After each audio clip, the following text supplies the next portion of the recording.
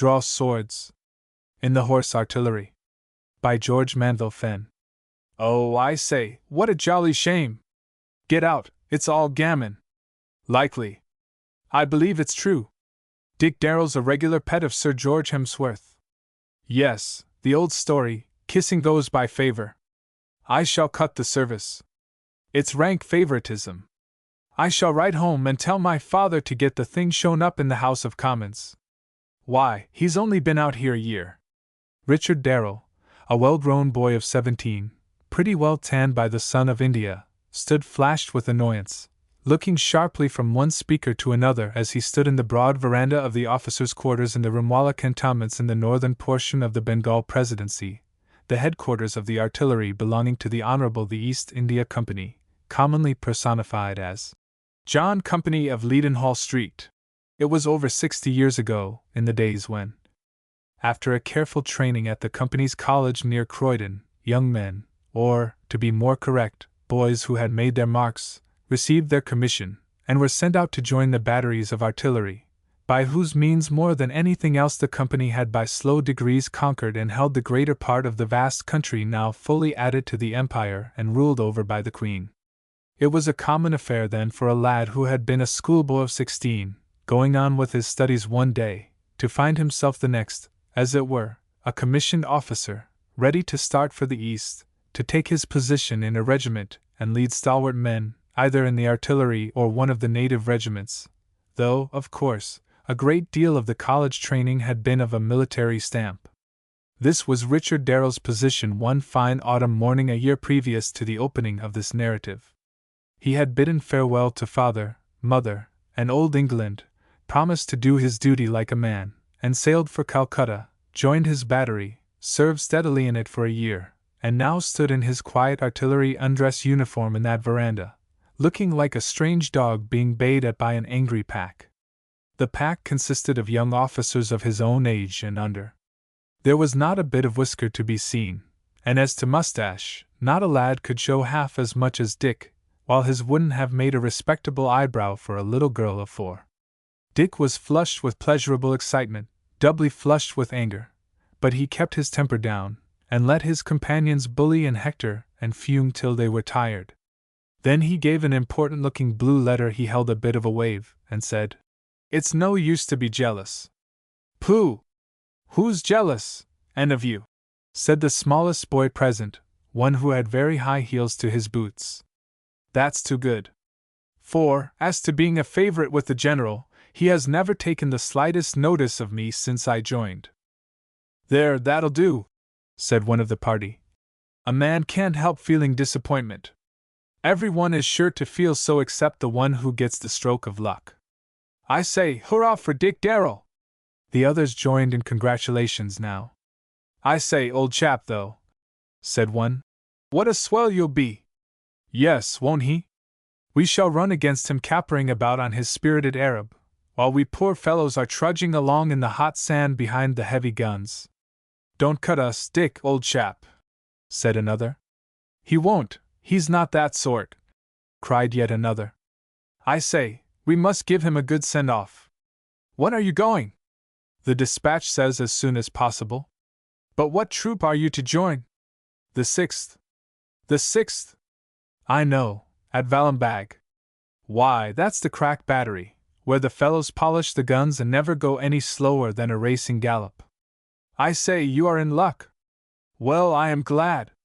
The next minute every one present was ready to declare the same thing, and for the rest of that day the young officer to whom the good stroke of fortune had come hardly knew whether he stood upon his head or heels. The next morning he was summoned to the general's quarters, the quiet, grave-looking officer telling him that, as an encouragement for his steady application to master his profession, he had been selected to fill a vacancy, that the general hoped his progress in the horse brigade would be as marked as it had been hitherto, and advising him to see at once about his fresh uniform and accoutrements, which could follow him afterwards, for he was to be prepared to accompany the general on his march to Valembag, which would be commenced the very next day. Dick was not profuse in thanks or promises, but listened quietly, and when expected to speak, he merely said that he would do his best. "That is all that is expected of you, Mr. Darrell," said the general, giving him a friendly nod. "Then, as you have many preparations to make, and I have also, I will not detain you." Dick saluted, and was leaving, when a sharp "Stop!" arrested him. "You will want a horse. I have been thinking about it, and you had better wait till you get to Vallenbag, where, no doubt, the officers of the troop will help you to make a choice. They will do this, for they have had plenty of experience, and are careful to keep up the prestige of the troop for perfection of drill and speed. No one would think he had been an old schoolfellow of my father," said Dick to himself as he went out. "He takes no more notice of me than of any other fellow."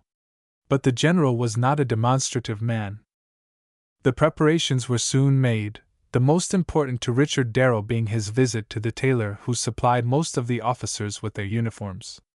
The little amount of packing was soon done, and, after the farewell dinner had been given to those leaving the town, the time came when the young subaltern took his place in the general's train, to follow the detachment of foot artillery which had marched with their guns and baggage train for Vallenbag, where the general was taking charge, and preparations in the way of collecting troops were supposed to be going on. Traveling was slow and deliberate in those days before railways, and the conveniences and comforts, such as they were, had to be carried by the travelers themselves.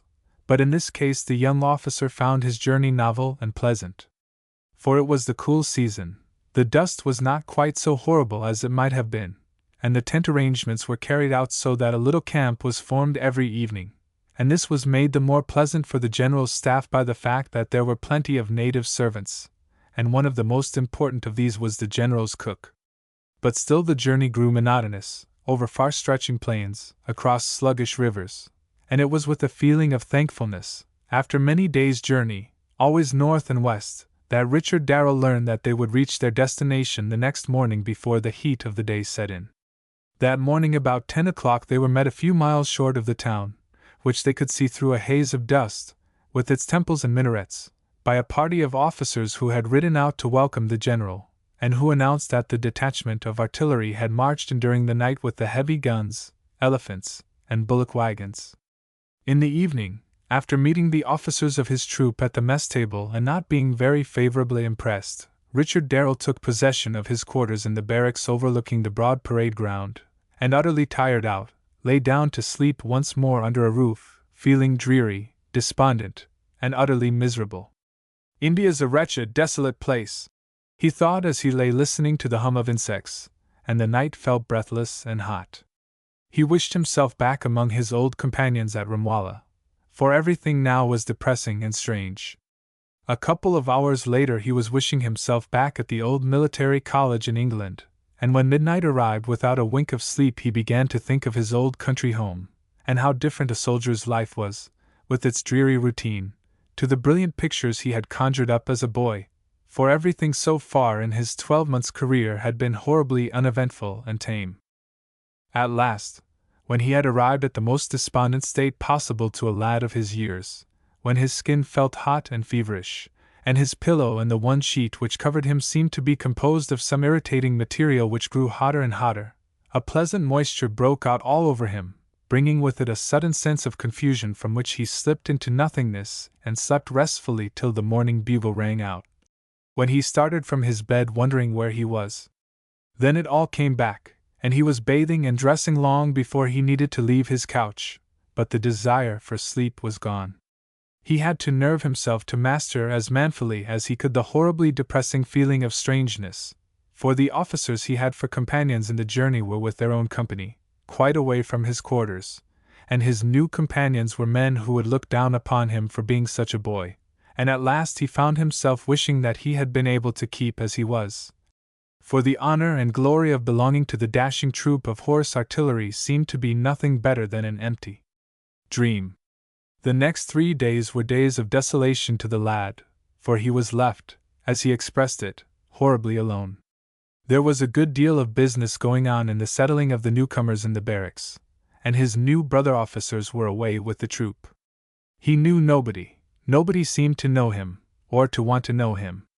There was the native town to see, but it did not attract him, and there were moments when he longed to go to the general, his father's friend, and begged that he might be sent back to his old company. But then there were moments when he came to his senses again and felt that this was folly. But he could not get rid of a strange longing to be back home once more. Then he grew better all at once. The troop of horse artillery filed into the barrack yard, and he hurried out to look at the men, horses, and guns, whose aspect chilled him, for they were in undress and covered with perspiration and dust. There was nothing attractive or glorious about them, and he went back to his quarters with his heart sinking once more. Then it rose again with a jump, for his native servant met him at the door, showing his white teeth in a broad smile, to inform the Sahib that the cases had come, and there they were, with each bearing his name branded thereon. Lieutenant Richard Darrell, Bengal Horse Artillery. Ha! It was a loud expiration of the breath, and the lad felt better already. Those cases had come from the regimental tailors, a long journey across the plains, and looked very ordinary, and cumbered the room. But then there were the contents, medicine to the disconsolate lad at a time like that, a tonic which completely carried the depression away. Chapter 2. Fine feathers make fine birds. Richard Darrell was not a vain or conceited lad, but the time had arrived when he could not help feeling like a young peacock. He had gone on for a long time in his ordinary dowdy plumage, till one fine spring day the dull feathers began to drop out, and there was a flash here and a gleam there, a bit of blue, a bit of gold, a bit of purple and violet, and golden green and ruddy bronze, and he was strutting along in the sunshine in the full panoply of his gorgeous feathers, from the tuft on his head to the grand argus-eyed train which slants from the back, and is carried so gingerly that the tips may not be sullied by the dirt, all which makes him feel that he is a bird right glorious to behold. And the day had come when, in the secrecy of his own room, Dick was about to molt from the simple uniform of the foot and preparatory days into the splendid full dress of the Bengal Horse Artillery, a commission in which was a distinction, a feather in any young soldier's cap. Call it vanity what you will, but it was a glorious sensation, that which came over Dick, and he would have been a strangely unnatural lad if he had not felt excited. No wonder that he shut himself up for the first full enjoyment of the sensation alone, though perhaps there was a feeling of dread that he might be laughed at by any one who saw him for the first time, since he was painfully conscious of being very young and slight and smooth-faced, although there was a suggestion of something coming up on the narrow space just beneath his nose. Those things did not come from the military tailors and common brown paper parcels, but in special Japan tin cases, with his name in white letters and R.H.A. How everything smelt of newness! The boxes even had their odor. It was not a scent, nor was it unpleasant. It was, as the classic term goes, sui generis. And what a rustle there was in the silver tissue paper which wrapped the garments! But he did not turn to them first, for his natural instinct led him to open the long case containing his new saber, which was taken out, glittering in its polish, and glorious with the golden knot so neatly arranged about the hilt. It felt heavy, too heavy, for it was a full-grown saber, and when he drew it glistening from its sheath, he felt that there was not muscle enough in his arm for its proper management. But that will come, he said to himself as he drew it slowly till the point was nearly bare, and then slowly thrust it back, when, pulling himself together, he flashed it out with a rasping sound, to hold it up to attention. Yes, it was heavy and long, but not too long for a mounted man, and the hilt well balanced its length. Nothing could have been better, and, after restoring it to its scabbard, he attached it to the slings of the handsome belt, and laid it aside upon the bed. The cartouche box and cross belt followed, and were examined with the most intense interest. He had seen them before as worn by officers, but this one looked brighter, newer, and more beautiful, for it was his very own, and it went slowly and reluctantly to take its place beside the sword upon the bed. For there was the sabretache to examine and admire, with its ornate embossings and glittering embroidery. Pity it all costs so much, said Dick to himself as he thought of his father, the quiet doctor, at home. But then one won't want anything of this kind new again for years to come, and Anne has paid for this. But soon he forgot all about the cost. There was no room in his mind for such a thing, with all that military panoply before his eyes. He had to buckle on the belt, too, and walk to and fro with the sabretache flapping against his leg, while he felt strange and awkward, But that was of no consequence, for a side peep in the looking-glass showed that it appeared magnificent. He was about to unbuckle the belt and take it off, but hesitated, feeling that it would not be in his way. But the boy was strong-minded. He had made up his mind to try everything separately, and he determined to keep to his plan. So the belt was taken off, sabretache and all, and the case opened to draw out that jacket. Yes, that jacket with its gorgeous cross-braiding of gold forming quite a cuirass over the padded breast, and running in cords and lines and scrolls over the seams at the back and about the collar and cuffs. It was heavy, and was certain to be very hot to wear, especially in the tremendous heat of India and the violent effort of riding at a furious gallop. But what of that? Who would mind heat in a uniform so brilliant? The jacket was laid down with a sigh of satisfaction, and the breeches taken up. There is not much to be admired in a pair of breeches, be they ever so well cut, but still they were satisfactory, for, in their perfect whiteness, they threw up the beauty of the jacket and made a most effective contrast with the high, black jackboots, the uniform of the Bengal horse artilleryman of those days being a compromise between that of our own corps and a life guardsman. The temptation was strong to try the white garments, and then draw on the high, black boots in their pristine glossiness, but that was deferred till a more convenient season, for there was the capital of the human column to examine, that glistening, gorgeous helmet of gilded metal, with its protecting Roman pattern comb, surmounted by a plume of scarlet horsehair, to stream right back and wave and spread over the burnished metal, to cool and shade from the torrid beams of the sun, while the front bore its decoration of leopard skin, emblematic of the fierce swiftness of the animal's attack and the dash and power of the flying artillery, that arm of the service which had done so much in the subjugation of the warlike potentates of India and their savage armies. It was almost idol worship, and Dick's cheeks wore a heightened color as he examined his casque inside and out, gave it a wave in the air to make the plumes swish, tapped it with his knuckles, and held it at arm's length as proudly as any young knight of old donning his helmet for the first time. At last he put it on, adjusted the scaled chin-strap, gave his head a shake to see if it fitted on tightly, and then turned to the glass and wished, "Oh, if they could only see me now!"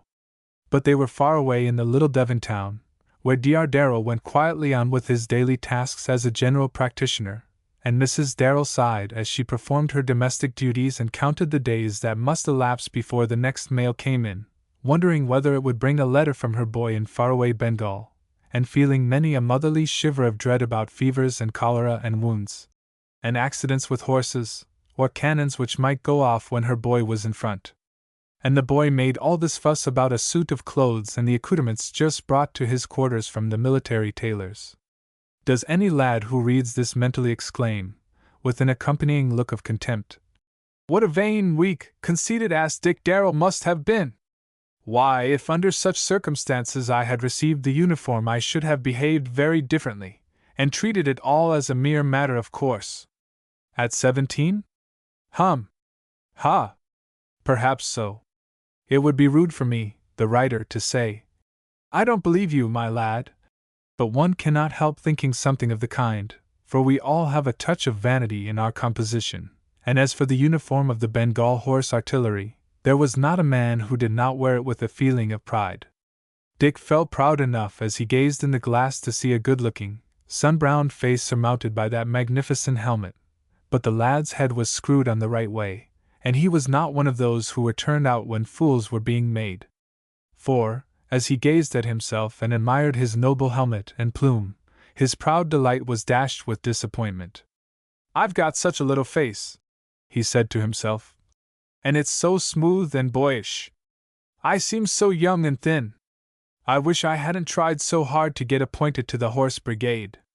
I shall look ridiculous beside all those great, finely built men. I wonder whether they'll laugh. Well, it's too late now. I wish I could go back home for 2 years to do nothing but grow." Dick had gone through everything, even to the gloves, and was having a fight with the desire to try everything on at once, when there was a sharp rap at his door, the handle was turned, and a manly voice shouted, "May I come in?" Chapter 3. Chums. Before an answer could be given, the door was thrown open, and a brother officer strode into the room in the shape of Lieutenant Wyatt, a tall, broad-chested fellow of 7 or 8 and 20, a man whom nature had endowed with a tremendous mustache, all that was allowed to grow of a prolific beard. Dick turned scarlet as he faced his visitor, who looked sharply round and burst into a hearty fit of laughter. "Hullo, Shrimp!" he cried. "What? Have I caught you?" "I don't know what you mean," said Dick sulkily. "Of course you don't. Get out, you wicked young fibster. You have not been inspecting your new plumage, not you. Trying on, and having a good look in the glass, have you?" "Well, if I have, what then?" said Dick fiercely. "Cock-a-doodle-doo!" cried the visitor, after giving a very fair imitation of the challenge of a game fowl. "Hark at him! Oh, the fierceness of the newly fledged officer! Don't call me out, Dick, and shoot me. There, I apologize. I suppose it was quite natural that I should look at the things and see if everything was there. Quite, dear boy, quite. Well, has the snip scent and everything right? I don't know. I suppose so. Don't be cross, Dickie. Don't sing out of tune. Well, do they fit? I don't know," said the lad coldly. "Haven't you tried them on?" "No." "Bless us! What self-denial! Well, I'm glad I dropped in at the nick of time. We'll have them all out again." "That we won't," cried Dick shortly. "That we will, my boy. I'm precious proud of our troop, and I'm not going to have my junior turn out a regular guy to make the men grin." Dick ground his teeth at the very thought of it. Grinned at, for a guy. "Our uniform takes some putting on, my lad, and we can't afford to let the ignorant sneer. We're the picked corps, and why such a shrimp as you should have been allowed to join passes my comprehension. Look here, Mr. Wyatt, if you've come here on purpose to insult me, have the goodness to leave my room," cried Dick fiercely, and feeling hot all over. "Bravo! Well done, little un!" cried Wyatt, patting him on the back. "I like that. Keep your hands off me, sir, if you please!" cried Dick furiously. "Better still, Shrimp. And look here," cried Dick, who was now bubbling over with anger. "If you dare to call me Shrimp again, I'll. Look here, sir, your conduct is most ungentlemanly, and I shall. Kick me, and make me call you out, and we shall meet, exchange shots, shake hands, and be sworn friends ever after, Shrimp, lad? No, we'll do it without all that. Yes, precious ungentlemanly of me, and it's not nice to be laughed at and called names," said Dick's visitor. "Only my way, my lad. But I say, you know," continued the young officer, taking a chair by the back, turning it round, and then mounting it as if he already had his left foot in a stirrup, raising his right leg very high so as to clear an imaginary cantle and valise, throwing it slowly over, and then dropping down astride. "I like that, but you are little and thin, you know." "I suppose I shall grow," retorted Dick hotly, and the words were on his lips to say, "as big and rude and ugly as you are," but he refrained. "Grow? Like a weed, my lad. You're just a big-boned fellow for it. We'll soon make you put on muscle."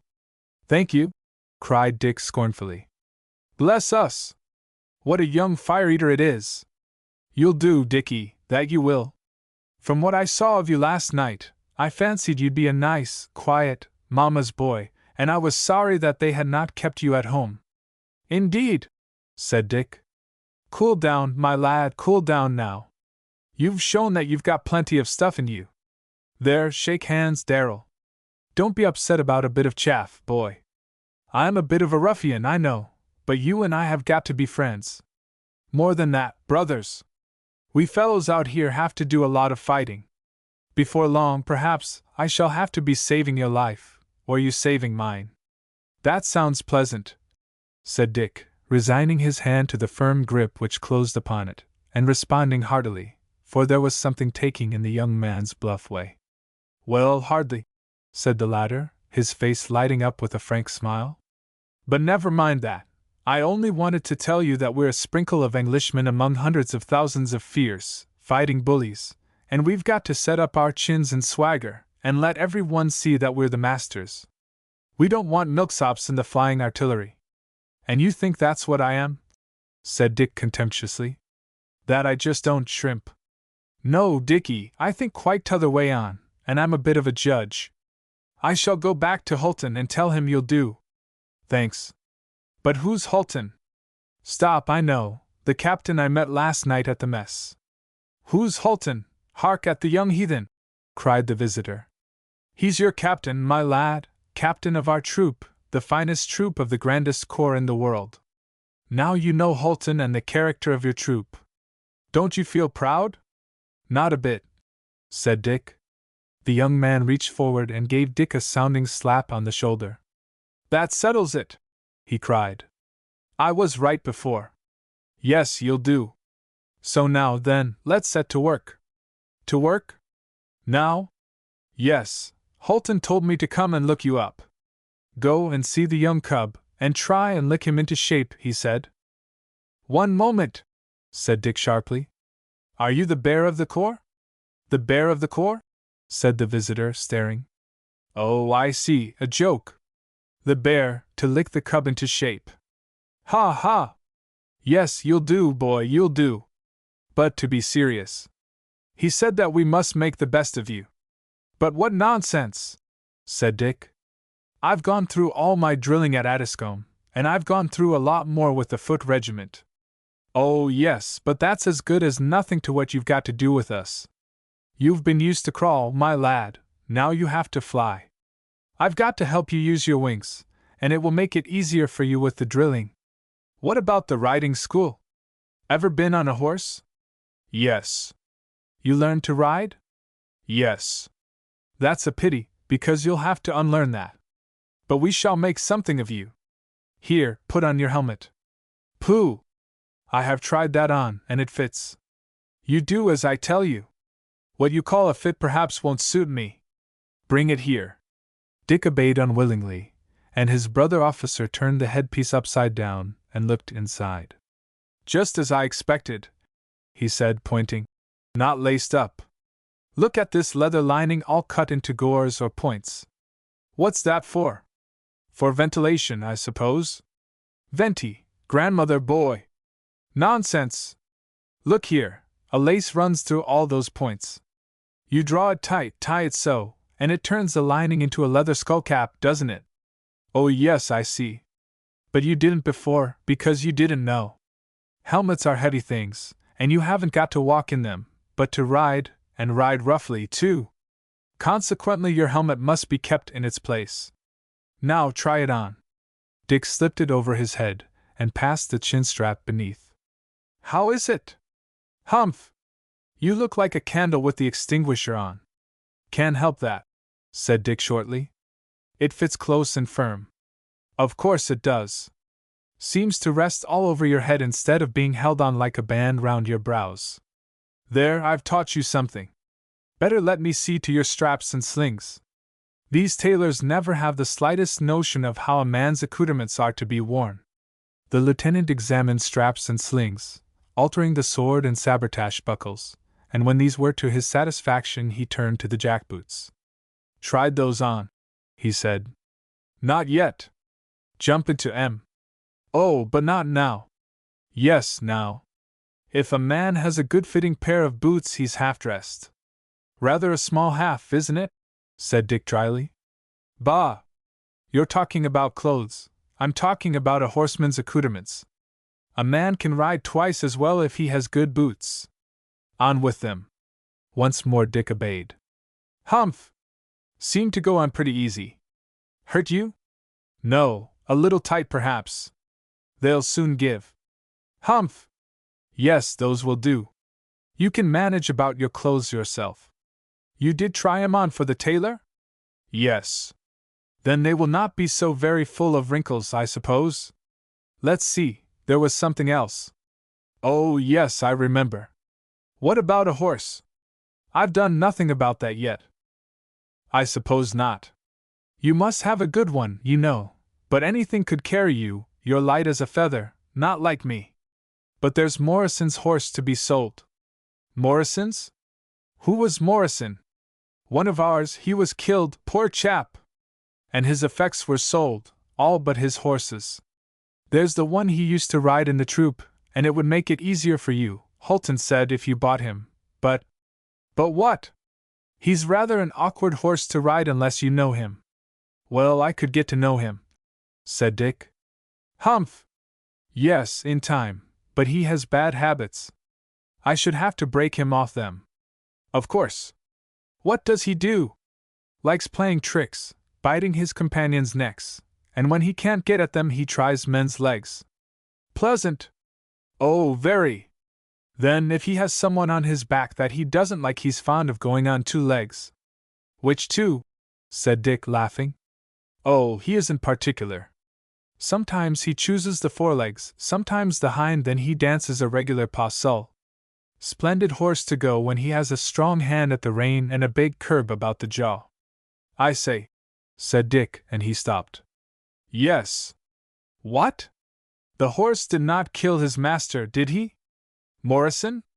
Poor old chap. No, a bullet from one of those miserable old matchlocks finished him. He was too good a rider for any horse to kill. There, tuck your new toggery away. It looks nice and bright now, but it soon gets tarnished and dull, worse luck. Mind your man takes care of it, so as to make it last as long as it will. We're obliged to keep up our character. Come out then, and let's go and see Hulton, to get his opinion about a horse for you. By the way, what is your father? A country doctor. Very rich? Oh no, he's comfortably off. Ah, well, then you mustn't be coming down too hard upon him for a horse. You've run up a pretty good bill for him already over your new outfit. Oh no, said Dick quickly. My Aunt Kate put £500 for me to draw upon to pay for my outfit. What? Cried Wyatt. You've an Aunt Kate with plenty of money who has done that? Yes. Give me her address, my dear boy. She must be everything that's good. She is, said Dick warmly. But why do you want her address?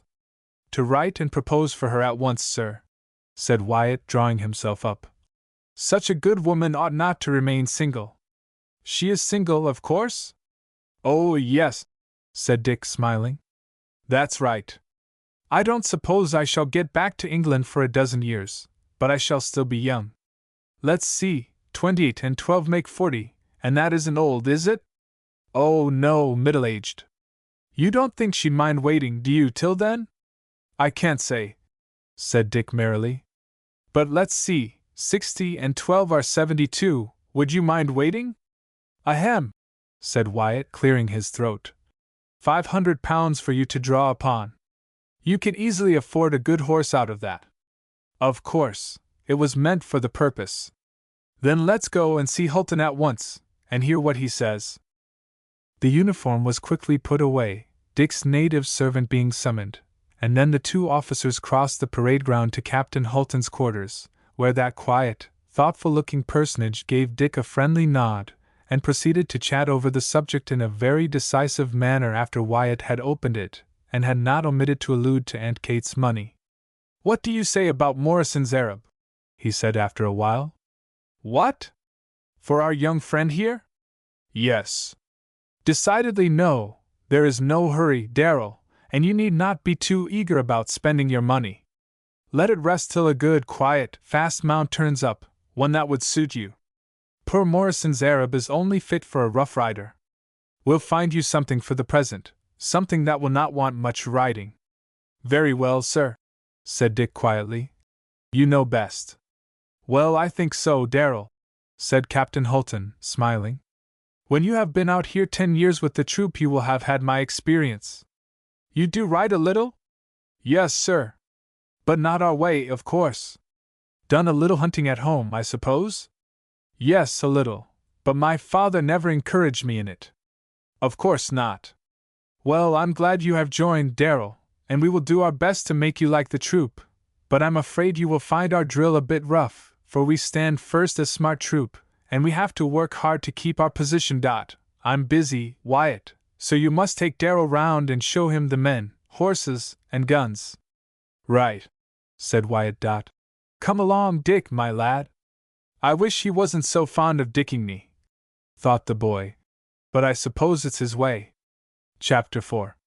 Such a boy. Wyatt performed his task thoroughly.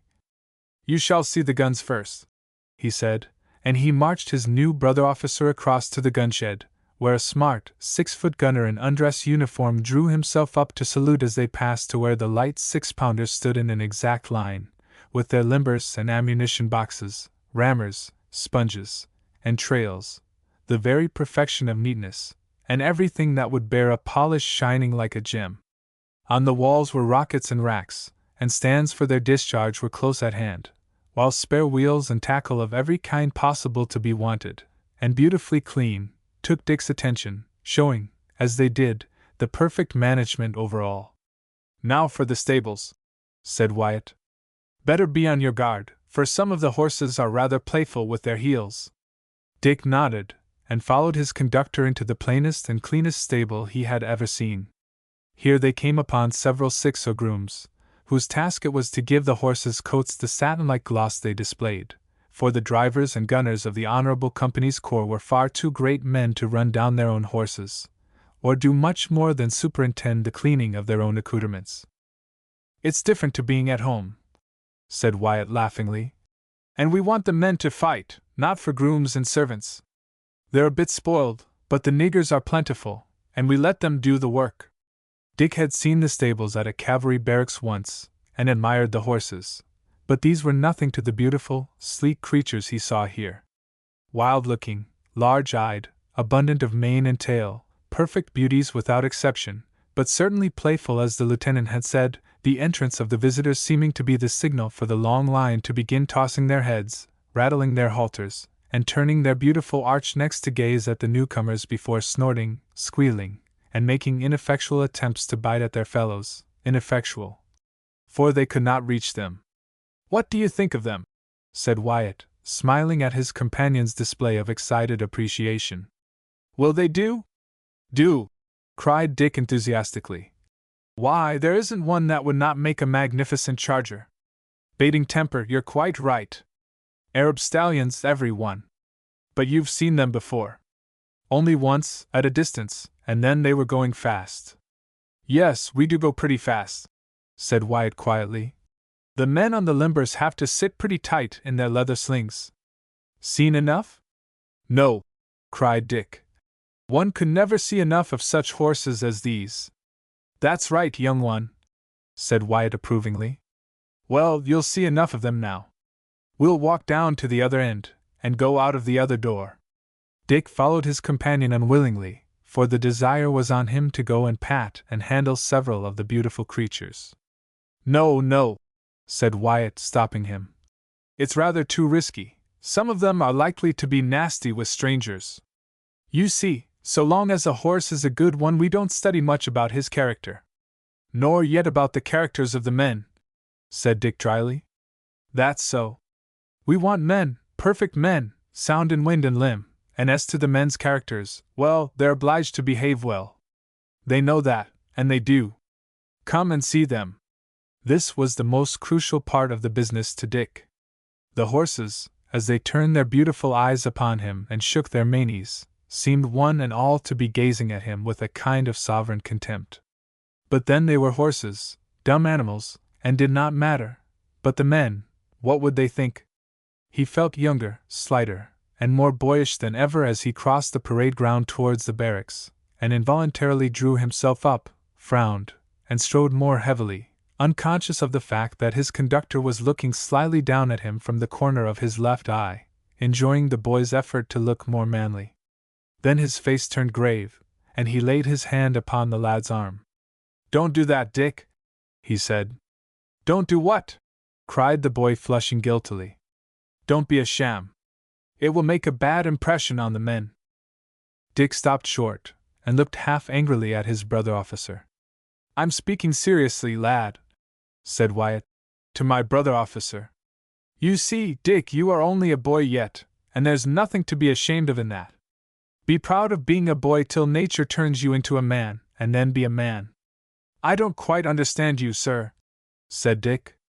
"Yes, you do, and now you're being a sham with me while I'm trying to keep you from being a sham with the men, who would see it directly, and laugh at it as soon as our backs are turned. I say, young un, don't you know that a good boy is far better than a bad man?" "A good boy," said Dick, with his lip curling. You speak to me as if I were a child.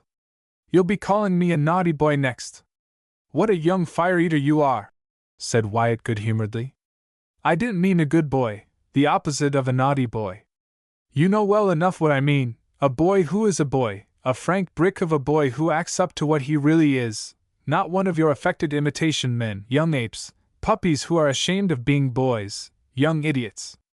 Look here, young un, I took to you last night because you were frank and straightforward, and behaved as if you knew that you were only a boy. Well, I do know it, of course, but I don't want people to be always throwing it in my teeth.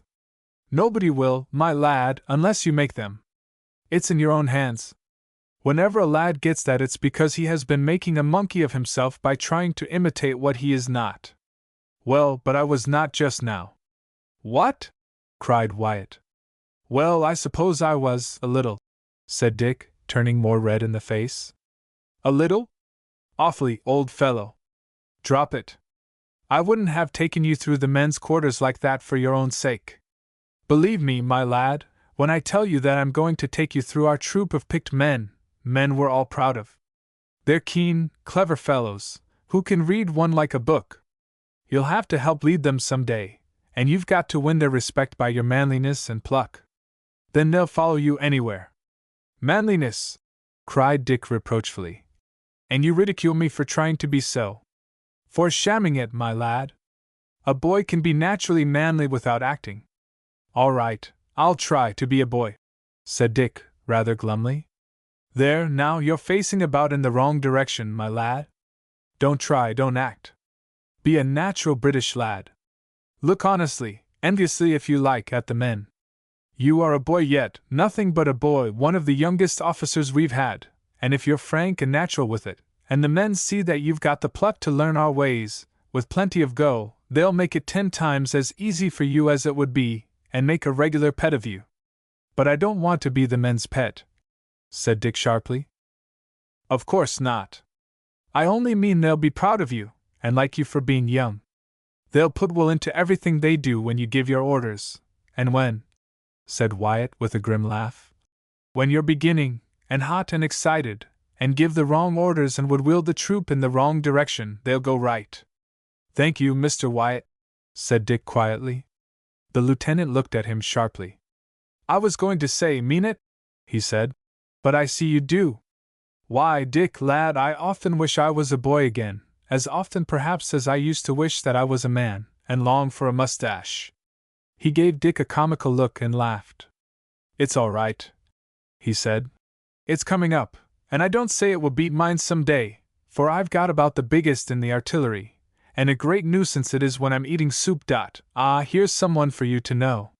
For a fine, stalwart-looking, slightly grizzled, deeply bronzed man in the undress uniform of a sergeant major suddenly came out from a doorway, and saluted both as he drew himself up like a statue. Ah, Sergeant, said Wyatt, stopping short. This is my friend, Mr. Darrell, our new subaltern. Glad to meet you, sir, said the old non-commissioned officer stiffly. I'm taking him round. We're just going to look at the men. Yes, sir. Like me to show you round? Yes, you may as well. By the way, Mr. Darrell is very anxious to get into our ways as soon as he can. You'll help him all you can? Yes, sir, said the sergeant grimly, and Dick found it hard work to look natural. But I'm afraid he'll find us a little rougher than they are in the foot. Oh, he won't mind that, will you, Darrell? Well, I don't know, said Dick in a frank, outspoken way, giving the sergeant a good, earnest, straightforward look as he spoke. I expect I shall find it very rough, and mind it a good deal at first, but I suppose I shall soon get used to it if I try. The sergeant's grim visage relaxed as Dick spoke. I think you'll do, sir, he said. That's half the fight, try. Do? Oh, yes, he'll do. Captain Holton says you are to take him in hand? Proud to do my best, sir, said the sergeant bluffly. Mr. Darrell knows, of course, that he has a deal more to learn here than he had in the Foot Brigade, for we have to be wonderfully smart. Oh, yes, he knows all that, Stubbs. Then it shan't be my fault, sir, if I don't make you as smart an officer as Mr. Wyatt here, if he'll pardon me for saying so. That's right, Sergeant Dot. He broke me in, Darrell, and you'll find him a splendid teacher. Ah, here we are! Now you're going to see some of the sergeant's pupils. Dick walked with his companion into the barrack room, where some 40 or 50 men were lounging about in the easiest of costumes. Negligee would be too smart a term for it, but all started to their feet as the officers entered, and looked sharply and searchingly at the new subaltern. But, as it happened, the lad did not feel the slightest nervous shrinking, for, as he went through the barrack room, followed by the sergeant, the deep feeling of interest he felt in the aspect of the place, with the men's trappings and weapons in place and in the most perfect order, the neatness of all but the men's costume, and above all, the aspect of the fine body of picked soldiers whom he was some day to lead, thrilled the young officer with a feeling of pride, and gave such a look of animation to his countenance that unwittingly he made as good an impression as the most exacting of friends could have wished. The ordeal was soon past, for, as Wyatt said, one doesn't like to be interfering with the men in their easy times. But what do you think of our lads, Darrell? Splendid! Cried the boy enthusiastically. You're right, they are picked men. Yes, they are, said Wyatt Dot. As sergeant? Yes, sir. I often wish we could ride into Hyde Park with them on a review day. I think we could make the Londoners give us a cheer. Beg pardon, sir, but some of them seem to like the look of Mr. Darrell here. Think so? Yes, sir, set some of them thinking, as it did me. Set you thinking? Said Wyatt. Yes, sir, about when we were young as he is, sir. Ha! It's a good many years since, though, Dot. When will you be ready to begin, sir? He added quickly, for he detected a look of annoyance at the turn the conversation was taking. Tomorrow morning? Said Dick sharply. Will that do? Yes, sir, the sooner the better. Riding school half an hour after reveille, please. Like to see the riding school, sir? No, no, cried Wyatt. He'll see enough of that for many days to come. We've done enough for today. The sergeant saluted, and the two officers marched away in silence for a few moments before Wyatt said sharply, Capital, Dick. Couldn't have been better. You were just the natural lad who was taking an eager interest in the men and their place. They saw it, and the sergeant was correct. All right, my lad, I'm glad you've joined us. You'll do. Think so? Said Dick, blushing. Yes, and so will Holton when he knows you better. Then he didn't think so at first? Said Dick sharply. No, he was a bit savage about the authorities appointing such a boy. Dick winced. But he knew nothing about what sort of stuff you were made of. Bah! Don't flatter, said Dick angrily. Not going to. Sooner knock your head off. But look here, my lad, you have your work cut out, and we're going to show Holton that he has got the right lad to grow up into our ways and fill poor Morrison's place. We are going? Said Dick wonderingly. Of course, I'm going to help. Chapter 5. A Test of Pluck.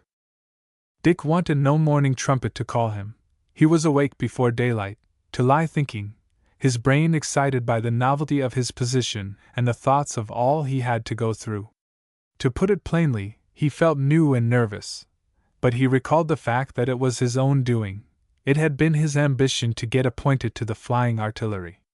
And today, he said to himself, I have to begin to learn how to fly, and that means having some falls. Well, if I do, I won't holloa. I don't mean to show I'm hurt. This was while he was having his apology for a tub, but it was most enjoyable after a hot night, though awkward, and consisted in squatting down in a shallow tin and pouring earthen jars of cold water over his head, to run down his back. 'Tis freshening, he muttered. Makes one feel ready for everything. He was hard at work toweling when a trumpet sounded so peculiarly that he laughed. What's the matter with the fellow? He said. That can't be the reveille. Someone blowing for fun. How absurd! He hurried to the window as he realized what it was, and saw, looming up in the dim light, the figure of a gigantic elephant slowly following a man whose only garment was a strip of cotton cloth about his loins, while directly after 3 more of the great animals passed by. Gun elephants, I suppose, he said to himself. The trumpet had not sounded when he finished dressing, so he hurried down to have a breath of the fresh morning air, making his native servant start up from where he was lying asleep, to stare at his sahib who had left his couch so soon. It was pleasantly cool out in the parade ground, and Dick was hesitating as to which direction he should take, when the sound of voices from beyond the low range of stabling to his right, followed by a repetition of the elephants trumpeting and the splashing of water, took his attention. "Taking them to drink," he muttered, and he made for an opening at the end of the shed just as the morning bugle rang out loud and clear, echoing from the different buildings near and rousing the sleepers throughout the barracks. "I have half an hour, though," thought Dick, and he went on through the opening, to find himself in a paved courtyard, where the 4 elephants were standing, and about a dozen nearly nude Hindus were slowly drawing water from a well. Just then the man who was in charge of the largest elephant marched up to it, bearing a pail, uttered a few sharp orders in Hindustani, and the huge beast slowly and ponderously went down on its knees and then laid itself over on its side, grunting softly as it settled its head on the pavement, stretched out its writhing trunk, and then lay blinking its little, piggish eye, and gently flapping the big ear at liberty. Another man came up with a bucket, and Dick became aware that he was to be present at the morning toilet of the huge beast. This commenced at once by the men throwing the water all over the great heaving flank, and then, each armed with what looked like a piece of pumice stone, the barefooted pair walked onto it, and squatting down, began work, as a maid at home would begin hearthstoning a flight of steps. The whole performance was most ludicrous, the elephant lying there grunting as if with pleasure, lifting ear or leg at a word, and grunting and uttering little, squealing and soft, whining noises, indicating satisfaction, while showing that, in spite of the thickness of its skin, it was sensitive here and there and ticklish to a degree.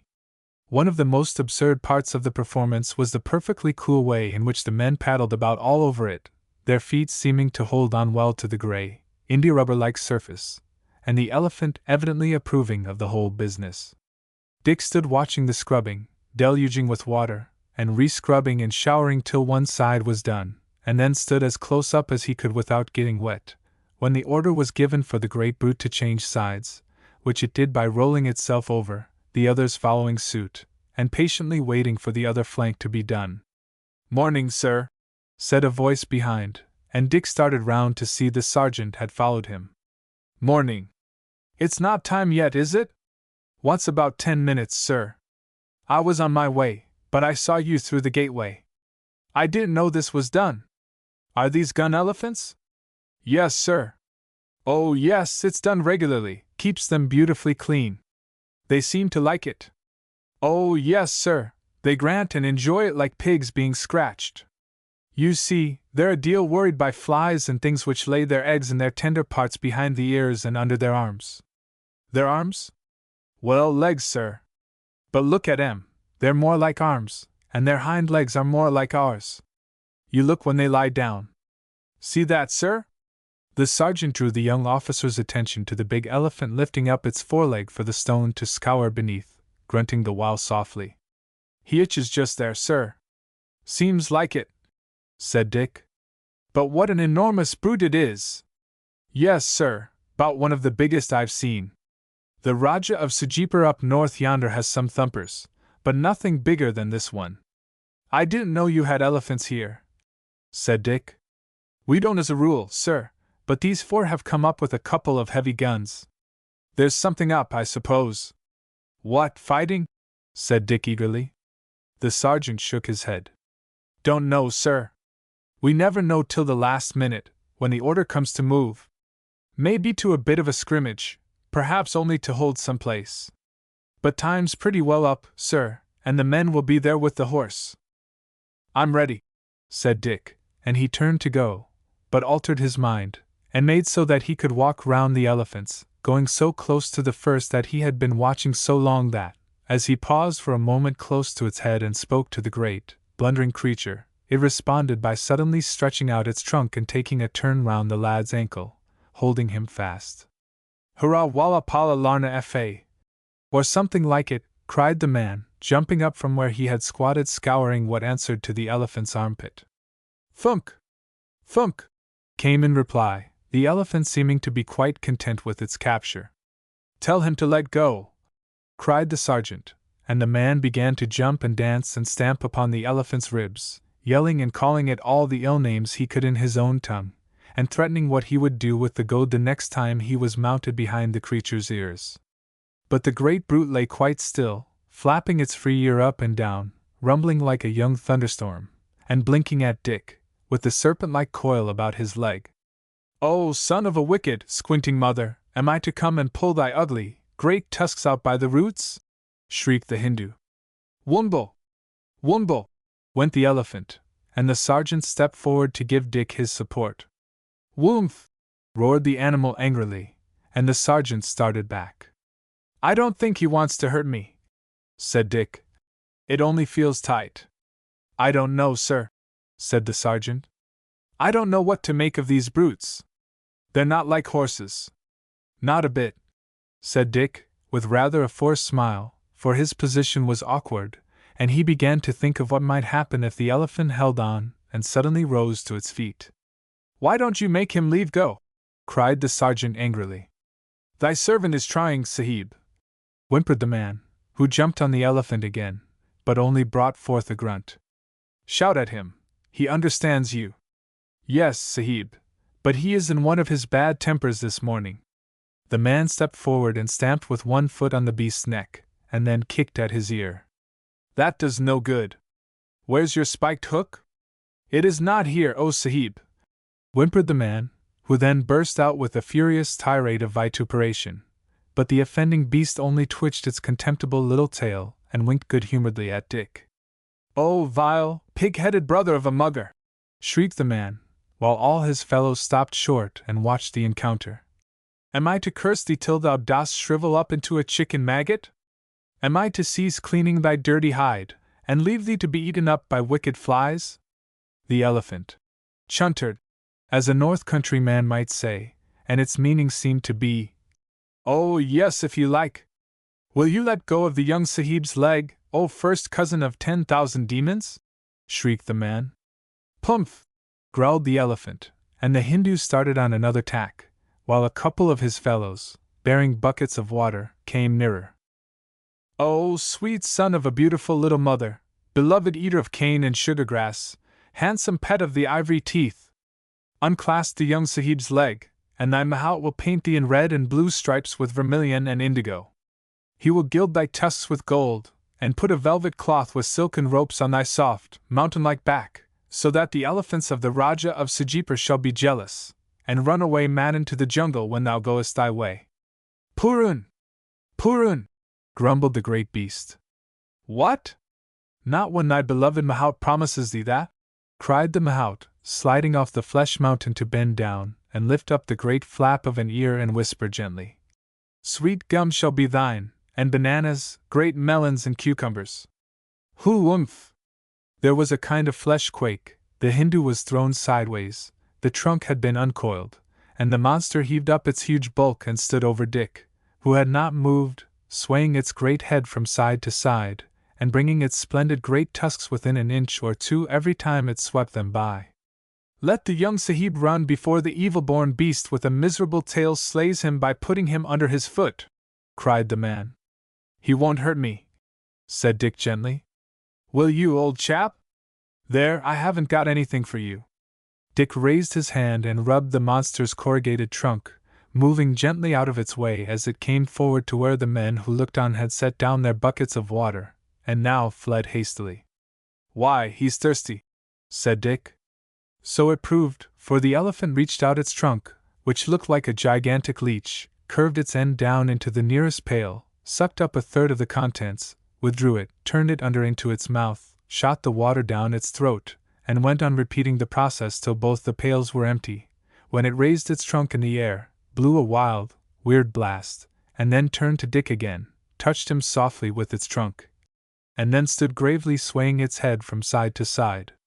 "Ha!"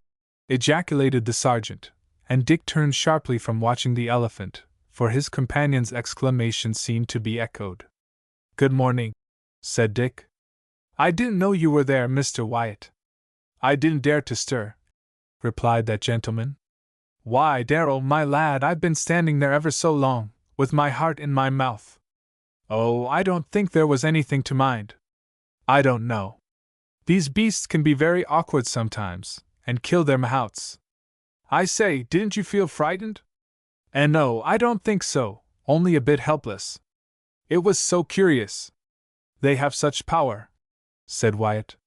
So I suppose, said Dick quietly. But it was so curious to watch and listen to that mahout, sometimes scolding and sometimes petting the great elephant to let go. I hadn't time to feel frightened. But it was awkward. Yes, said Wyatt dryly. Very awkward. Been worse, though, if he had dragged you closer and set one of his feet upon you. Yes, replied Dick thoughtfully. An animal like that must be very heavy. Wyatt looked at the sergeant, and the sergeant raised his shaggy eyebrows a little as he returned the meaning look, and by that time they had reached the big entrance door of the long, light building used as a riding school. Chapter 6. Putting through the paces.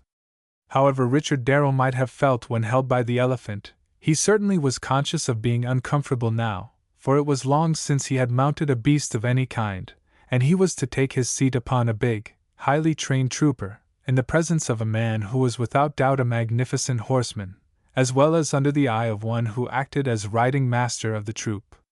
The place looked gloomy in the early morning, quite in accordance with the lad's feelings, while as soon as he passed through the doorway, which had been made high enough to allow for the passage of mounted men, he was conscious of being in the presence of his mount, a big, restive-looking horse, gifted with the bad habit of showing the whites of its eyes and tossing up its head in what seemed to be a vicious way. "Hullo!" cried Wyatt, as the native groom began caressing the animal on seeing them enter, with the result of making the horse more restive. "Why, you've got old bones." "Yes, sir," said the sergeant. "He knows his business so well that I thought he would be best. But he's such a rough, hard-mouthed brute, Stubbs." "Yes, sir, but he answers to the word of command better than any horse in the troop." "Humph!" ejaculated Wyatt. "You must nip him well with your knees, Darrell." Dick nodded, and stood looking at the horse, which was led up at a sign made by the sergeant. "Been accustomed to horses, sir?" he said to his pupil. "Yes, a little," said Dick. "Then you won't be nervous, sir, and the ground bark is quite soft to fall on." "Yes," said Wyatt. "And if you do come off you needn't mind, for you'll have no stirrups, and the horse will stop short." At the words, "no stirrups," Dick winced a little, but he set his teeth a bit harder. The horse bore a regular high-peaked and pommelled saddle of the military type, and the sergeant took the reins while the syce went, as the lad supposed, to take off or cross the stirrups over the horse's back. But, rather to Dick's dismay, he rapidly unbuckled the girths and drew the saddle off, carrying it to a great peg near the door, and then hurrying back to take the reins from the sergeant's hand. "Ready, sir?" said the latter. Dick nodded. "Then I'll give you a leg up. Take the reins." "No, no, that's not our way, sir. Only pass your little finger between them this fashion, and let them both run through your hand, passing them together between your thumb and first finger. See, this way. Gives you a firmer pull in reining up short." Dick nodded, after watching the sergeant, who then dropped the reins on the horse's neck. "Now then, take up your reins."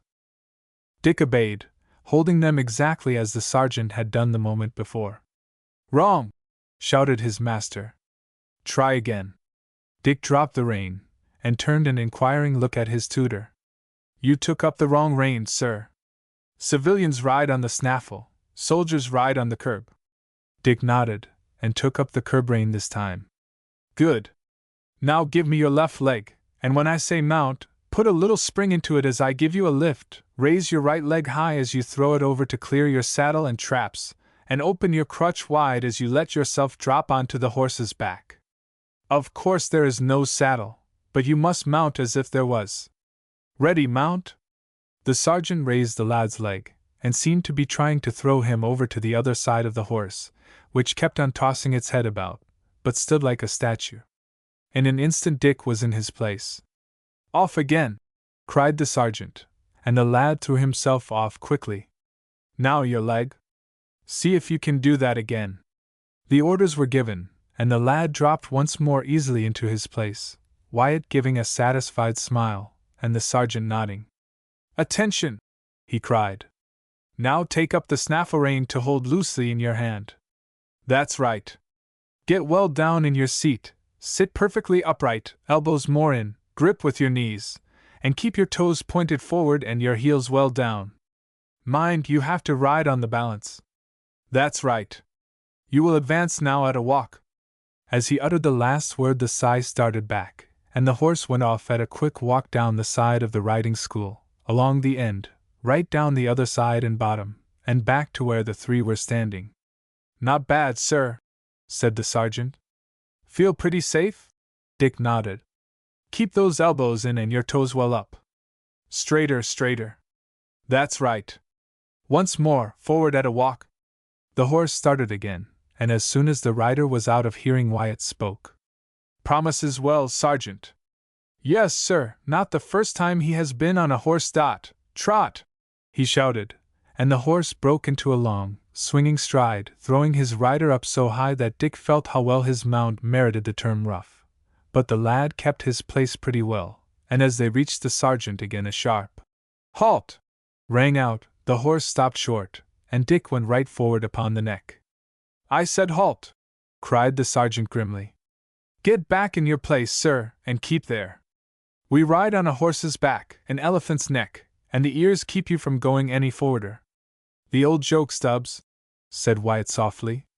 "Yes, sir, I have used it a good many times with recruits," said the sergeant grimly. Then to his pupil, "Now, sir, keep in your place this time." "Yes." "That was bad," said Dick. "Silence! Advance at a walk." The horse moved off again. "Trot!"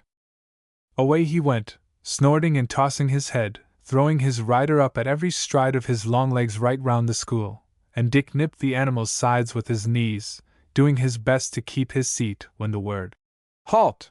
should ring out, but to his surprise the horse went on past the group and passed again for another round. Then came the order. The horse stopped short. "Sit easy!" shouted the sergeant. "Make much of your horse. Sit easy!" he cried again, for Dick had not moved. "Pat your horse, sir, pat your horse." Dick obeyed now, and the sergeant went on giving him instructions about his seat, and opening his crutch, getting his elbows in, and heels down. "Sit well upright, sir, but not stiff as a ramrod. A good rider ought to be like a part of his horse." And so on, for a few minutes, while the lieutenant looked on sternly without uttering a word, frowning severely the while. "Attention!" shouted the sergeant again, as if he were addressing a squad of recruits, and once more the walking and trotting were gone through. There was another rest, some repetition of instructions, all of which Dick, a soldier by training, listened to in silence, and fixed as well as he could upon his memory. But an hour had nearly gone by, and he was growing tired, while sundry internal hints suggested that breakfast would be acceptable. The lesson was not at an end, though. "Attention!" was called, and the horse started again at a walk. "Going to try him at the gallop?" said Wyatt softly. "Yes, sir," replied the sergeant. "He can ride. Won't come off, will he?" The sergeant shook his head. "Trot!" Away went the horse with his long, swinging stride, which without a saddle was rather a painful mode of progression for his rider. "This is the finish," thought Dick. "Gallop!" was roared, and in an instant the horse bounded off, swinging round the long building, while, delighted with the change, his rider settled down to the easy pace with a profound feeling of satisfaction. But as he passed the sergeant there was a roar at him to sit up, and he had to recall his instructions and ride according to them. "Better!" shouted the sergeant as they dashed by, scattering the soft covering of the ring, while the horse covered the ground as if this were the natural pace to which he was accustomed. And the third time round the young rider was on his guard. He expected the word "Halt!" and when it came, and the horse stopped short, he kept his place. "Dismount!" cried the sergeant, and Dick threw himself off, hot and panting. "That will do for this morning, sir. You've been on a horse before." "Yes," said Dick quietly. "I used to ride about with my father when I was at home." The syce clapped the saddle on the horse again, and walked it away to the stables, and, after a word or two from the sergeant, the two officers marched back to quarters. "Feel stiff, Darrell?" said Wyatt. "Yes, and sore about the knees. I'm not used to riding without a saddle." "Capital practice. Keep it up. The sergeant's a splendid teacher." "Rather a rough one," said Dick. "Ah, you're tired. Come and have breakfast. You'll feel better then. Go to your room and have a wash and brush. I'll wait for you. You'll just have time. Holton likes us to be punctual." "Here, no, I'll go straight on. Join me there." "Yes," said Dick quietly, and he went to his room, while Wyatt went on and found his brother officer ready and the servants waiting to bring in the breakfast. "Been to the riding school?" "Yes, just come away." "Well, what's he like with a horse?" "Tip-top," replied Wyatt. "For a beginner." "Then you think we shall make something of him?" "Not a doubt about it. They are going to bring out Bernus this morning, so that I may come to some decision about whether it shall be sold." "Will you buy it?" "Can't afford another, my dear boy." "Why don't you?" "I'm in the same position. The horse is quite impossible for that boy." "Oh, yes, it would be murder to put him on it." "Then the horse must go and be sold. It's a pity, too, for he's a splendid creature." Chapter 7. A Beast of a Temper. Wyatt was quite right, for the breakfast partaken of with his two brother officers set the lad thinking in a very different way. Before the meal he felt weary and rather despondent. After, he was only a trifle stiff and sore, and would have been ready for another lesson. "You'll take it easy today, Darrell," said the captain. "We're going to have a march out, but as you have no horse yet you can only see us off, unless you would like to try one of mine. Think you could manage it?" "I'll try, sir," said Dick. Yes," said the captain thoughtfully. "But perhaps you had better not. My two chargers are rather spirited beasts. What do you think, Wyatt?" "Better stop at home," said Wyatt bluntly. "It's too soon yet. Have a dozen of old Stubbs's drillings first, and by then I dare say we shall have helped you to choose a mount. We have plenty always being offered. Here, you will be able to see poor Morrison's Arab, Bernus, this morning." "Why wouldn't it do for me?" said the lad sharply. "It is used to the drill, and would keep in its place." "Yes," said Wyatt, laughing. "But that isn't all. It's you that would have to keep in yours. You think it would be too much for me?" Yes, said the captain. Captain Morrison was a magnificent horseman, and about the only man who could ride the beast. "It's quite out of the question." "Very well," said Dick quietly. "I'll wait." "Yes," said Captain Holton dryly. "You had better wait. By the way, Wyatt, you may as well come across to Sir George with me. I think you ought to be there." "Very well. But what does he want?" "It's about that Hanson." "Oh, hang the fellow!" cried Wyatt. "No, we will not go so far as that this time, but I expect he will have to be flogged."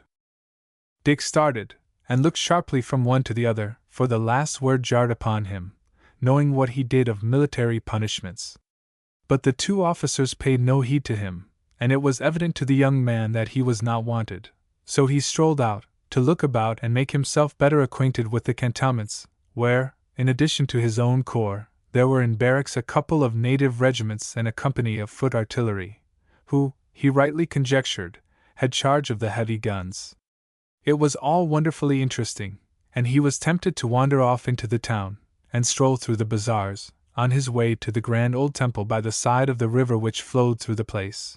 But he wanted to see the march out of his troop, and hurried back, finding that the time had slipped imperceptibly away, and that he was barely soon enough. To his great satisfaction, though, he reached the parade ground just as the men were forming up. They were only in fatigue uniform, but their appearance was wonderfully striking and businesslike, while the guns were drawn up in line with the most perfect precision. But it was the line of horses and teams of the guns which took the young man's attention most, and recalling on the instant the lesson he had that morning gone through, a strange feeling of emulation filled his breast, a desire to work on as hard as he could till he was passed as fit for service, fit to ride one of the magnificent, spirited animals facing where he stood. "I must have a horse soon," he said to himself, and the thought had hardly crossed his brain when, from the gateway leading to the stable enclosure, a couple of white-clothed Sikhs came out, one leading a rather small, beautifully formed Arabian horse of a peculiar, creamy, dun color, with flowing, lighter-tinted mane and tail. The horse came ambling and showing itself off, and apparently resented the pull upon its bit, but was prevented from dragging thereon by the presence of the second native groom, who walked on its other side and raised a hand from time to time as if to soothe it, smoothing down its great mane when a lock was tossed over to the wrong side, as the horse lowered its proud head and then threw it up. The noble-looking animal was fully caparisoned, and looked the artillery officer's charger to perfection, sending a thrill of envy through the lad, seeming, as it did, the most beautiful and spirited creature he had ever seen, and just, too, at the moment when he was suffering from an intense longing for a mount. It must be the charger they spoke of, he thought. Captain Morrison's. What did they call it? Burnous. Why, I could ride that. The stiffness caused by want of practice seemed to die out, and the soreness about his knees to pass away, in the presence of that intense longing, and his eyes ran from the magnificent head, with its slightly curved muzzle and distended nostrils, which quivered as the animal snuffed the air, snorted, and threw specks of white foam from its well-champed bit, to the arched neck, hollowed back, and beautifully rounded haunches, while through the glistening, thin, satin skin a perfect network of veins stood out. It seemed, too, so light and springy as it ambled along, its wide hoofs hardly touching the ground, and though full of action and play, there was no trace of vice. Why, he could go like the wind, thought Dick, and, as if drawn by a magnet, the lad advanced to meet the white-clothed grooms, who seemed to be taking up their charge's full attention, till all at once it stopped short, tossed its great mane and forelock, drew up its head, and lashed its long, flowing tail as it assumed a beautifully wild-looking pose, and sent forth a loud, shrill, challenging neigh to the group of horses drawn up on its right front. The challenge was replied to instantly, running along the line, and there was an uneasy movement, and good deal of reining in and spurring before the line was restored to its former evenness. Meanwhile the beautiful, creamy Arab neighed again, rose upon its hind legs, and struck out, pawing the air with each hoof alternately, looking grand in its wild, fierce attitude as it dragged at the rein. "Oh, you beauty!" cried Dick involuntarily. "Oh, you beast!" said a voice behind him, and he turned his head sharply, to find that Wyatt had come up unobserved. "It's only Spirit," said Dick resentfully. "He's fresh for want of work." "Fresh? Why, look at him! He's spoiling for a fight. The brute's upsetting the whole troop." "Is that Burnous?" said Dick eagerly. "Yes, my lad, that's Burnous, and you seem quite wrapped up in him. Captain Morrison used to ride him?" "Oh, yes, he used to ride him, but he could ride anything. We used to call him Mazeppa, for Burnous is a regular wild horse. Look at that, they can hardly hold him. Oh, here's Hultendot. Well, what do you think of him now?" "I think it's a pity, for he's a splendid beast. I should like to see him have a final trial, though, with the troop before we decide." "Well, ride him, then, today." This was said just as two chargers were led out by their Sikhs, and brought towards where the officers were standing. "No, thanks," said the captain, smiling. "When I come to my end, I should like it to be by shot or sword. You're a better horseman than I am, and ought to be able to manage him. Try him." Wyatt gave a peculiar writhe, and screwed up his face. "My back isn't quite right yet from the fall he gave me. Once bit, twice shy. He took a piece out of my sleeve another time, and meant it to be flesh. Here, you keep that brute back." This to the two Sikhs, who were both now hanging on to the Arab's reins, the fierce animal having made a sudden dash to get at the two chargers being brought up. The Arab was checked in time, and its attention diverted while the two officers mounted. "Look here, Wyatt," said the captain. "Let's give the brute a chance. I hate him to go out of the corps." "Let me try him," said Dick eagerly. "You!" cried the captain, turning upon him in wonder. Then, with a mocking smile, which made the lad wince, "You don't know what you are talking about, Darrell, my lad. Here, Wyatt, ride across and ask for a volunteer." The men know what he is as well as we do. Wyatt nodded, and rode across to the drawn-up troop, Dick, with every nerve on the quiver, watching him anxiously in the hope that every man would refuse. But to his disgust, a man responded to the invitation, received the order to rein back, and came round to the front, riding towards the 2-6 behind the lieutenant, dismounted, handed his reins to Captain Holton's groom, and stood waiting. "Think you can ride him?" said Holton. "Oh, yes, I can ride him, sir. Captain Morrison always could. Mind, I do not order you to mount. You volunteer." "Yes, sir, I'll take the risk," said the man, setting his teeth. "Up with you, then, but mind, don't use the curb, he will not stand it, and keep your spurs out of his flanks, or he'll throw you." Palpitating with the excitement from which he suffered, Dick saw the man stride up to the horse, who rolled his eyes back, watching him, but standing fairly quiet, while, with the 2-6 at the head, the gunner took hold of the rein, placed his foot in the stirrup, and quick as thought was in the saddle. As soon as he thrust his right foot in the stirrup, the 2-6 sprang away, leaving a beautiful group in the middle of the parade ground, statuesque in the absence of movement. It was only for a few moments, though, for, with a shrill cry of rage, the horse gathered itself together and sprang into the air, came down, reared up, plunged, flung up its heels, and then, as the rider sat perfectly firm and unmoved, tried to wrench itself round and bite, an evolution which the strong hands at the reins stopped.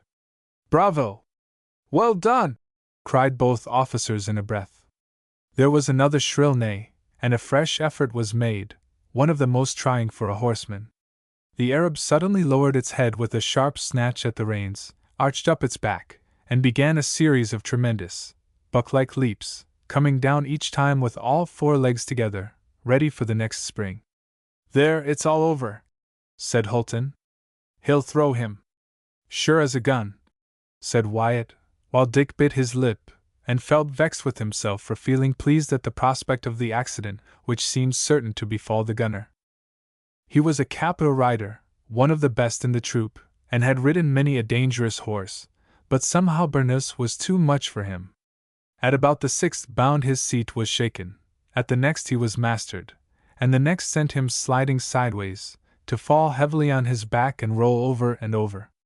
The 2-6, who had kept close by, dashed forward, active as cats, to seize the reins, in the expectation of the horse bounding off, but with a wild squeal, it turned and ran, open-mouthed, at its late rider, and would have seized him but for a sudden check at the reins, when it threw up its head and neighed as if proud of its triumph. "Ugh, the beast!" muttered Captain Holton, pressing forward with Wyatt, and closely followed by Dick, who was trembling and flushed with excitement. "Are you hurt, Smith?" cried the captain to the man, who was brushing the dust from his uniform. "Bit shook, sir," said the man gruffly. "Nothing broke." "Why," he cried fiercely, "you might just as well try to ride a ball of quicksilver." At that moment Sergeant Stubbs came riding up, and heard the man's last words as he bent down to knock off some dust with his gloved hand. "I'm glad you're not hurt, Smith," said the captain. "You did very well. The brute will have to go. There's none of us could ride him, sir." "You hadn't a chance, riding him like that," cried Dick angrily, and every one turned upon him in wonder. Then Captain Holton made the lad flush with annoyance. "Let's see," he said sarcastically. "I believe you learned to ride this morning, sir, did you not?" "No," said Dick sharply. "I had my first lesson in military riding, sir, but my father taught me years ago, and there was not a finer horseman with the hounds." "But we are not fox hunters, Darrell," said the captain sternly. "No, sir. But as my father said, soldiers ride in that stiff, balanced way, and have no grip of the saddle, and if a regiment was put at a stiff fence and ditch, no end would come off." "You had better give Sergeant Stubbs some lessons, Mr. Darrell," said the captain haughtily. "And if they turn out satisfactory we might exchange. But I think we can ride a little out here." "I do not profess to teach anyone, sir," said Dick angrily. "But I could ride that beautiful Arab, and it would be a shame to send it away." "You don't know what you are talking about," said Wyatt in a low voice. "Hold your tongue." "I beg your pardon, sir," said Dick proudly. I've ridden restive horses before now. The gunner here took him on the curb, and he has a tremendous bit in his mouth. Look how he champs. I'll ride him if you'll give me leave, Captain Holton. Mount then and show us, said the captain haughtily. Dick started forward at once towards the horse, while the sergeant looked frowningly from one to the other, as if he could not believe his ears. No, no, said Wyatt warmly. He'll break the poor lad's neck. No, he will only fall lightly. It will take some of the conceit out of the young puppy. It's intolerable. But he was hot and excited. He's only a boy. Stop it. I will not, said the captain angrily. A mere cadet to come and talk to me like that on the parade ground. It's insufferable. Well, you may be answerable if he comes to grief, said Wyatt. I wash my hands of it all. Silence, if you please, said Holton. We are not alone. Chapter 8. That young chap's all there. Captain Holton was all the time watching what was going on by the Arab, where the slight youth, full of eagerness and activity, had nearly covered his hands with foam as he loosened the tight curb chain, which evidently worried the horse, and was nearly bitten for his pains. Then, as he stood wiping his fingers on his handkerchief, he made one of the six shorten the stirrups to a considerable extent. You are going to risk it, then? Said Wyatt. I don't think there is any risk, said Dick. You are as blind as you are obstinate, my lad, said Wyatt. I tell you it is a terrible risk. Give it up. It wouldn't be acting like a soldier, replied the lad earnestly. The men are all looking on, and even if I felt afraid I shouldn't dare to back out. But I don't feel a bit afraid, and who wouldn't long to ride a horse like this? I wouldn't for one, said Wyatt. Well, good luck to you, then, my lad, but mind, for the brute's as full of tricks as a monkey. I'll mind, but I wish I'd a whip instead of these spurs. That will do, he cried sharply to the syce, who had finished altering the last buckle dot. Now then, old fellow, he cried, going to the Arab's head and taking hold of the snaffle on either side. It's of no use, I'm going to ride you, so none of your tricks. The horse whinnied and threw up its muzzle as the lad resigned it to the groom. Then, without a moment's hesitation, he took up the snaffle rein, seized his opportunity when the offside groom made the horse sidle towards him, thrust his foot in the stirrup, and heard Wyatt utter a kind of gasp as he sprang into the saddle, while the six darted back to avoid the coming plunge. Every eye was fixed upon the group, and the gunner who had been thrown smiled grimly at the sergeant, as much as to say, Wait a minute and you'll see. The horse uttered an angry squeal as he felt himself once more backed by a stranger, and then gave himself a tremendous shake as if to dislodge saddle and rider by bursting off the girths. But finding this of no avail, he reared up till it seemed as if he must go over backward, and repeated the action again and again. But Dick sat fast, and gave and bent as if he were, as the sergeant said, a portion of his horse. Bravo! Well done! Muttered the captain. By George! Wyatt, the boy can ride. Ride! Whispered the lieutenant in husky tones. Look at that! For the horse, disappointed at the failure of its efforts, began once more to bound off the earth. But there was no better result, the young rider bending and giving like a cane, but always sitting slightly bent forward as the beautiful creature made another of its graceful bounds. Well, I'm blessed, muttered the sergeant. He'll begin to buck directly, whispered the gunner who was using one hand to softly rub his back. But this did not follow till a few more bounds had been made, and then it was after 2 or 3 angry squeals, the animal's back being arched, head and tail down, and feet drawn together for the necessary springs, each coming more quickly after the last, while every one who watched felt to a certainty that the rider must be thrown at the next leap, and the gunner wondered that the lad had not come off at the last.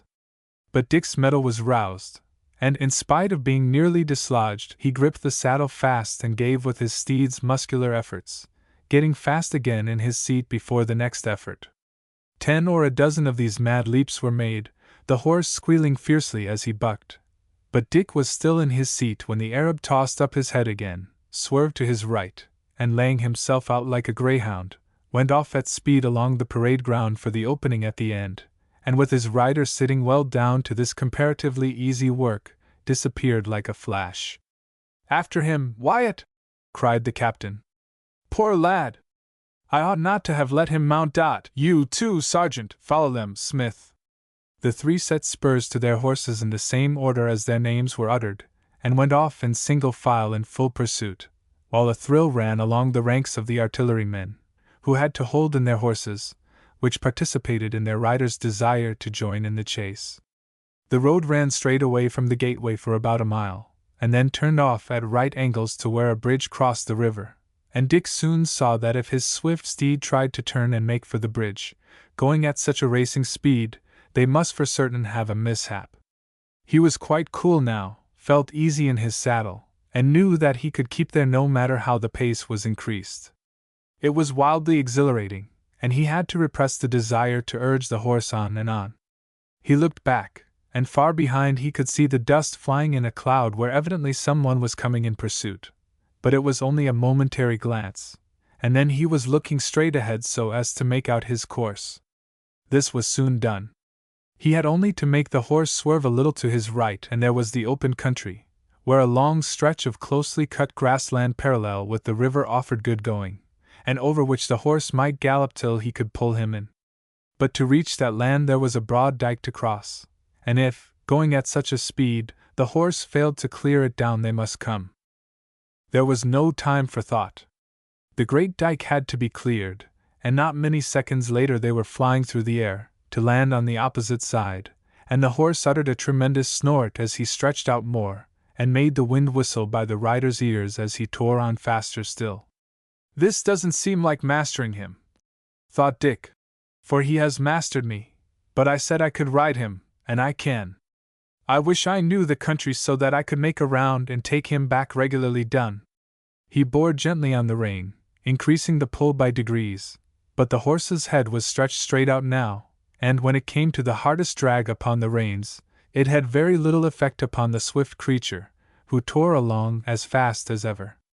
"Have your own way, then," said Dick quietly, and thoroughly enjoying the pace now, he contented himself with trying to guide his mount and avoid doubtful-looking places and jumps that were too exciting, finding, to his great delight, that the horse was amenable to the lightest touch in this direction, while, when they had raced on for about a couple of miles, he began to slacken of his own accord. A few minutes later the horse was fully under control, yielding to every touch, and stopped short, turned, and began to canter gently back till the little party in pursuit was sighted, when, apparently tamed for the day by the run, he suffered the fine charger Wyatt rode to range up alongside, and took no heed whatever of the two which fell into rank behind. "My dear boy," cried Wyatt hoarsely, "I've been expecting to come upon all that was left of you every minute since the brute bolted." "Have you?"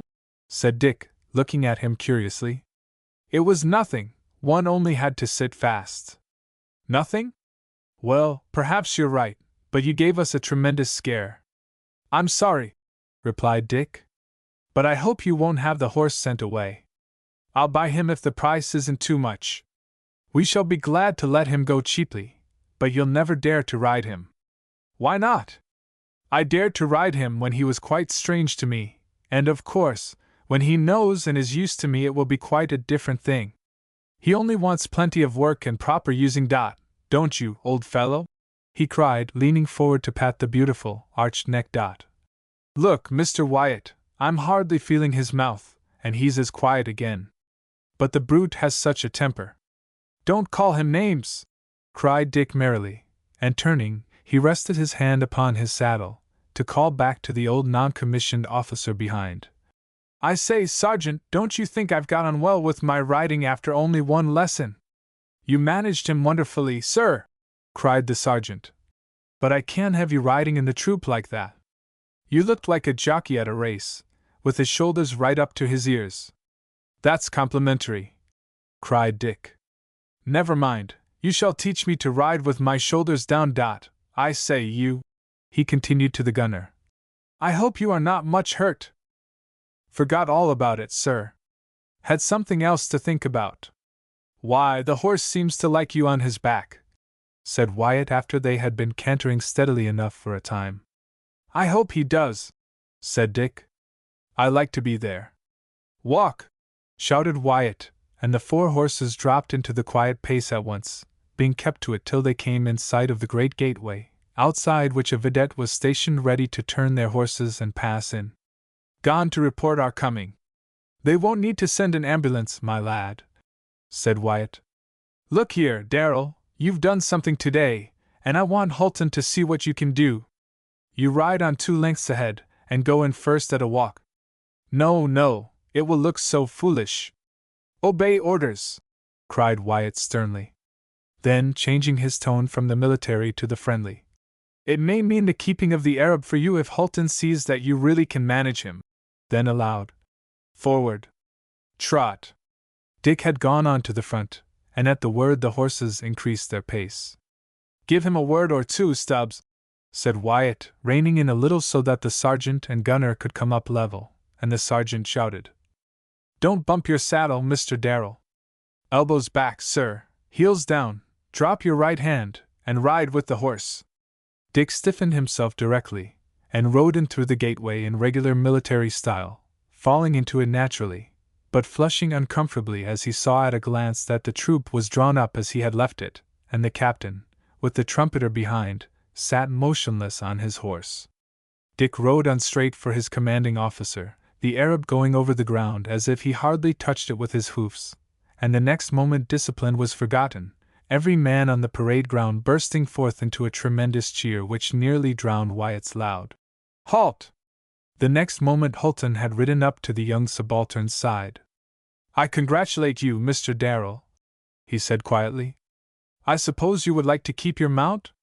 Oh, yes, sir, said Dick eagerly. You had your riding lesson this morning? Yes, sir. And you seem to have given us one since. Believe me, I am very glad you are not hurt. Give the horse up to the 6th now.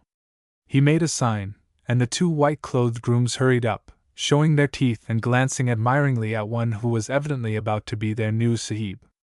But they were not alone, for unconsciously the lad had made himself the hero of the hour, gunners and drivers to a man subscribing to the dictum that a youngster who could ride Morrison's horse like that was made of the right stuff for the troop. Yes, grunted the oldest corporal, who was considered a judge. He isn't much more than a schoolboy, but that young chap's up to the mark. Chapter 9. A Boy at Home.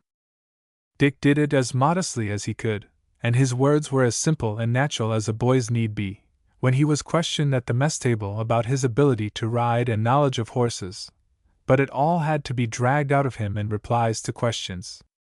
Oh, he said, I had something to do with horses for so long a time back.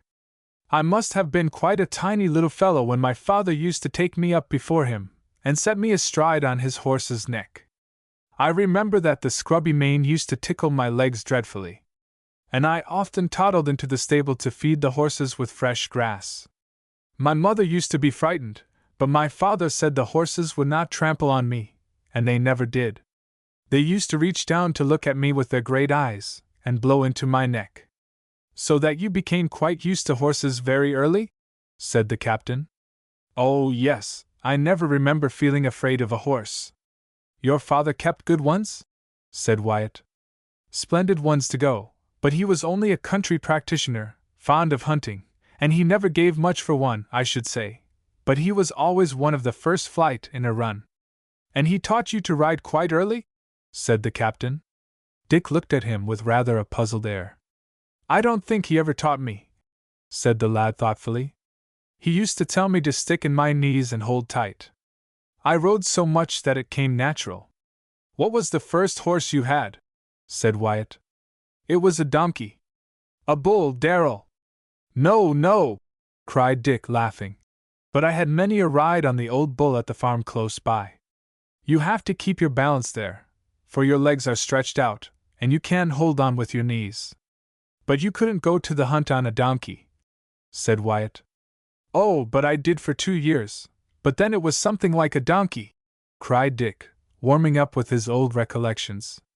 He had a horrible temper, and he'd kick and bite, and try to wipe you off by rubbing against posts or walls, and when that wouldn't do he used to squeal something like these Arab horses, and lie down and roll over and over.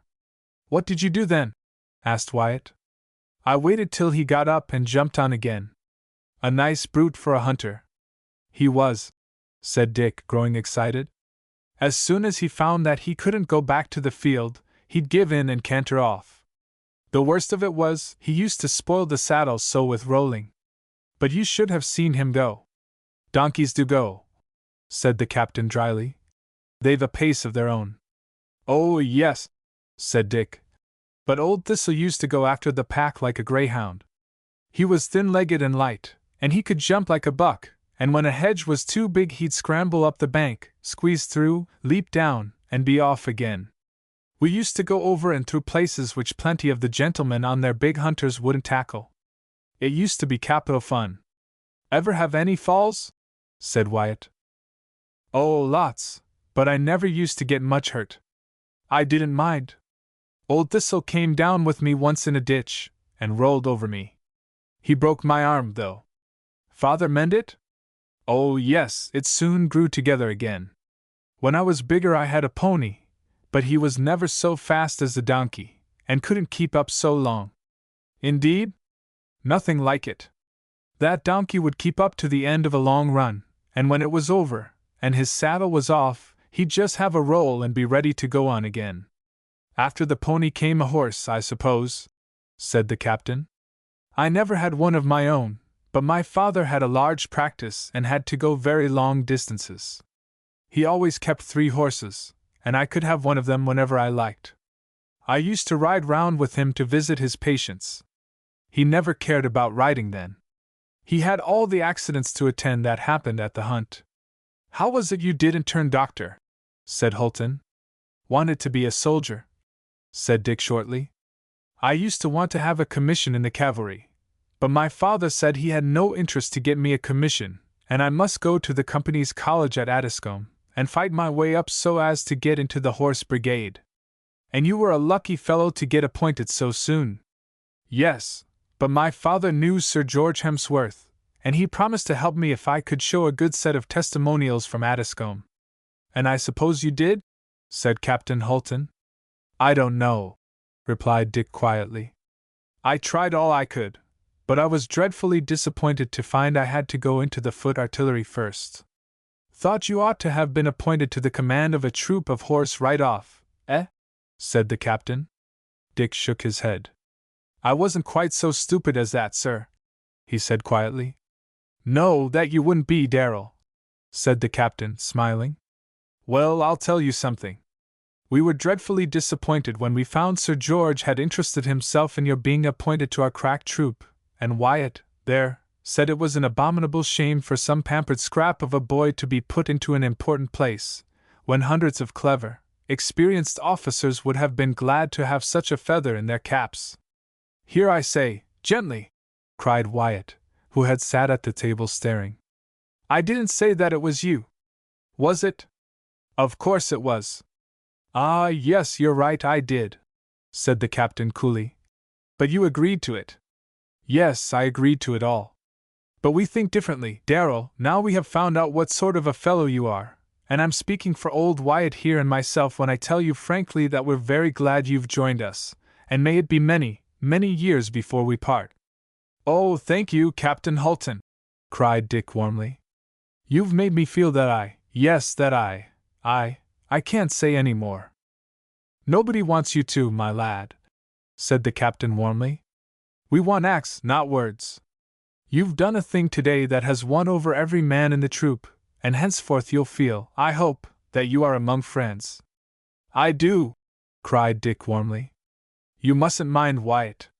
He's a queer fellow, but he means well. Here, I say, gently, cried the gentleman named, but the captain went on as if no one had spoken. He's big and old, but he's a mere boy, not a bit older in brains than you are. But if you keep him in his place, I dare say you two will be able to get on together. I say, I'm not going to stand this, cried Wyatt.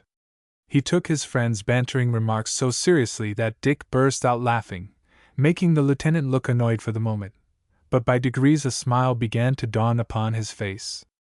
He seized the joke at last, cried Captain Holton. Then gravely, Look here, Wyatt, I want to talk to you about that ugly business. It will not interest you, Darrell. It is something which occurred before you joined court-martial. Dick took this as a hint that the matter was private, and he turned to converse with the next officer at the table, a sub-lieutenant in the detachment of foot artillery, very little older than himself. Chapter 10. His Monkey Up.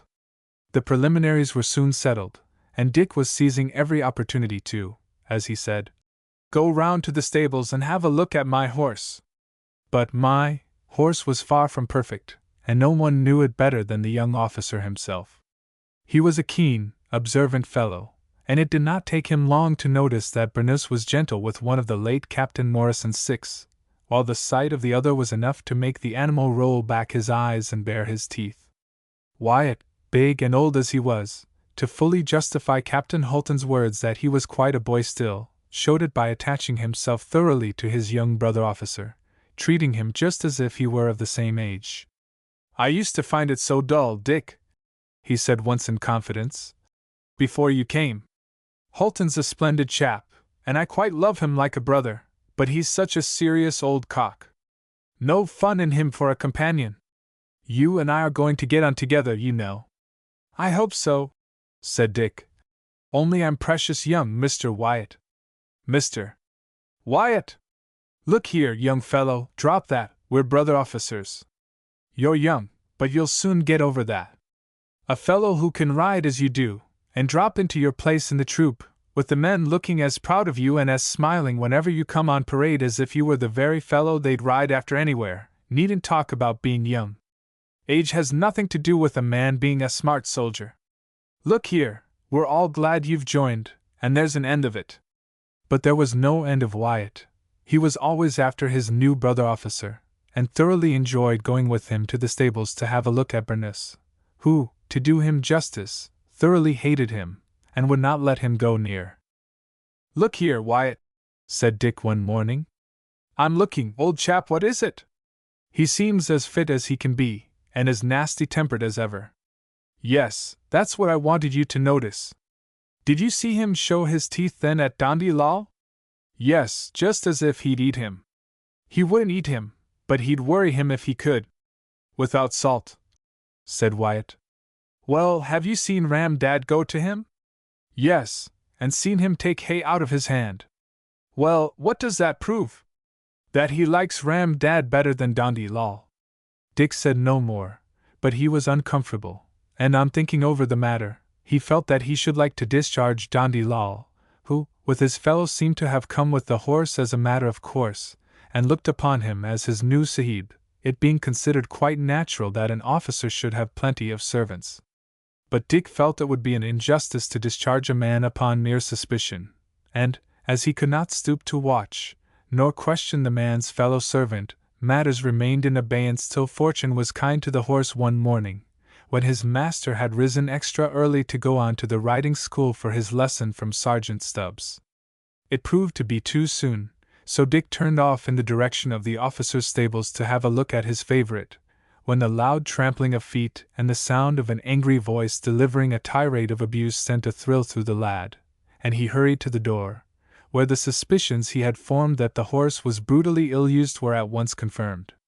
For there, close to Bernus' stall in the half-dark stable, about a dozen of the native grooms had collected, to the neglect of the other officers' horses, to stand grinning and looking on at the scene taking place. As Dick passed through the door into the long, gloomy place, he was just in time to see his horse rear up as high as his halter would let him and rise on his hind legs, striking out with his forehoofs, and snorting angrily at Dandy Lal, who, armed with a pitchfork, was standing just out of reach, teasing the animal, and striking it with the handle of the fork on head, neck, or leg, whenever he could get a chance, sharp, cruel blows, all dexterously given, and with just sufficient force to cause pain without leaving traces for his master to see.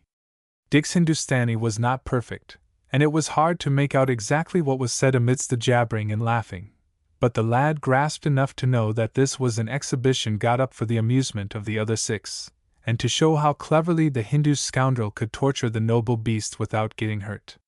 Dick was educated to be an officer and a gentleman, but the natural sturdy British boy in him boiled over on the instant. "Ah, son of Shaitan, take that!" And there was a loud rap. But it was not Richard Darrell who uttered the words in Hindustani, but Dandy Lal, and the rap was caused by the sharp application of the fork handle across one of the forelegs which were vainly striking at the tormentor. But there was an echo, followed by a rush and a scuffle. The echo was caused by Dandy Lal's head striking against the wall of the stable, consequent upon Dick's charging through the semicircle of six and delivering a fine, straightforward blow from the shoulder, backed by the weight of his body, right on the bridge of the man's nose, sending him against the wall, from whence he dropped to the floor. If a thunderbolt, or a shrapnel shell from a 6-pounder, had fallen in the midst of the group, they could not have dispersed more quickly, and the next minute there was a loud seesawing arising from different stalls, where men were industriously rubbing down their masters' chargers, and a sharp rattling of a bucket in the hands of Ram Dad, who trembled as he busied himself with water and brush. "I thought so!" cried Dick savagely, and there was a loud neigh as the horse dropped upon all fours panting, and stamping with one of his hoofs. "What is it, old fellow? Have they been ill-using you? The scoundrels, the dogs!" It looked dangerous with the horse in such an excited state, for his master went close up and began patting the netted neck and talking soothingly. But the beautiful animal had sense enough to know friends from foes, and, as if getting rid of his anger by stamping furiously, he lowered his crest, snorted and whinnied, and submitted to his master's caress. "You, Ram Dad!" cried Dick fiercely. "How dare you stand there and let that black scoundrel ill-use my horse? Dandy Lal Ram Dad Sahib, Sahib. If Ram Dad say a word, Dandy Lal hit him with the stick and not the horse." "You miserable coward!" cried Dick, as he went on caressing the horse and passing his hands softly down the bruised legs, with the effect of making the animal stand quite still. "Why didn't you tell me? Dandy Lal tells things, Sahib, or give Ram Dad poison. Kill Ram Dad, same as Sahib killed Dandy Lal." "What?" cried Dick, starting in alarm to gaze down at the Sais, who was lying perfectly motionless by the wall, with the light from the door shining full upon his dark face, showing that the eyes were puffing up and the blood running down over his mouth, chin, and neck, to stain his white garments. "Yes, Sahib, kill, quite dead." Dick stood gazing at his prostrate servant for a few moments quite aghast, till his strong common sense began to teach him that such a blow as he had delivered could not have caused death, and the horrible dread which had begun to assail him passed away. "The cowardly scoundrel is shamming," thought Dick. "You think he's dead?" he said softly. "Yes, Sahib, quite dead." "Ram Dad fess doctor?" "No," said Dick sharply. "I'll soon see whether he's dead. Here, Bernus!" He rushed to the horse's head and began to unfasten the horse's headstall, but before he could unbuckle a strap Dandy Lal uttered a cry of horror, sprang to his feet, and ran, leaving Ram Dad grinning with delight. "Now you go on with your work," cried Dick sharply. "And if ever I find you ill-use my horse, I'll thrash you till you can't stand." "Ram Dad never hurt the Sahib's horse," protested the man. "Bernus good friends. See." He raised a hand to pat the horse, which gave a gentle snort. "But you were cowardly enough to stand by and see the poor brute knocked about. Ram Dad never dare say a word, Sahib. Dandy Lal too big man." "Has this been going on long?" asked Dick. "Will the Sahib tell Dandy Lal?" whispered the Sais cautiously, after a glance round to see whether the other grooms could hear. "I'm never going to let him come into the stable again," said Dick between his teeth. "Now tell me." The man nodded. "Yes, long time. Hate Bernus. Make him fight with stick." "That will do. Now you go on, and mind you never strike that horse, for I should be sure to know." Dick went back to pat the Arab, and then hurried away for his lesson. Chapter 11. Black Bob. In the intervals of the riding, Dick told the sergeant what he had seen. "The black, niggardly scoundrel!" growled the old soldier. "We're not supposed to strike the natives, sir, but if I'd been you I should have knocked the blackguard down, or tried to." "I did," said Dick quietly. "Try to, sir?" "No, I knocked him down." "Glad of it, sir," said the sergeant, smiling grimly. It's a pity, though, because the scoundrel will go and talk it over with some of the meddling Babu fellows, and they'll advise him to make a complaint. What? After ill-using my horse? Oh, he'll swear that he didn't, sir. But he did, and there are all the grooms who were present to prove it. Oh, they'll swear anything for him, sir. But don't you worry about that. Only pay what's owing to the nigger and let him go. Tension. I wish, sir, you make a bit more of a try about stiffening yourself up. It's getting time you made some show. Why? I thought I was pretty well all right now, Sergeant. But you're not, sir. You give too much to your horse. You don't keep stiff. I'm having a deal of trouble with you. Very sorry, Sergeant, but I don't come off, said Dick, smiling. No, sir, I'd almost rather you did, for then you'd learn our ways quicker. I have just the same trouble with you that I had with that Bob Hanson. Hanson? Bob Hanson? Said Dick thoughtfully. Isn't that the man I heard Captain Holton talk about? Yes, sir, no doubt. No man in the regiment has been more talked about than he has. A court-martial, wasn't there? Yes, sir, and he was under punishment. A precious narrow escape he had of being flogged. Ugh! Ejaculated Dick. Horrible! 'Tis, sir, but what are you to do with a man who will do wrong? Try kindness. And be laughed at, sir. Tell a man who breaks out, and does everything a soldier shouldn't do, that he has been very naughty and mustn't do so any more. No, sir, that won't do. I know the man, fine, dark, handsome fellow. Well, I suppose he is good-looking, but handsome is as handsome does, sir. But I noticed him particularly yesterday when we marched out. Very likely, sir, said the sergeant gruffly. And I noticed you. Well, of course you would. Sitting all of a heap in your saddle like a wet monkey, sir. Get out! I was not, cried Dick indignantly. You weren't sitting like a soldier, sir. It made me wild to see it, after the pains I took with you, walloping about in your saddle just as if you were at home in quarters rolling in an armchair. But we were riding easy, cried Dick. I wasn't, sir. I was riding downright uneasy, and as if the saddle was stuffed with thorns. I like a man to rest himself in a long ride, but I don't like him to forget that he's a soldier.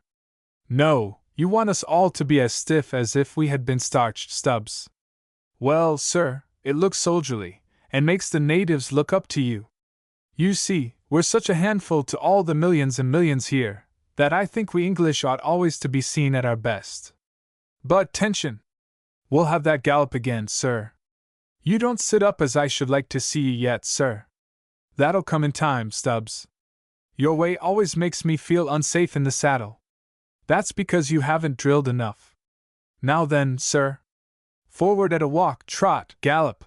Shouted the sergeant so that the rafters rang, and the old horse used for the lessons went round the building at full speed 5 times before the command.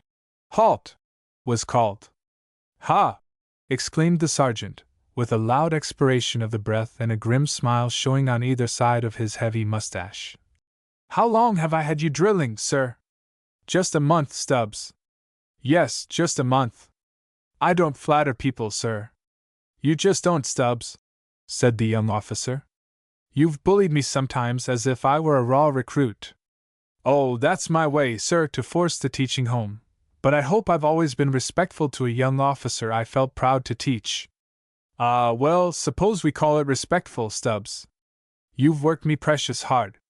All for your good, sir, all for your good. Look at the consequences. As I say, I never flatter anybody.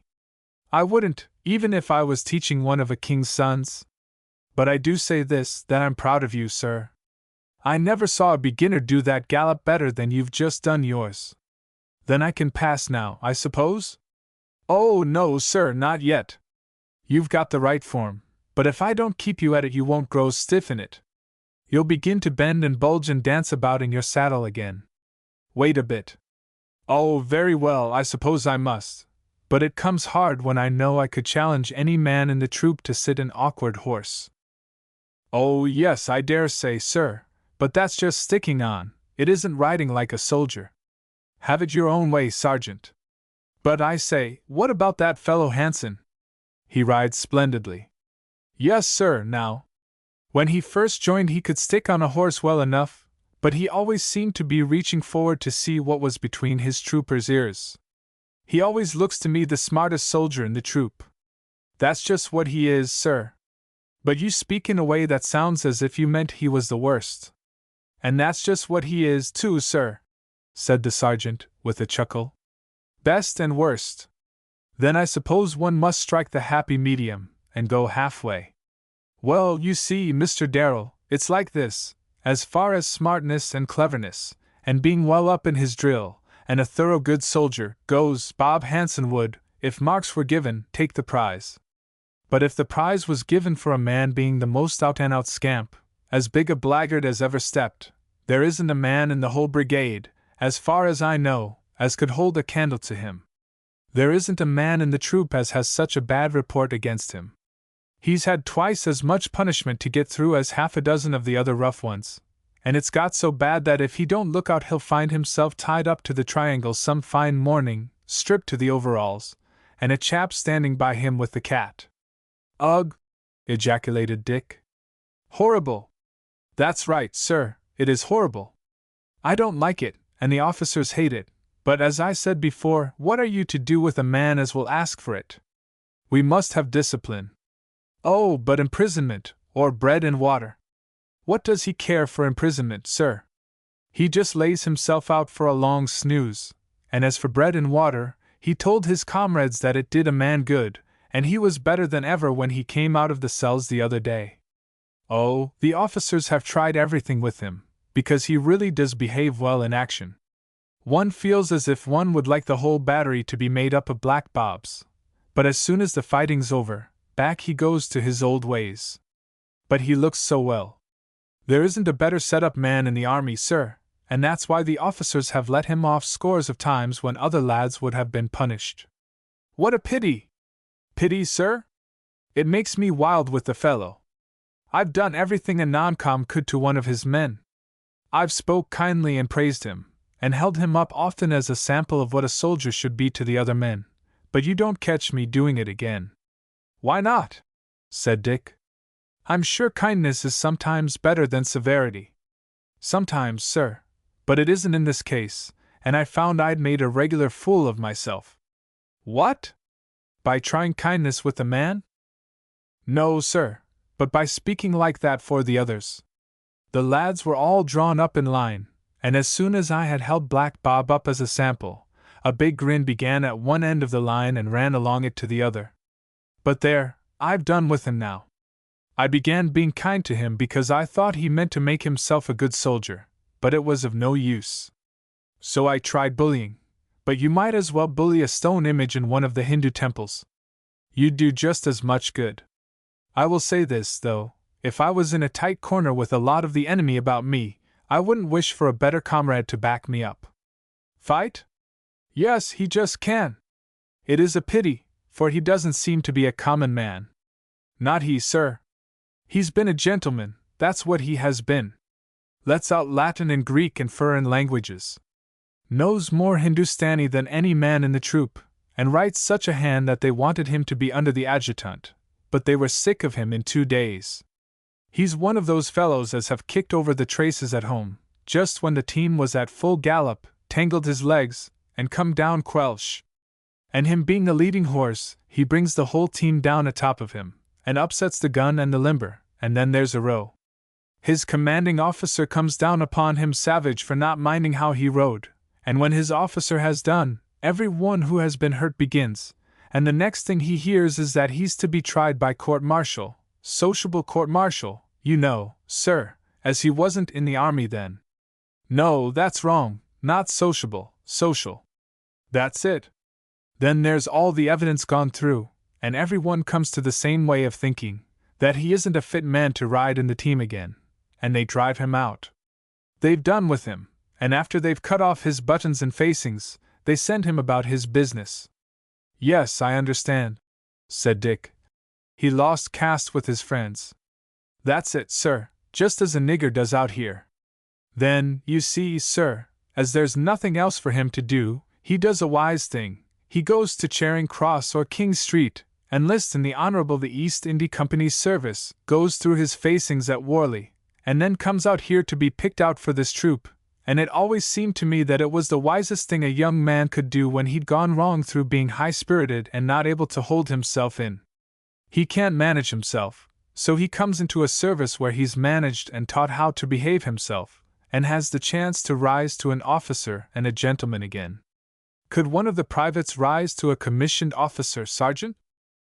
Of course, sir, if he has it in him. Look at me. I've rose to Sergeant Major, and I'm not a fool.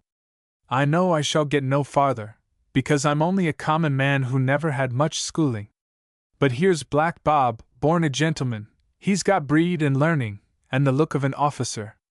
He has the ways, too, of a man meant by nature to order and lead other men.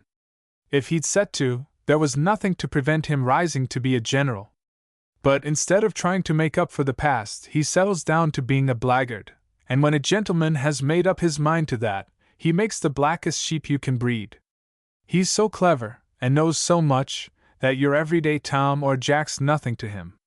Doesn't matter what sort of scamps they are regular lilies to your gentleman. No, sir, I've done with Black Bob.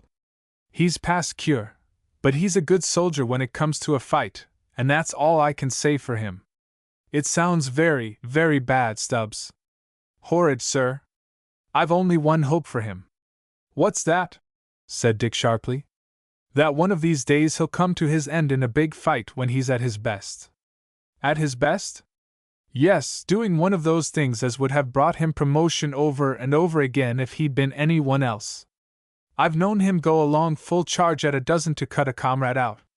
I've known him bring a wounded chap out of a tight corner with the bullets rattling about like hail, haul him up across his horse, and gallop back.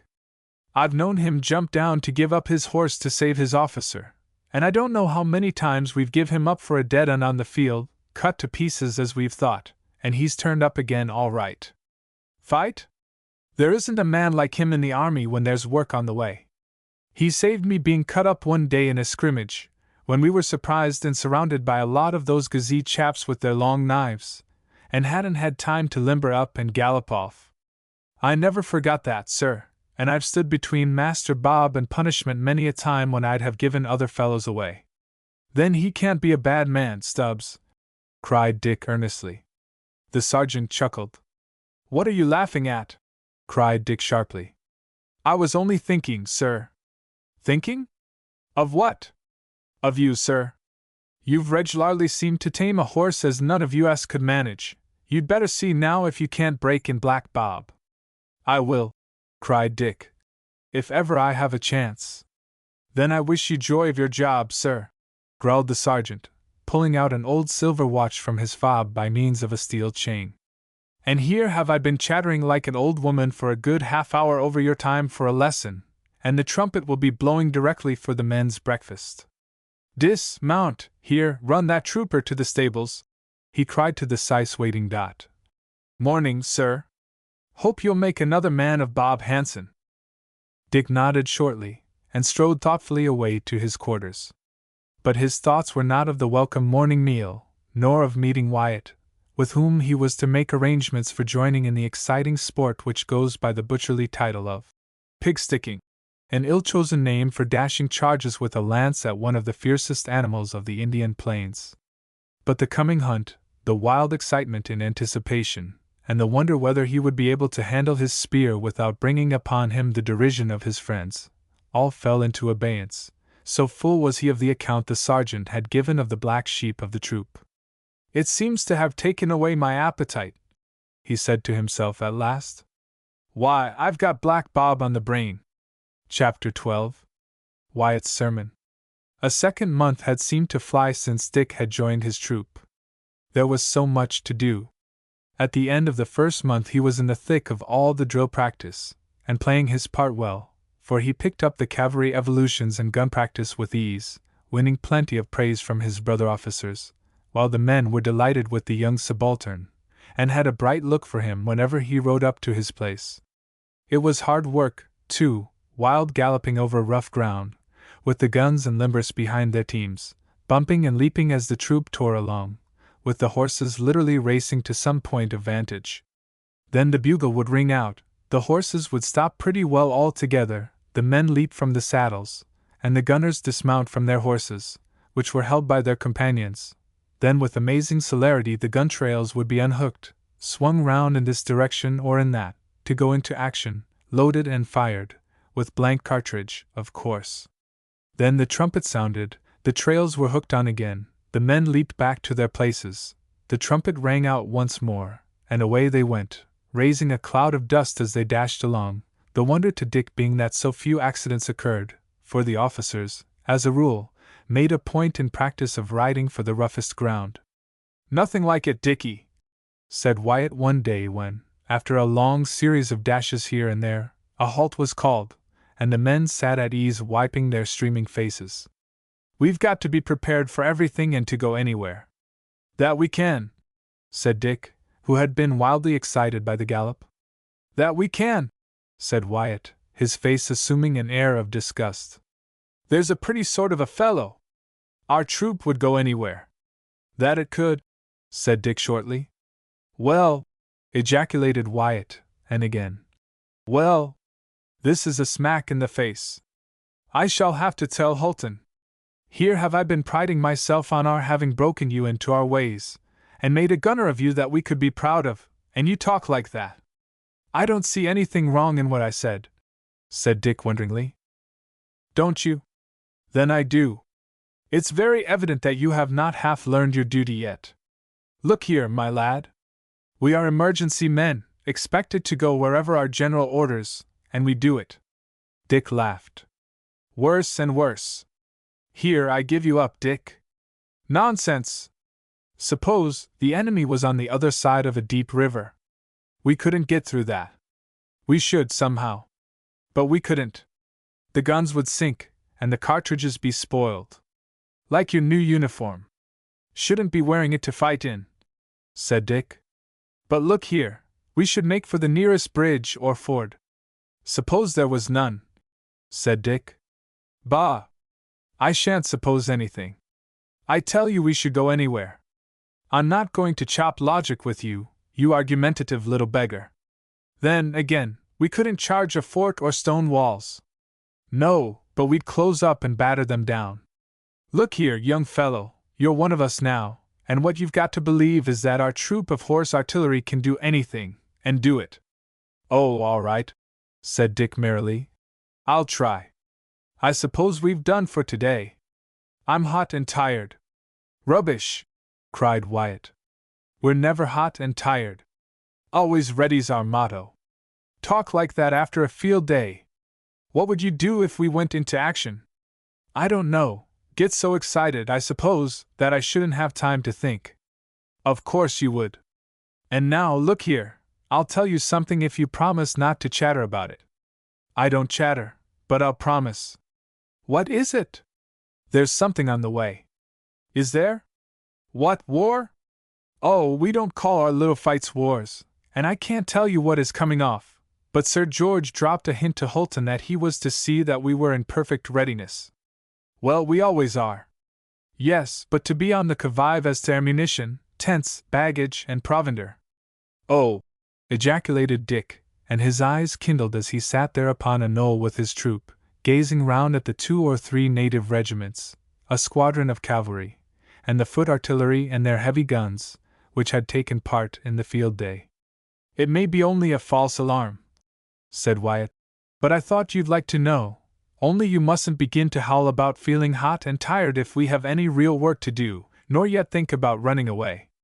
Dick bit his lip, and then said huskily, "Am I likely to feel disposed to run away?" "Perhaps so, the first time." "Did you?" "What?" cried Wyatt fiercely, as he turned upon the calm, imperturbable face looking in his. "Did you mean that as an insult, Mr. Darrell?" "No," said Dick, his eyes twinkling with mischievous exultation. "Did you?" "Got me," said Wyatt, shaking his head and chuckling softly. "Hist! Look out! Here comes the general." Captain Holton gave the word, and in an instant the men were rigid in their saddles, with the line as regular as if they were on parade, for a little knot of horsemen came cantering up, the general and his staff a short distance behind. He drew rein in front of the troop, and sat talking to the captain for a minute, and then walked his horse slowly along the line, keenly examining everything. At the end of the line he turned and rode back, and this time Dick, who had often felt annoyed at the want of recognition on the part of his father's old schoolfellow and friend, flushed with pleasure, for Sir George checked his horse. "Ah, Mr. Darrell," he said quietly. "You there? Getting used to the rough work?" "Yes, Sir George." "That's right. You seem to have a good mount. How do, Mr. Wyatt?" He backed his horse a few yards, stopped, and raised his voice so that the whole troop could hear. "Very good indeed, my lads." "Capital." Then he turned his horse and rode away, followed by his staff. "He didn't say much," said Dick in a low tone. "Soldiers never do say much," replied Wyatt. "But I never heard him say so much before. My word! Old Holton will be pleased. I say, though, do you really think there is something on the way?" "Yes." "Are you sorry?" "Sorry? No, I shall be delighted. It will be such a change." "Yes," said Wyatt dryly. "It will be a change, so make the most of your comfortable quarters while you can. Next week you may be sleeping on a heap of stones after a supper of nothing to eat and a pannikin of dirty water." Chapter 13. Hanson Plays the Fool. But the weeks rolled by without change, save that Dick felt himself quite at home in the troop, and was able to hold his own with the rest. He had more than once asked Wyatt if there was any fresh news, invariably to receive a shake of the head and the reply, "One never knows." Sergeant Stubbs had reported his pupil as having passed well through the riding school routine, and this was the principal thing he had to master, for he had come out from college a trained soldier, and his year in a company of foot artillery had prepared him well for his new appointment. "I shall be glad when we get away from this constant drilling," said Dick one morning, with a yawn. "I don't think I want to fight, but I should like for us to be going to some of the big cities, so that one could see the Rajas with their grand show and jewelry. I've been out here in India all this time, and seen so little." "I say, Wyatt, that was all nonsense about our being ordered up country." "Perhaps so, one never knows. You'll see enough some day if you wait patiently," continued Wyatt. "And after you've seen a Rajah sitting like a figure of Buddha, dressed up in muslins and cloth of gold, and flashing with diamonds, in his howdah, you'll think what a stupid old woman he looks, and be ready to bless your stars that you weren't born a Rajah or Nawab or Gaekwar out here, but an English gentleman, which, after all, is the finest title under the sun." "Oh, I don't know," said Dick slowly. "There's something very attractive in show. Can't be very comfortable to be going about dressed like a woman. I shouldn't dislike one of their jeweled swords. Pshaw! Our service blade is worth 100 of them. Why, there's no grip to them, and as to the jewels, they must be always getting knocked out of the settings. All very well to have under a glass case. I say, did you hear about your friend the Black Diamond? Bob Hanson?" "Yes," said Dick gloomily. "I was in hopes that he was turning over a new leaf." "Not he. It's having leave to go out in the native quarters and getting that abominable Eric. That dose of cells ought to set him right again. Let's see, he was out again this morning, wasn't he?" "Oh, yes," said Wyatt derisively. "He was out again last night. Haven't you heard?" "Heard? Heard what?" "Oh, of course, you went with Holton to the 45th Mess last night, and wouldn't know." "Know what?" said Dick impatiently. "I never did know anyone so slow at telling a story. Is this one?" "Gently, young fireworks," said Wyatt coolly. "And I'll tell you. Black Bob was to have been out this morning, sober and wise after his last escapade. But he must have had some spirit smuggled in through his cell window, I expect, for, instead of waiting patiently, he must let the stuff get into his head, then he watches his chance, and after knocking at his cell and getting the sentry to open, knocks him down, and makes a bolt of it." "Oh, the fool, the fool!" cried Dick angrily. "Good boy," said Wyatt. "Strong, but just. That's just what he is. But has he broken barracks?" "Not he, my dear boy. The sentry objected to being knocked down, so he sat up and fired his carbine. He hasn't shot the man? Not he. I dare say he felt savage. Being knocked down hurts a fellow, but with all his blackguardism, the boys like Black Bob because of the way in which he can fight. Lots of them know how he stands by them in a scrimmage.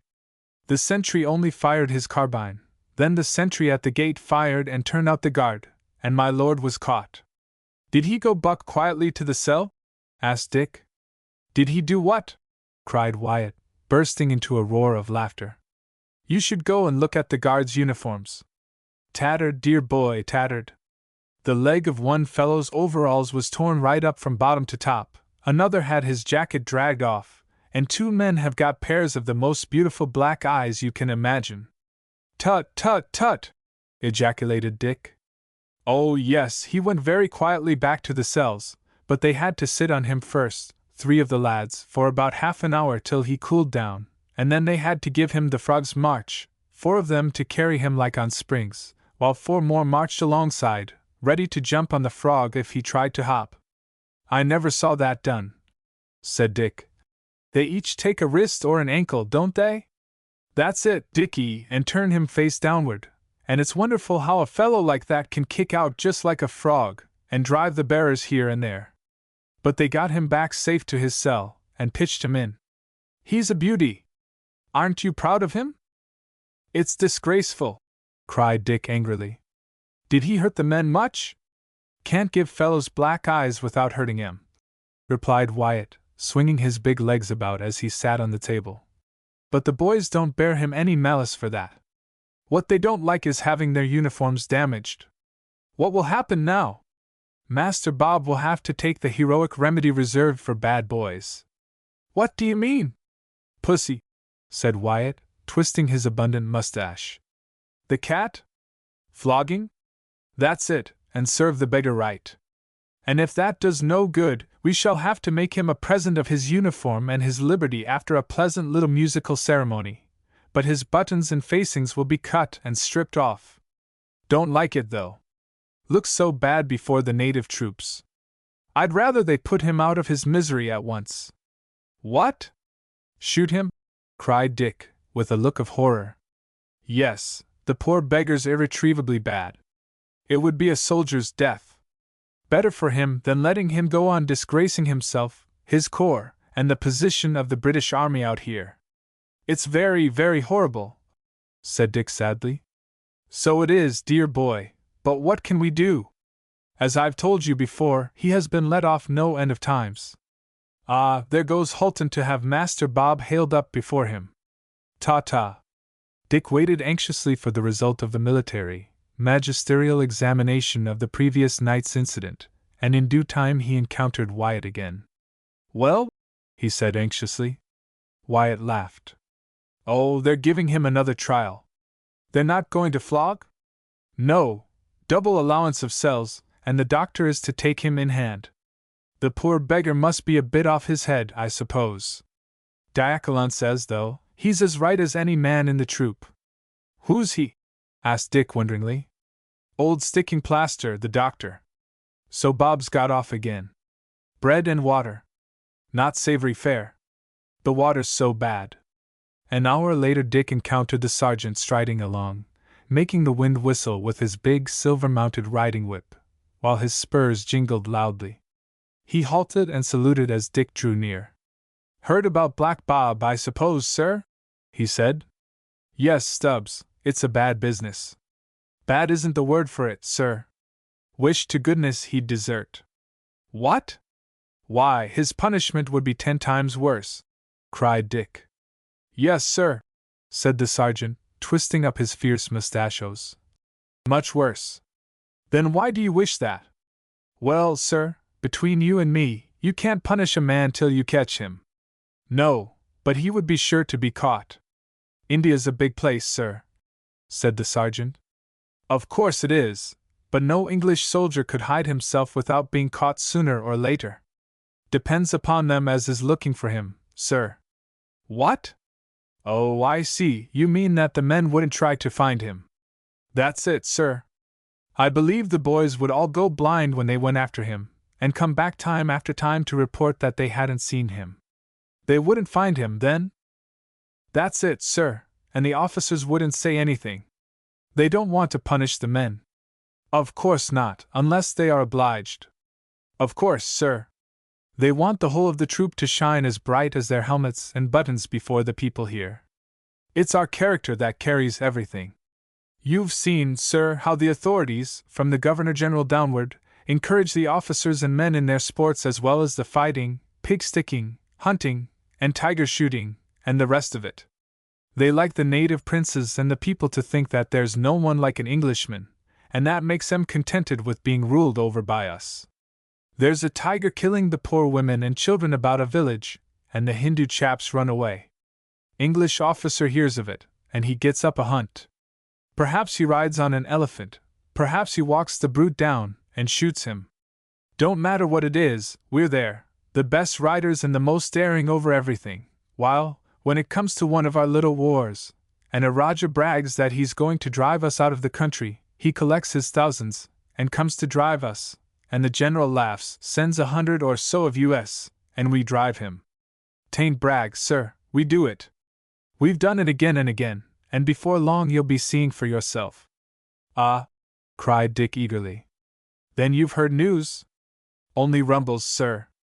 There's a storm brewing somewhere, but it hasn't broke.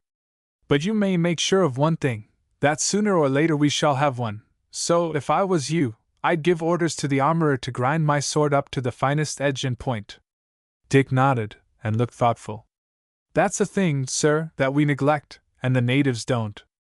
An Indian's proud of his sword, and gets it made of the finest steel. Why, a man might almost shave with some of the tulwars they wear. I think government ought to see that we have as good, but it don't. Where do you think the war will be, Stubbs? Said Dick. Don't know, sir. Haven't an idea. I only feel that there really is something coming. With real fights instead of sham, Stubbs? That's it, sir, and that's why I want to see you carrying sword that isn't all show. Chapter 14. Out of his cage. The first thing Dick did on retiring to his quarters that night was to take his sword out of its case and admire its appearance once more. The next, to draw it and hold it close to the lamp, about which the night moths were buzzing and a mosquito was sounding its miniature cheerful horn. The brightly burnished blade flashed in the soft, mellow light, and Dick thought it was very beautiful. But now, for the first time, it struck him that it was shockingly blunt. He was devoted to his profession, and proud of being a soldier, but he had never had a bloodthirsty thought. But now a fresh train of ideas had been started by the old sergeant's words. That beautiful, specklessly bright blade, with its damascening, was meant to cut, and it was perfectly plain that, though it might have divided a pear or a pumpkin with a very vigorous blow, it would not cut it, while, as to the result of a thrust with the point, its effect would have been almost nil. The idea seemed rather horrible, that of cutting flesh, or running an enemy through, but Dick felt that it was too late to think about such things as that. He was a soldier, and he had his duty to do. And besides, in all the sword exercise and fencing, he had been most carefully taught to look upon his sword as a weapon of defense as well as of offense. If we come to fighting at close quarters at any time, I've got to take care of myself, thought the lad, so you'll have to be sharpened up. He was in the act of sheathing his blade, and had it half back in the scabbard, when the report of a carbine rang out across the barrack yard. Clang! Went the saber as the hilt was driven home, and quick as thought, the young officer began to buckle on the belt. But before he had raised it to his waist another carbine raised the echoes of the place. The shouting for the guard to turn out followed through the open window, and, as soon as the belt was fastened, Dick caught at his sword, hooked it up, put on his cap, and hurried down. That you? Cried Wyatt from out of the darkness. Yes. What's the matter? Enemy? Enemy! Nonsense! Black Bob again for a tenner. The lieutenant was right, as they found after doubling to the cells. The prisoner had broken out again after once more outwitting the sentry and knocking him down, and worse still, they found on reaching the gateway, where a sergeant, along with the guard, was standing with a couple of lanterns, that the sentry had been knocked down there as well, and the prisoner had passed out. Wyatt heard all this as they came up, the sergeant being engaged in bullying the second sentry with all his might. "You might have stopped him if you had tried, you mop-headed idiot!" cried the sergeant. "How was I to stop him?" retorted the man. "I gave the alarm. And let the prisoner escape. It was your duty to have fired at him," roared the sergeant. "I want to know what the officers are going to say." "Why didn't you fire at him?" cried Wyatt angrily. "Beg pardon, sir," replied the sentry, drawing himself up as he recognized his officer. "I'm pretty good at firing practice with carbine and pistol." "It doesn't seem like it, sir," said Wyatt sharply.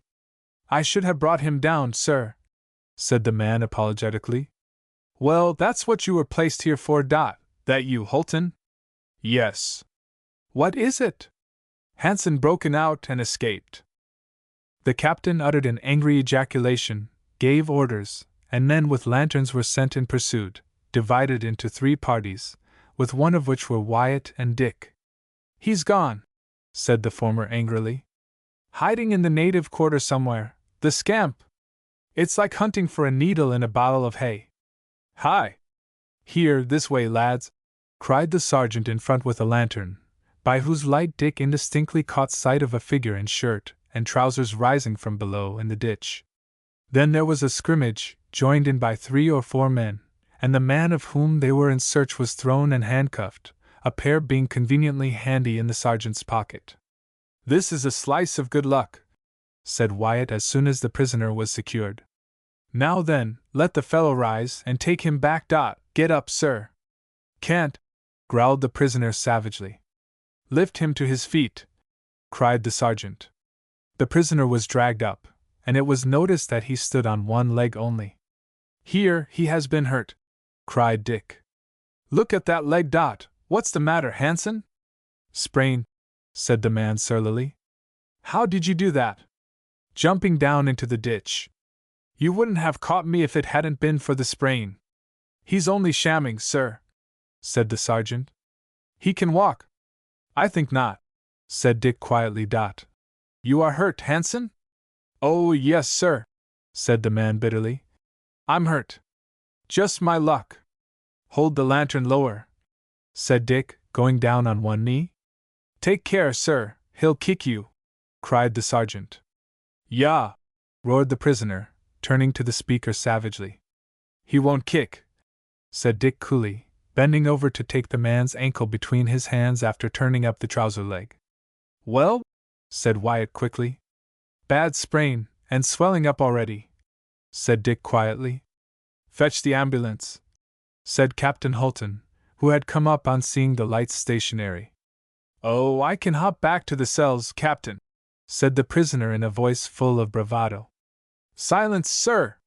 "It strikes me, Dick," whispered Wyatt, "that he'll have to hop somewhere else before he has done." "Carry him back to the cell," said Holton sternly. A couple of the guards stepped to the injured man's side. "All right, boys," he said in a low tone. "I've got no more fight in me. I give in." He threw his arms over the men's shoulders, and somewhat after the fashion of giving a ride in a sedan or dandy chair, as children call it, the prisoner was raised from the ground and borne back to his place of imprisonment. "He ought to have a doctor directly," said Dick as he and Wyatt followed some little distance behind the party bearing the prisoner. "Who says so?" said Wyatt. "I do." "And what do you know about it, chicken?" "I know that he has fallen heavily upon his foot and given the ankle a bad wrench. It's about double its proper size now, and requires immediate treatment." "Don't think so. It has done him good. Tamed him a bit. But you don't want the man to be lame?" "Never said I did, dear boy." "But what should you do?" "Call in the doctor." "But if there were no doctor?" "Apply bandages and lotion at once." "Humph! Suppose a chap had a leg taken off by a 12-pound shot and there was no doctor, what should you do then?" "Apply a tourniquet well on the femoral artery, and do what I could to check the bleeding." "Humph! Suppose a fellow had a bullet through him anywhere?" "Plug and bandage the wound." "Sword cut?" "Depend on what and where it was. Most likely put in a few stitches to draw it together, and then apply strapping." All right, said Wyatt. We're often right away from a doctor, and some of us get into trouble, so just you stick by me, Dick, in case I go down. Dick laughed. I suppose what you say is all right. Oh, yes, said the lad confidently. That is what my father would have done. But your father was never in a battle. In the battle of life every day, said Dick. But he never treated a man who had had his leg taken off by a shot. No, but he has treated poor fellows who have had their legs taken off by machines. Well, no sword cuts? Worse ones, made by scythes. I've got you this time. No holes made by bullets? No, but I went with him once to see a poor fellow who had had an iron rod driven through one arm. Bravo, old fellow, well, has he quieted down? This to Hulton, who was coming away from the cell door. I've sent for the doctor. Chapter 15. Wyatt's old father.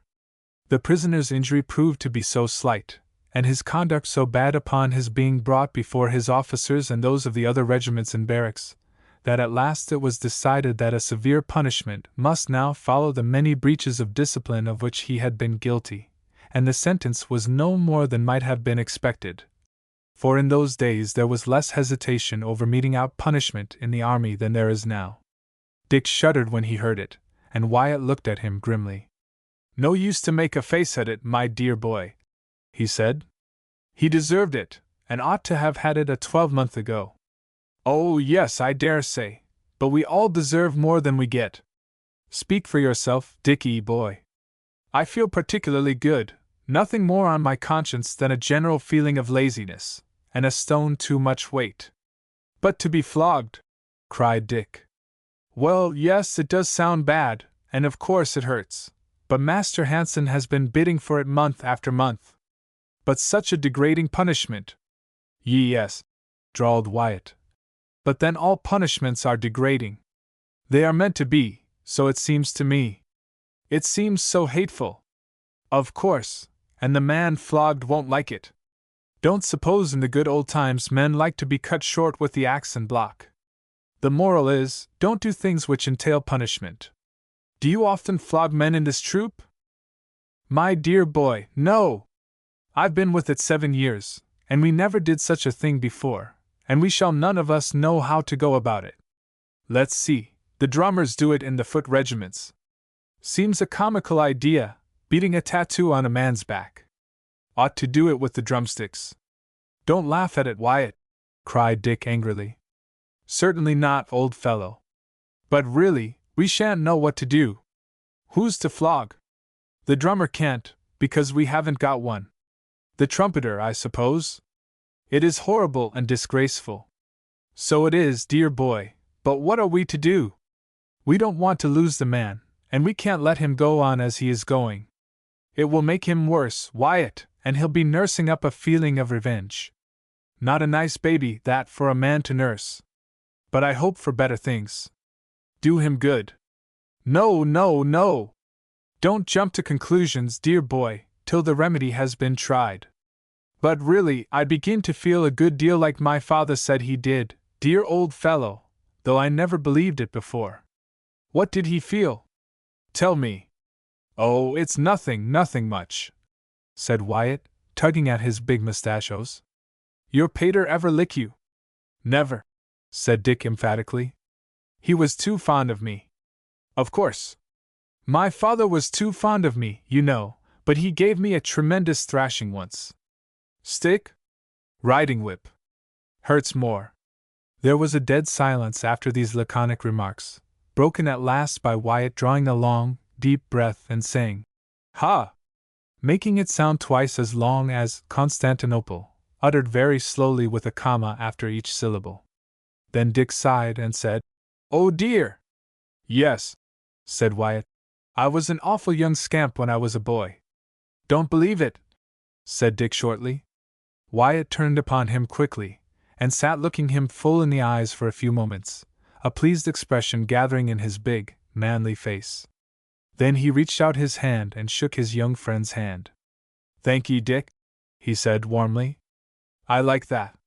Does a fellow good. But I was, you know. I dare say you were thoughtless and got into scrapes, played tricks, and that sort of thing.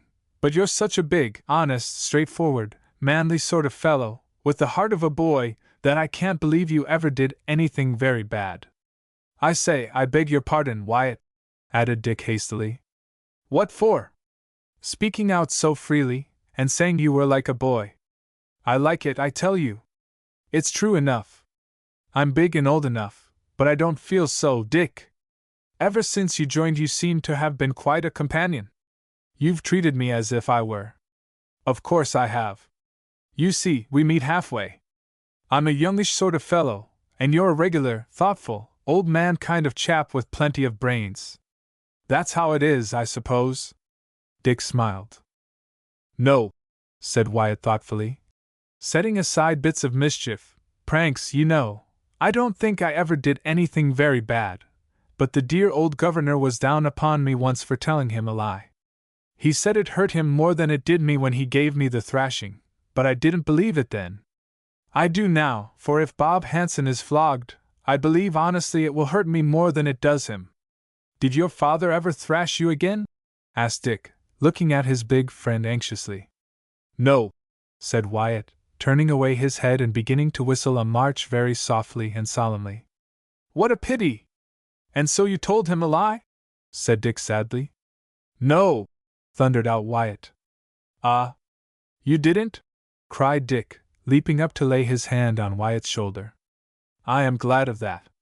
Thank ye, old man, said Wyatt. It was all a big mistake. He thought I had. But why didn't you tell him? Why didn't you explain?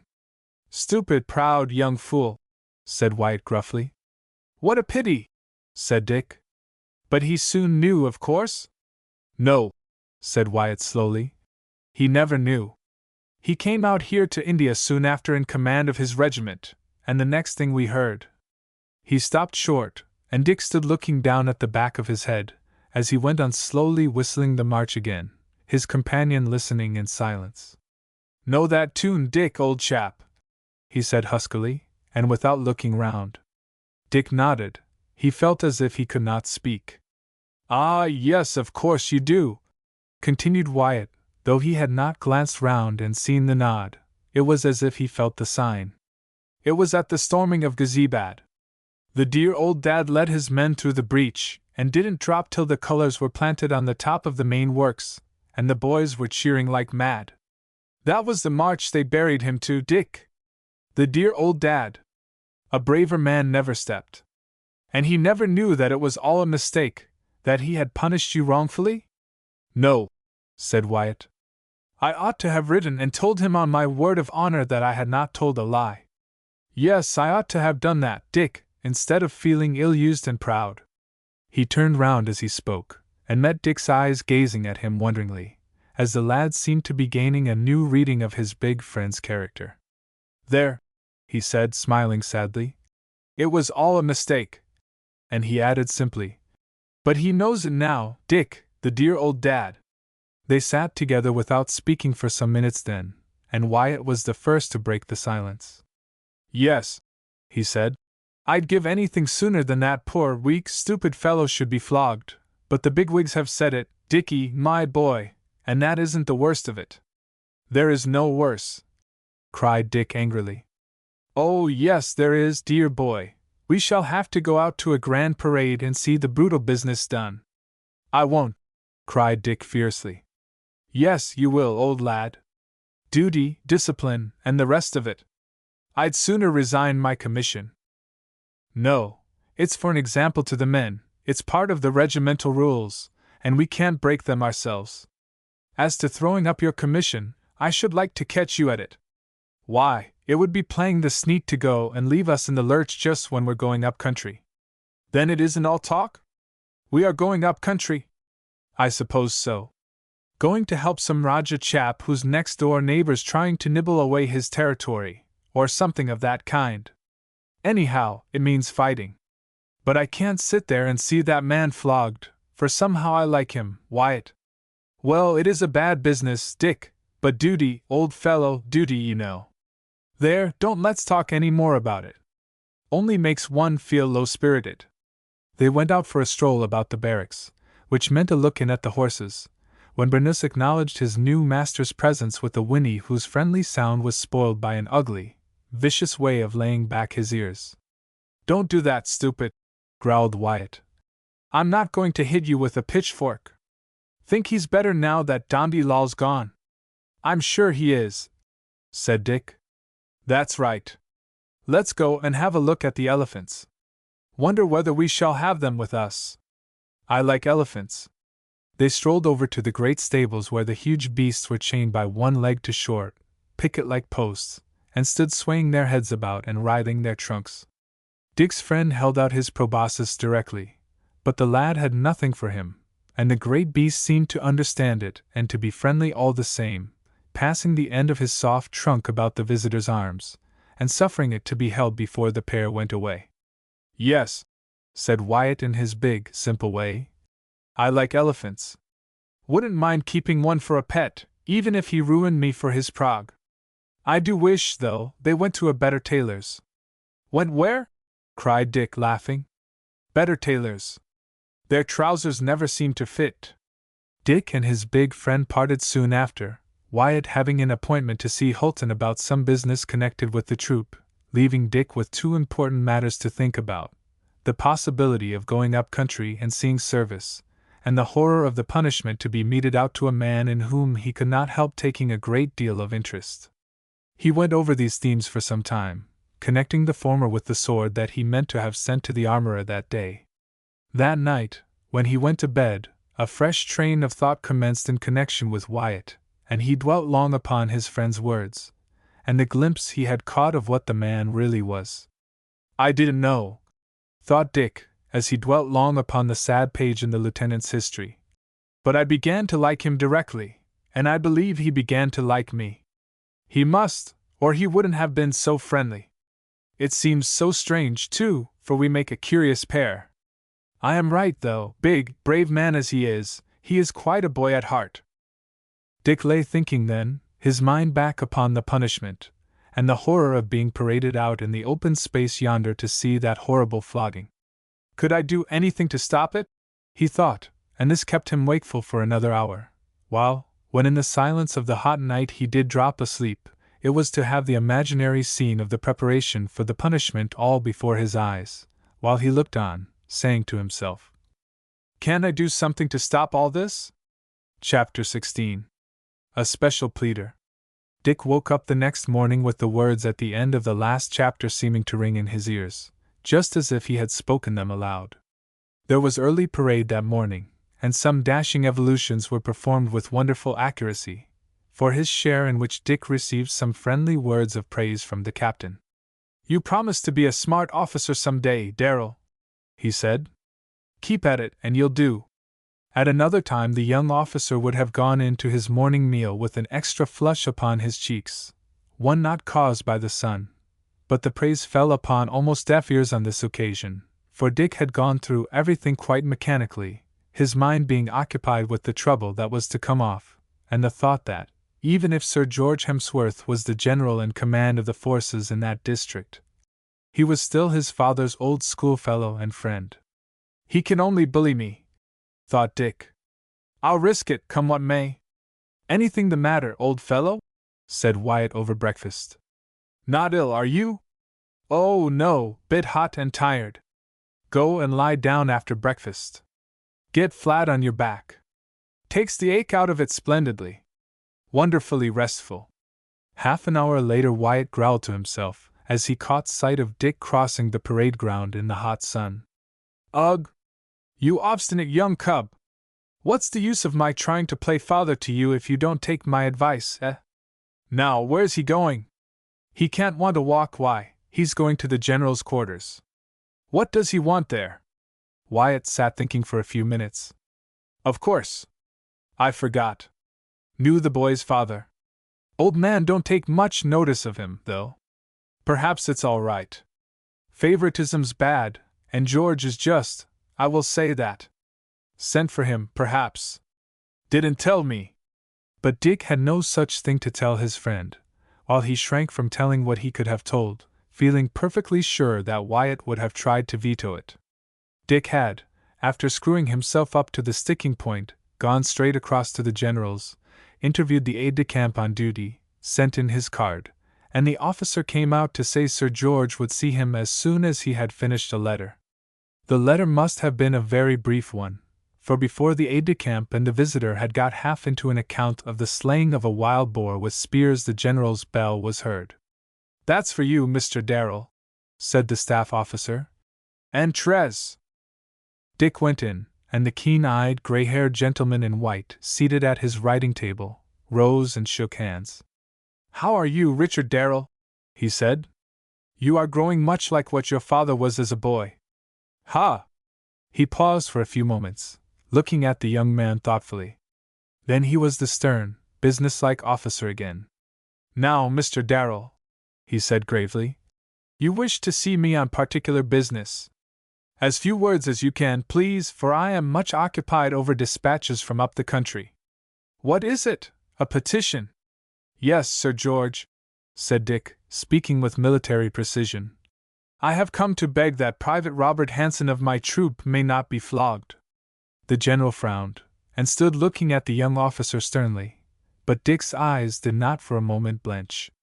"This is a strange application, Mr. Darrell," said the general sternly.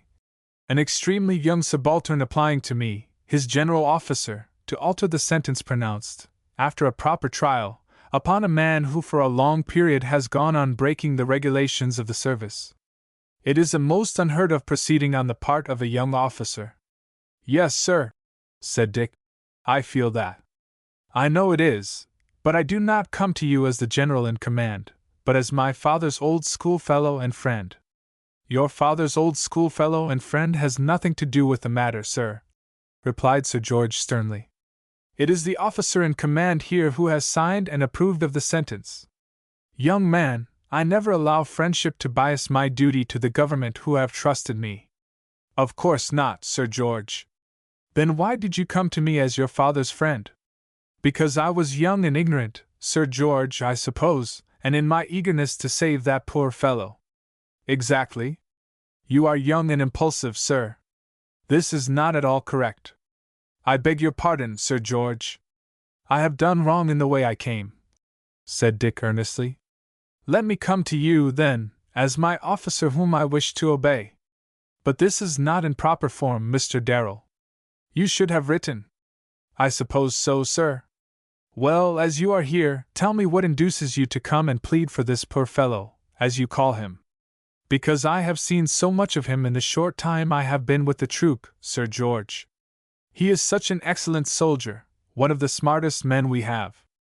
All that has been taken into consideration, Mr. Darrell, again and again, and taken in extenuation of some of his failings, but he has gone too far now. The man is a thorough wastrel. But I think there is some good in the man, Sir George." The general shrugged his shoulders. "You must have microscopic eyes, Mr. Darrell. His officers, who have had long experience of the man, have failed to discover it. He has behaved very bravely in action, sir." "Yes, I am told so. But cannot you see, Mr. Darrell, the necessity for preserving the character of your corps, how it must be kept in the highest state of discipline?" "Yes, Sir George, of course, but I don't know how it is, I have felt attracted by this man. He is a gentleman, evidently, by birth and education." "Have you become at all intimate with him, Mr. Darrell?" said the general sharply. "Oh, no, Sir George, I have never spoken to him except to give orders." "Has he written to you begging you to help him?" "No, Sir George. It is because it is so sad for a man like that to sink so low as to suffer such a horribly degrading punishment." "I am glad it is that, Mr. Darrell," said the general coldly. "Then I am to presume that you take great interest in the men of your troop?" "Oh, yes, sir," cried Dick earnestly. "And that you would put in a petition for any other man who was in a similar trouble?" "I think I should, sir." "Well, Mr. Darrell, this is a very disorderly proceeding on your part, but I feel that it is through a certain natural enthusiasm in a young man, who has certainly distinguished himself since he has been out here by his sterling endeavors to make himself an energetic officer, and therefore, I feel disposed to try and meet you in this matter." "Oh, Sir George," Silence! Dick drew himself up to attention, and the general went on. I may tell you, Mr. Darrell, that I signed this man's sentence with extreme reluctance, and it was not until everything had been tried that these extreme measures were decided on. But we cannot have the force disgraced. To be brief, I will leave this matter in your hands. If you can bring me this man's word as a soldier that he will from this time forward begin earnestly to amend, I will let him off the degrading portion of his sentence. Oh, Sir George, began Dick excitedly.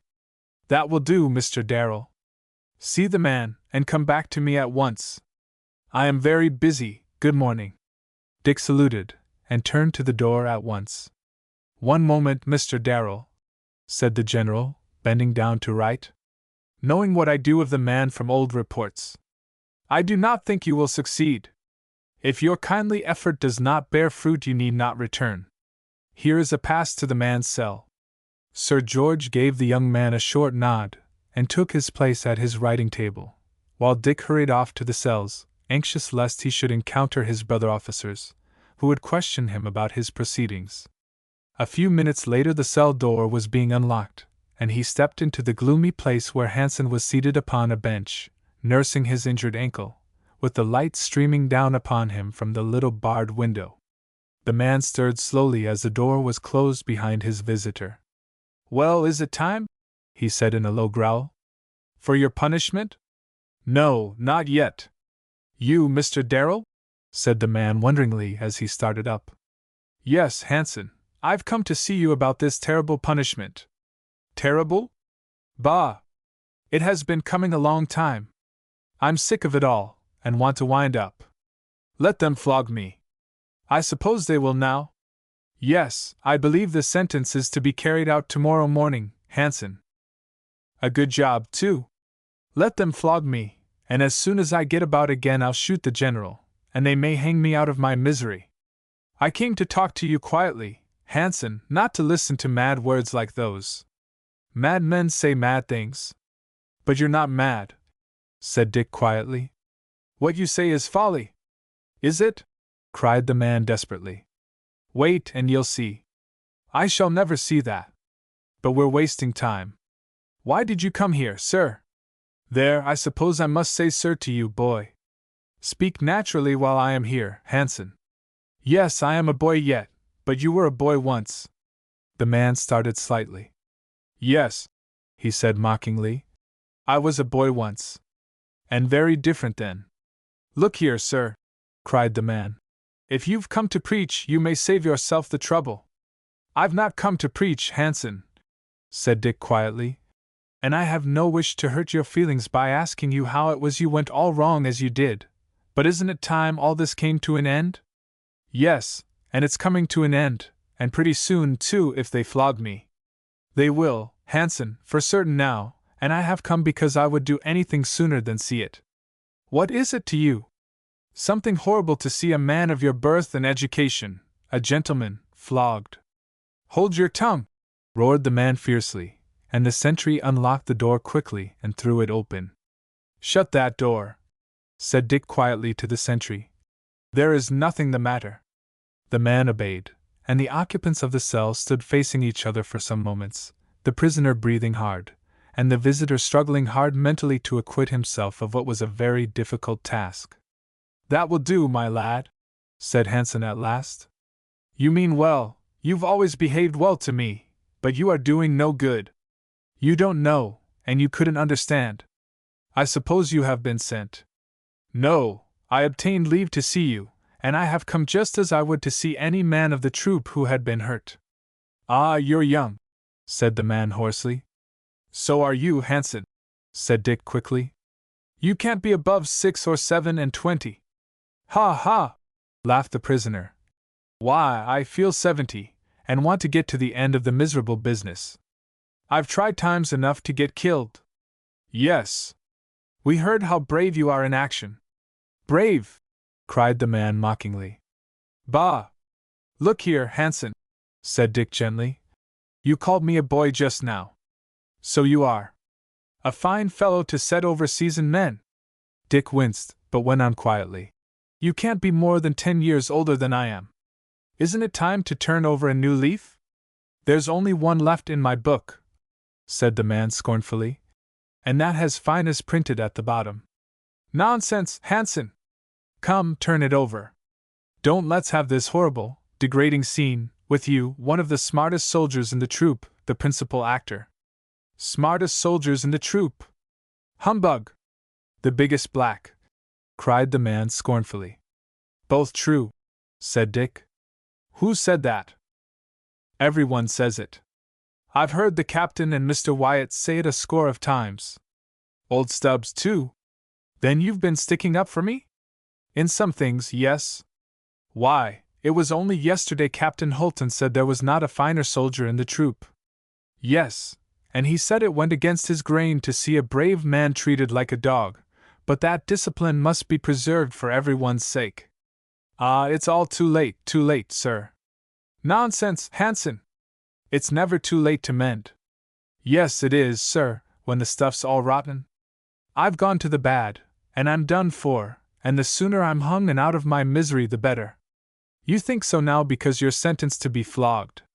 Yes, and that's the last straw. I say, Hanson, weren't you once a gentleman? Tell me. Silence! Cried the man fiercely, and the sentry once more came to the door. Nothing, all right. Don't you ever speak to me again like that, said the man in a hoarse whisper. Very well, I will not, but I know now, and I shall think as much as I like. There, go now, sir, before I get mad. No, you will not hurt me. You don't know that. Yes, I do. You respect me too much. It's a lie. I hate you for your youth and good looks and luck, and the way in which other people spoil you, boy. Nonsense! You do like me, and if we were in action you'd do anything to save me from being hurt. The man uttered a low growl like some savage animal, but his dark eyes softened, and he turned away his face from the light which streamed in through the bars as Dick went on. The natural result of knowing that is that I've got to like you. The man gazed at him mockingly. What? He cried. You, an officer, and I the most blackguardly private in the troop? I meant as a brave man and a good soldier, and it hurts me to see such a one as you going to the dogs. You don't know what you're talking about this morning, boy, said Hanson bitterly. Boy? I am your officer, Private Hanson. Yes, sir, I was forgetting myself, and I shall forget myself more if you stay, so please go. That's what I want you to do, said Dick earnestly. I want you to forget what you are now, and be what you used to be. The prisoner drew his breath hardly, as if he were in pain. I want to be a friend to you as much as I, an officer, can be to one of our men. Look here, sir, you were sent here to me this morning by the captain? He does not know I have come, Hanson. What? Look here, is that true? Don't insult me by asking such a question, sir, said the lad, flushing. I had to beg for permission to come. I tell you it hurt me horribly when I knew you were sentenced.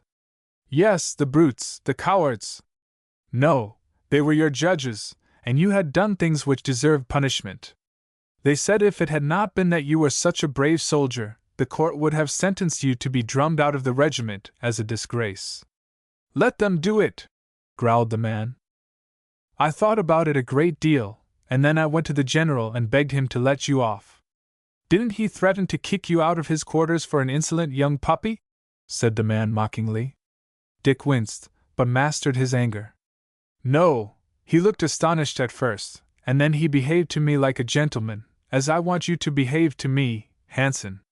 You can if you like. Yes, I can, my lad, and no, be off and leave me. Let them flog me, and that will be the end of it.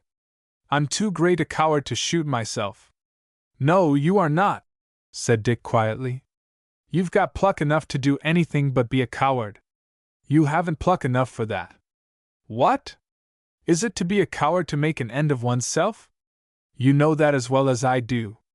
Now, understand this once for all. I came here entirely through my own efforts. No one prompted me, no one helped me.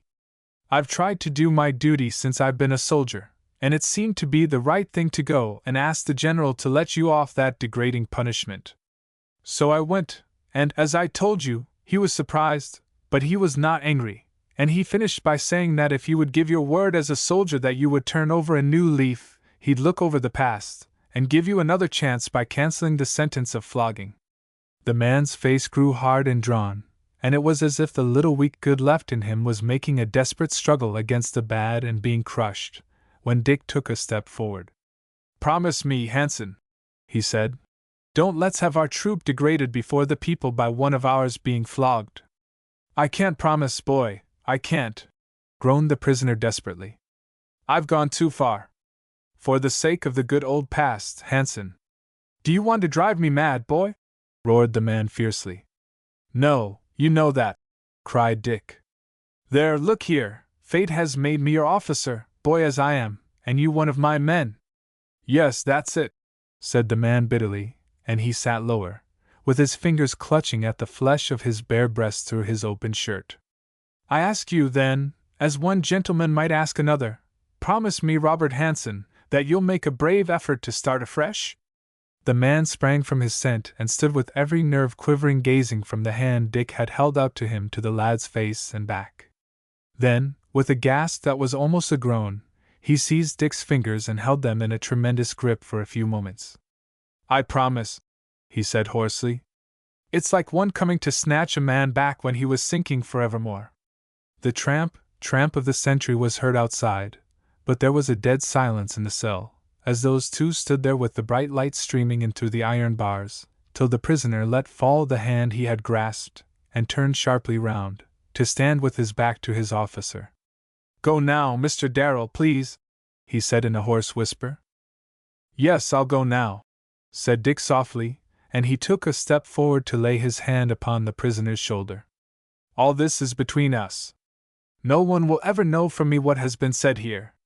Dick turned and rapped at the door, which was opened at once, and he passed through, hearing the clang and rattle of the lock and bolts as he strode away, making for the general's quarters, hurrying his steps as he saw a syce holding a horse at the foot of the steps. He was none too soon, for before he was across the great parade ground the general came out and mounted, fortunately for Dick, turning his horse and moving in the direction which brought them face to face. "Ah, Mr. Darrell," he said, reining up. "Want to see me?" "Yes, Sir George. I've just come from the prisoner's cell." "Well?" "He promises, Sir George." "Indeed? But will he keep his word?" "Yes, Sir George, I'll answer for him." "You are a foolish, sanguine boy," said the general, smiling. "But we'll see. Come with me." He turned the horse's head and walked him back to the door of his quarters, where he alighted and threw the reins to an orderly. Then, leading the way back to his room, he removed his glove and sat down at the writing table, where his pen ran rapidly over a sheet of paper. "There," he said when he had blotted and folded it. "I am not young and sanguine like you, Mr. Darrell, but I am glad to have the opportunity of stopping the degrading exhibition we were about to have, and let me say, too, equally glad to oblige a young officer whose career I have been noticing ever since he joined." Dick reddened and faltered a few words. "That will do," said the general, nodding pleasantly. "But recollect this, you have undertaken an onerous task. You promised me to be answerable for this man." "I did, Sir George, and I honestly believe I can." "Of course you do. Well, I shall watch the progress of your efforts, mind that. There, I have work on hand. Take your letter to Captain Holton. I have given your protégé a clean slate, so that he may start free, and I shall expect you to turn him from the brute he has been into a credit to his troop." "A clean slate, Sir George," stammered the lad. "Will he have no punishment to undergo?" "No, Mr. Darrell. As a soldier I never do anything by halves." He walked to the door, mounted, and rode away, leaving Dick half suffocated, for he had succeeded beyond his wildest hopes. "Oh," he cried to himself as he hurried off with his letter, "if Hanson will only mend!" Chapter 17. On Service. "Here, Dick, lad, bit of news for you," said Wyatt a few hours later, after giving a heavy thump with his fist on the door, and then striding into his friend's room. "Indeed?" said Dick quietly, and without showing a sign of knowing what it was. "Good or bad?" Wyatt screwed up his mouth, and shook his head at his companion. How precious innocent we are, he said. But it won't do. What's your news? Bob Hanson's let off.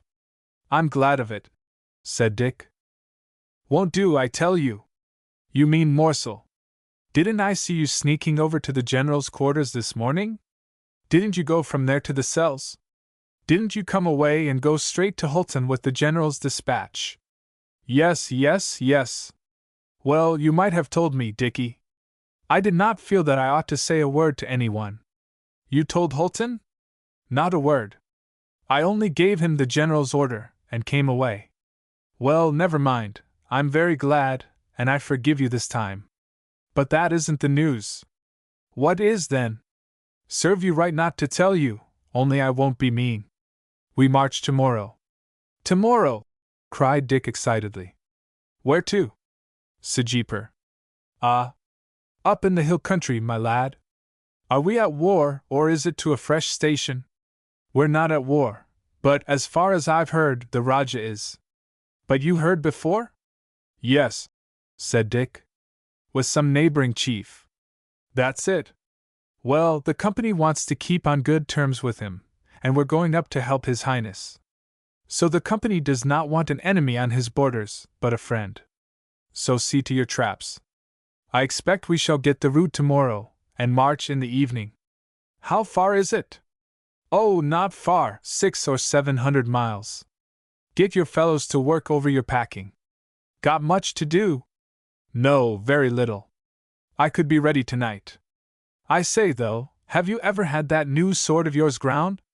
No, I've been meaning to have it done for days. Get it done at once. Here, send one of your fellows for the armorer, so as to catch him before he knows, or he'll be too busy. Dick summoned his servant and sent for the man who acted as armorer in the troop, and the bright new weapon was brought out. In a very short time the man had received his orders to bring the weapon back in a couple of hours, and he looked inquiringly from one to the other, but, obtaining no information, he went off, and brought the sword back keen of edge and point. Then Wyatt spoke. Heard the news yet, Smith? No, sir, nothing stirring that I know of. Ah, well, you'll get some, so look out. Before the man had reached the barrack yard the news was running from one end of the cantonments to the other, and as the two officers looked out, they saw half a dozen men hurrying up to the man who had just quitted them, speaking eagerly, and Wyatt laughed. Master Smith has got his work cut out for the next few hours, he said. Never mind, you've had your first go, so you needn't mind. Are you pretty well prepared? Asked Dick. Oh, yes, I'm ready enough. Been expecting the order, you see, and the less one takes on the march the better. There'll be an early parade and inspection, of course. What regiments are going with us? None. The elephant guns are to follow, but not for a week. We shall have it all our own way, and it will mean promotion, I hope. Perhaps I shall get my troop, and if I do you'll come with me, Dick? That would mean leaving this troop? Said Dick, aghast. Of course. But you and I would soon make another as smart. Think so? Said Dick thoughtfully. Oh, yes. I don't profess to be clever, but it always seems to me that if two fellows make up their minds to do a thing and stick to it, if it's possible, they'll do it. Yes, said Dick still more thoughtfully. I suppose so. It was late before he lay down to rest that night, for there was more to do in preparations than he had anticipated. For instance, there was the letter home, announcing his departure up country on service, a letter which took a long while to write, and set him thinking, taking, as it did, much of the holiday aspect and excitement out of the coming trip. For now he began to realize that it meant something more than show. He was going to face the realities of a soldier's life, and the possibilities of his never coming back alive. Dick did not go to sleep quite so easily that night, and when the bugle was sounded he seemed to have hardly closed his eyes. But there was no time for thought in the early gray of the morning. The bustle and hurry of preparation was going on all round. There was the trampling of horses, the clink of spurs, and the rumble and rattle of gun wheels, limbers, and ammunition wagons. Soon after there was a familiar whinnying sound outside, and he ran to the window, to look down and see Ram Dad in spotless white walking Bernice up and down, ready for his master. Who's going to feel dumpy when he has a horse like that? Muttered Dick as he turned away and stood before the glass, giving the finishing touches to his dressing, ending by buckling on his sword. Wish I were bigger, he said to himself. I don't seem to grow a bit. Which was strange. But at that time the lad's ideas of growth were that he ought to increase in size as rapidly as a melon. The opening of the door behind him interrupted his meditations, and he turned to see the smiling face of his body servant, who had brought him his morning coffee. Will the Sahib take Hakim with him to Sijipur? Said the man. Of course. Don't you want to go? Hakim would go everywhere with the Sahib, replied the man. If the Sahib will promise that his servant shall not be killed. I'll promise that I will not kill you, Hakim, said Dick, smiling. Then his servant is satisfied and happy. Will Ram Dad go too? Oh, yes. Look here, Hakim, you will see that my things go with the officer's baggage, and look out for yourself. The Sahib's servant has been on the march before, said the man importantly, and he will see to everything. That's right, said Dick, hurrying through his coffee and biscuit, for he was none too soon. Then, running down, he reached his horse just as Wyatt came up. Morning, said the latter, with a very sleepy look in his eyes. Humph! Your charger looks well. Don't seem quite so ready to eat you now, or to kick you into the middle of next week. Oh, no, we're getting great friends, aren't we, Nouse? Replied Dick, patting the beautiful neck and rubbing the muzzle extended to meet his hand. Yes, he looks civil enough, but I wouldn't trust him. There, mount, and come along. Here comes Hulton. The troop was already drawn up in heavy marching order, and directly after they moved out onto the parade, where the general and the staff soon after rode on to the ground. There was a careful inspection, and the men were dismissed long before the sun made its power felt, the general having expressed his satisfaction with everything. Those were busy hours which intervened till just before sunset, when the order to march was given, and the troop rode out from the town, escorted by a squadron of one of the native cavalry regiments and a band, for a short distance, before the final farewells were said, and they broke into a trot to overtake the long train of baggage wagons which had set off a couple of hours earlier, for, in spite of everything being cut down, the necessities for a lengthened expedition, with tents, servants, grass cutters, provender, and an ample supply of ammunition and spare horses, sufficed to make what seemed to Dick an appallingly long display. Long before midnight, though, they were encamped, with everything, consequent upon the admirable state of discipline, in perfect order, and Dick sat with his brother officers and the doctor in their mess tent by day, and lay in their sleeping tent by night. The guard had been set, and it was Dick's duty to visit the posts about the camp that night. To his surprise, he found Wyatt awake, ready to roll off his camp bed and make the round with him. Don't mind my company, I suppose? He said. Glad of it. And they went round the little sleeping camp together, an attractive walk by the light of the great full moon. Looks quite nice, said Wyatt. And no fear of an alarm. Alarm, no, said Dick, laughing. I was thinking of being in the enemy's country, with a force 10 or 20 times as strong as our own on the qui-vive to wipe us out. Keeps you from feeling sleepy, my lad. Have you ever been in that position? Asked Dick. Often, was the laconic reply. Then, after a pause, perhaps we may be next month. It was a long, monotonous march, with the customary incidents, troubles about water, native servants breaking down with illness, real or fancied, oftener, the doctor said, the latter. Then the dreary plains began to give place to hilly country, the air was less heavy, the woodlands more beautiful, and, after a week or two of this, hills began to appear in the distance, hills that would in Europe have been dubbed big mountains. The marches now were for the most part along winding valleys, with sparkling rivers near the roads, which became more difficult for the guns and wagons, but this was balanced by the beauty of the scenery and the invigorating nature of the air. Fellow can breathe out here, and Hulton says Sijipur is more beautiful and higher up than this. This valley is beautiful enough for anything, said Dick as they rode on one evening. Why, there ought to be tigers and leopards in these jungles. Lots, said Wyatt. And fish in the river. Heaps, said Wyatt. Monsters 60 and 70 pounds weight. You and I are going to have some shooting and fishing by and by, old lad, if we find time. But Holton's right. What about? He says we're in for it. In for what? Who knows? It's as he says, we've got to depend entirely upon ourselves, for, if we have to do any fighting, and the other side's too strong, we shall have to pull up our boots and tighten our belts. Surely we shall not be in such a position as that? Said Dick. Who can tell? Perhaps the Rajah's chaps haven't much go in them, and will leave us to do the fighting. There we are. Suppose we send for help. It will take a month for the messenger to get to cantonments, and a month for the help to come, and during that time they could eat us all but our boots. But if things went against us, we should have to retire. Retreat, eh? Yes, said Wyatt thoughtfully, and then he broke out suddenly, to Dick's amusement, with a capital imitation of the Irishman in the old anecdote. "Och, your honour, I've took a prisoner." "Bring him along then, Pat." "Plaze your honour, he won't come." "Come without him, then." "Plaze your honour, he won't let me." Suppose that's our position, Dickie? It seems to me that we're going right into a trap, and mayn't be able to get away again. I don't think we ought to have been sent. Why, you're not afraid? Said Dick. Not a bit, lad, only thoughtful. I say we oughtn't to have been sent, because this isn't the sort of country for horse artillery.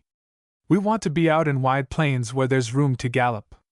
Here, for instance, we could do nothing but sit on our horses while the enemy lined the sides of this valley with sharpshooters to pick us off. Perhaps Sajeepur may turn out to be a plain country. Hope it is, said Wyatt abruptly. But I don't think it is. We ought to be rifles, not what we are. Here's a pretty place for an ambush. If the Rajah's enemies know we're coming, they'll be collected up yonder, and as soon as we get near enough they'll begin playing a game of skittles. We shall be the skittles, and the rocks the balls. I say, said Dick merrily, would you mind going to the rear, to ride beside Captain Holton? Yes, I should mind a good deal. I've been riding with him, and he's as obstinate as a pig. Oh! I said we ought to send out the advance guard farther, and double the rear guard. And what did he say? Told me to mind my own business, that we were not in an enemy's country, and that I was getting quite an old woman. Well? I didn't like it. It did not sound pleasant. But you don't think there is anything to mind, do you? I don't know that there is, young un, but it may have got about that we are coming, and if I were our friend's enemy, it is the very thing I should do. What, try and cut us off? Of course. There's more done by scheming than hard work, they say, and I'm sure there is in war. 500 men attacking an enemy's rear at a critical time will do more towards producing a rout than 5,000 fresh troops attacking the front. It's the sudden and unexpected that does so much in a battle. Dick nodded and looked grave. What shall we do? He said. Obey orders. Holton's in command. These last words were spoken in so decisive a way that Dick said no more, and rode on in silence. But for the rest of their ride, whenever a valley narrowed into a gorge, he watched the sides anxiously in search of marksmen waiting to dispute the way. But he searched the sides in vain, and after encamping 2 more nights, the valley they were in debouched in a fruitful plain stretching far and wide, to snow-capped mountains glittering in the brilliant sunshine, while, as the officers halted to gaze down in wonder and admiration, they could trace the serpentine course of the widened-out river stretching far in all directions, fertilizing the plain, and meandering on like a ribbon of silver, till many miles away they could see, through the wonderfully pure air, the gilded minarets and walls of an extensive city. Yonder's Sajeepur, said Holton, riding up. Now then, Wyatt, will there be room enough there for us to maneuver? Yes, yes, dear boy, cried Wyatt enthusiastically. Splendid! Magnificent! Miles of galloping ground. Ready to begin now if the enemy would come in sight. There you are, then, cried Dick, rising in his stirrups. Look yonder. He pointed right away, and his companions shaded their eyes, and made out in the distance the glint of arms in the sunshine. And, as the order was given to halt, the officers made out that a large body of horse was coming in their direction. Satisfied of this, the the captain gave the order for the troop to advance, the baggage train being halted where they were, with the few men appointed for their guard. "Now then, Dick," said Wyatt as they trotted on, "this is right. Holton wants to get us more out in the open." "Yes, that's right. He's making for that low mound, from which we could sweep the plain in all directions. That's soldierly. See?" "Yes, I see," replied Dick. "But these may be friends coming to meet us." "Of course they may, and we shall be none the worse for being prepared. But by the same rule, they may be enemies, and we shall be all the better for being ready to receive them." In less than an hour all doubts were solved by the advance of a little detachment of well-mounted men, who announced that the Rajah was coming himself to meet his friends with all his horse, and soon after the glittering array in attendance on the great chief, mounted in a silver howdah upon a huge elephant, nearly covered with cloth of gold, and with tusks painted and banded with the precious metal, rode up.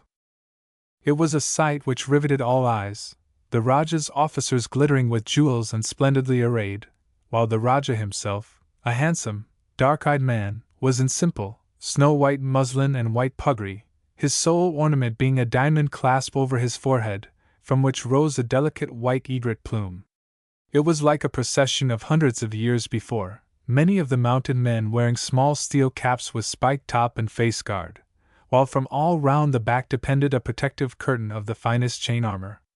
Many of them, too, wore shirts of mail, fitting tight to the body, and without exception they carried light, curved tulwars and round shields.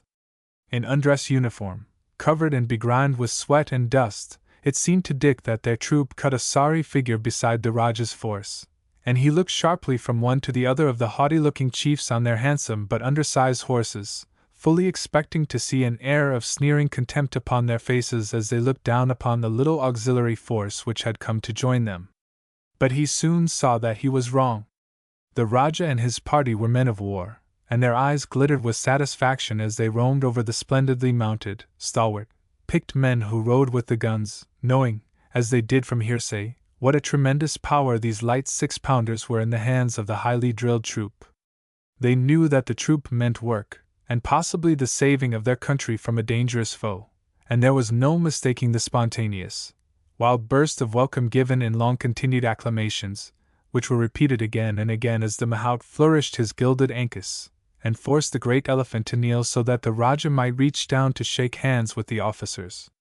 "Something to write home about," thought Dick as he drew off his gauntlet to grasp the thin brown hand extended to him, when his turn came to meet the flashing dark eyes and pleasant smile turned upon him. "I am glad to welcome you, sir," said the Rajah in excellent English, though with a strange intonation. "I would ask you to come up into the howdah to sit with me, but I have already asked Captain Holton. Another time. It does not matter, for you have a beautiful horse, and you ride him well." Dick was hot before, now he glowed, and found himself wanting in words when the Rajah loosed his hand. The next minute the captain was mounting by using the elephant's trunk as a succession of steps, the intelligent beast helping him so that, with the aid of the mahout's hand and the friendly grasp of the Rajah, he climbed to the howdah. The elephant heaved and rolled like a boat among waves, and, at a word from the Rajah, his force divided and drew up on either side, facing inward for the troop to pass between them and then close in behind. Wyatt took the command as the captain's horse was led by one of the men. "Gallop back," said the former, "and order the rear guard and train to advance at a trot, Darrell." And extricating himself from the crowd of horsemen, Dick sent his charger flying to the rear, a burst of exclamations following him as he passed, while half a dozen dark-skinned, fierce-looking horsemen chipped spurs to their steeds' flanks and followed him at a gallop. His mission was soon accomplished, and the train came rumbling along, while, still followed by his self-formed escort, Dick galloped back to take his place by Wyatt, who was at the head of the troop, following close behind the Rajah's elephant, in advance of which were one half of the horsemen, the other half being in rear of the train. "What do you think of this, Dickie?" said Wyatt as they rode slowly on towards the city. "Very jolly," was the reply. "Well, don't get swelled head over it, young un. I'm thinking that if this is going to be the sort of thing, we shan't want to go back to Ramwala, Calcutta, or anywhere else." "Why?" Because we are going to be the greatest people in the Raja's army, and we shall want to stay. Nonsense! Oh, no, it isn't. In about a month, old Holton yonder, perched up like an idol in a temple, will be made field marshal. I shall be a general, and as for you, oh, you shall be my aide-de-camp. Thank'ee, said Dick. Oh, I shall behave well to you if you're a good boy. What are you thinking about? I was thinking it strange that nature should have given elephants such ridiculous little tails as that in front. Get out! You weren't. I was, really. Look at it whisking about. It's quite absurd. Humph, yes, but the brute shuffles along pretty well. I'm glad it's old Holton the chief has got up there instead of me. I'll be bound Holton wishes himself back upon his horse. Shall we camp out tonight as usual? Said Dick after they had ridden a little way.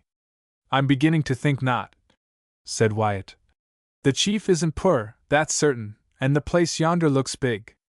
I expect we shall have a palace apiece, and be left to toss up who is to entertain the doctor. Really, though, I expect we shall find some kind of barracks and stables set apart for us. A couple of hours later the procession was crossing the river by a well-built bridge, held by a strong force of sturdy-looking men in white, armed with crooked, heavy knives and shields, while the road leading to the principal gate was lined with the Rajah's troops, swarthy, active-looking men, but with weapons of the most antique kind, principally long-barreled matchlocks. But they look as if they've got some fight in them, said Wyatt. Yes, said Dick. Those little dark fellows seem as active as cats. And they are, said Wyatt. Hill men, that's what they happen to be. I say, though, the Rajah has plenty of subjects. For the narrow, bazaar-like streets and the housetops were crowded with people, who seemed to devour the newcomers with their eyes, till suddenly, in a long street kept by troops, one side of which was formed by a building with a carved gateway, the procession halted, the elephant knelt, and Captain Holton rose. Pass the word along for the captain's charger, said Wyatt sharply, and the next minute one of the gunners hurried forward with the led horse in time for his chief. The captain rode up to his brother officers. That building is our barracks, he said, and the place is ready for occupation, so we will move in at once. Set sentries at the gates, Wyatt. By the way, the Rajah tells me that a meal is ready for the men, and he asks our company at the palace to join him. We can't all go, said Wyatt quietly. No, so I have excused you. Darrell, you will come. The captain moved away. I'd rather stay and help you, Wyatt, said Dick. I believe you, dear boy, but you must go. We shall soon settle down. The sergeants and corporals work well, and when you come back the place will seem as if we had been in possession a month. Chapter 18. A Royal Dinner Party. Nearly ready, Darrell? Cried Holton. Yes, and waiting for you, was the reply as the captain entered the lads' quarters and looked round critically. Humph! You've got better rooms than I have. Like to change, sir? Not I. So long as I've a good bed I don't mind. Bless us! How smart the boy looks! Shall I do? Do? Yes, you always look well and manly, sir. But how are we going to find our way? Oh, I'll find the way, but I wish we were not going to walk through the dust, on account of one's shoes. They were not going to walk, for there was the trampling of horses and jingling of accoutrements heard in the courtyard, and Hakim entered. The Sahib's elephant is waiting, he said. Eh? Cried the captain. What elephant? The Rajah's Sahib, come to fetch. Ha! That's something like a host, cried Holton. I was just going to see if we couldn't have palanquins.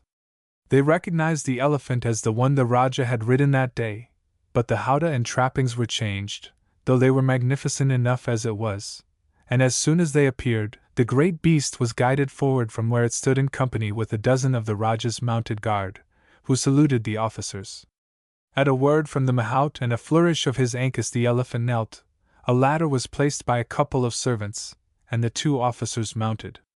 Two of the guard placed themselves in front as the elephant rose, and the rest formed up behind as they set off across the courtyard and through the gate, riding in state through the streets, with the people collecting on either side to see them pass. It's a much finer city than I expected to see, Darrell, said the captain. Plenty of temples, a pretty good sign that the Brahmin priests have a strong hold over the people. Look, there are a couple coming along. Humph! Scowls for us instead of welcome salutes. That means something. Don't like the English, said Dick. Yes, that is evident. Look here, Darrell, I want you to keep your eyes and ears open while we are at the palace, so as to pick up all you can, and then we will compare notes afterwards. Look at that, too. This remark was made as they passed the crowd at the entrance to what appeared to be a temple. Up to this point, saving the two priests, every one they passed had given them a smiling welcome, or gazed with eager curiosity at the newcomers. But now it was evident, from the scowling looks which greeted them, that the crowd was inimical. There's lesson the first, Darrell, said the captain. It means keeping our men well in barracks, in case of their getting into trouble. Before they reached the Rajah's palace, they had further evidence of the fact that they as strangers had as many enemies as friends in the place. Then for the time all was forgotten in the warm welcome they received from their host, who gave them a dinner which was a strange combination of his own native style and English, but mingled with an evidently earnest desire to make the guests satisfied with their reception. He spoke capital English, as had been before noticed, and in the course of conversation he said, I used to hate your people, and look upon them as enemies and intruders, till I awoke to the fact that in this world of change matters were altering, that our old superstitions and follies must pass away before the spread of European civilization. I am not going to criticize the acts of the Great Company, but I look upon it all as fate, and I want my people to think as I do, throw aside the bad old past, and welcome the newer and better. And what do they say? Asked Holton, while Dick listened with keen interest to all that was said, reading, as he did, that the young Rajah was a gentleman of high aspirations and keen intelligence. Unfortunately, I find I am making many enemies, the Rajah replied. My mother reproaches me as a degenerate son of my father, and sides with the Brahmins, who hate me and my rule. Because you wish to improve your people, said Holton. Exactly. And because I wish to be friends with the company, and march with the times. She wishes to do what my father would have done, she tells me, oppose the advance of the company and help to drive them back into the sea, and go back to the old days of tyranny, superstition, and vice. Which would be folly. She cannot have any idea of the British power. She is a woman, said the Rajah sadly. One of our women, brought up in ignorance and seclusion. Help to drive the English into the sea. It is absurd. Yes, said Holton. Absurd. As the enemy of the company, the result would be that your Raj would be lost. As the company's friend, you will always reign and your country will progress. All this I know, said the Rajah. But as I told you, my mother sides with the Brahmins, who feel that under the new order of things they will lose their horrible, tyrannical hold upon the common people, and keep them in ignorance and slavery no longer. And what about the Rajah of Singh? I fear it is by the invitation of people near me that he has declared war. It is hard, when one tries for the good, to find enemies springing up on all sides. And friends too, said Holton. Yes, said the Rajah, smiling. And brave friends. Yesterday I was in despair, for I thought the help I had asked from the company would never come. Now I live again, and am content. Is the Rajah of Singh very strong? Just about as strong as I should be were all here faithful to me, but there are so many that I cannot trust. With you here, though, I feel his equal. I'm afraid, said Holton quietly, that the Rajah, your enemy, will lose his possessions, for in declaring war against you he has declared war against the company, and if we are not enough to defeat him, more and more will be sent until the task is done. You make me live again, said the Rajah excitedly. I always felt that the English would see justice done, and it would be an injustice for another to take the country I inherited from my fathers. Certainly it would, and you have nothing to fear, sir. You will not be offended if I speak and say something that is in my mind? Of course not, sir. What is it? I thought the number of troops my English friends have sent were very few. Yes, but they are highly trained men, sir, and there are the guns. But I understood, on leaving Ramwala, that more troops with heavier guns were to follow. It is good, said the Rajah, smiling with satisfaction. Then coffee and pipes were brought, in which Holton and the Rajah indulged, and in good time the elephant was brought round, and, after many expressions of friendship on the part of the Rajah, his guests returned to the old palace which had been turned into a barrack for the time.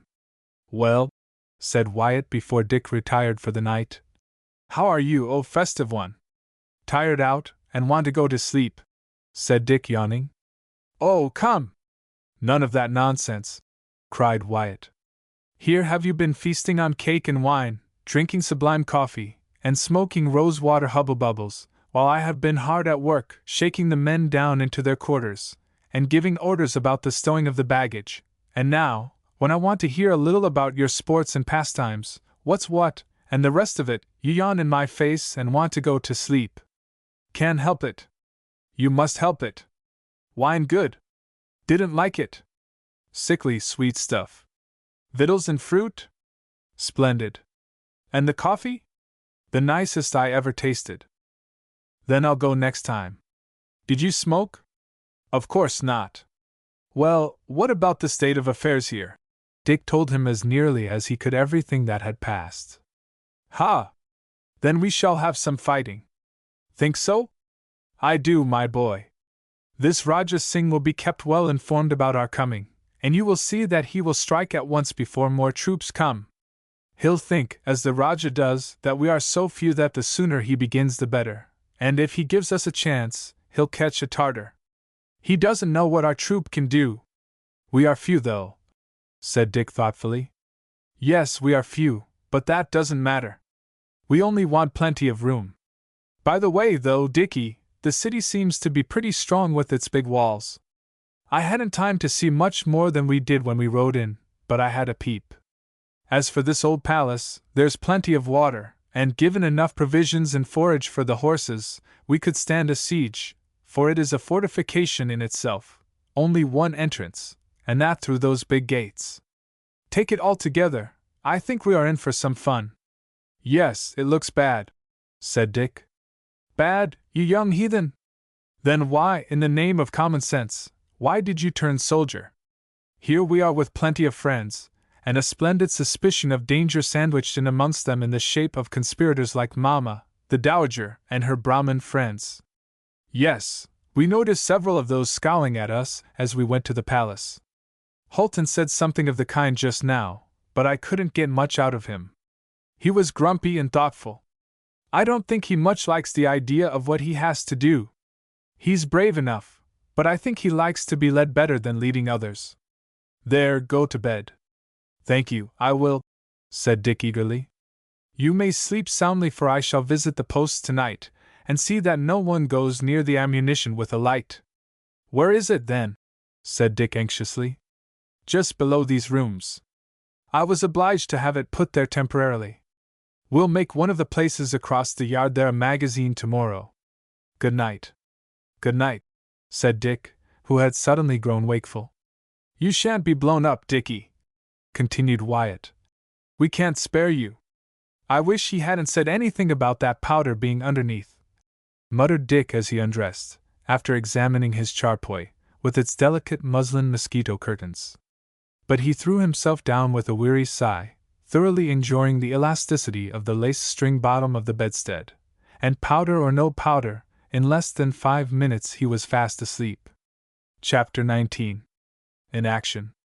It was hard for a brief space for Richard Darrell to grasp the fact that he was not in cantonments at Ramwala when the trumpet rang out in the grey dawn and echoed round the courtyard, for the change was sudden from deep sleep to wakefulness. But the appearance of the bed hangings and the strangeness of the place brought all back with a rush, and he leaped out of bed to run to the window and look out. There in the courtyard, backed by the dark shadows, stood the 6 guns, looking pro-grey with dew, and by them the fine, stalwart figure of one of the gunners in fatigue uniform, his saber hooked up and carbine resting in the hollow of his arm, marching slowly up and down. Away to the left was the lofty, dark arch of the gateway, made high enough to allow for the passage of a fully caparisoned elephant with the roofed howdah and ornament, and there, too, was a sentry pacing his beat at right angles to the man by the guns, who for some reason once more attracted Dick. He stood gazing hard at the man, trying to make out his features, but it was too dark yet. It must be, thought Dick. And yes, that settles it. He limped slightly. It is Hansen. Dick began to wonder whether the man would keep to his promise, and somehow the recollection of all that had passed kept the thinker's brain actively employed during the time he was dressing, with the full intention of taking advantage of the cool freshness of the morning to have a stroll about the place. By the time he was dressed, the men were giving the final touches to the guns, which glistened in the morning sunshine, free from every speck of dust.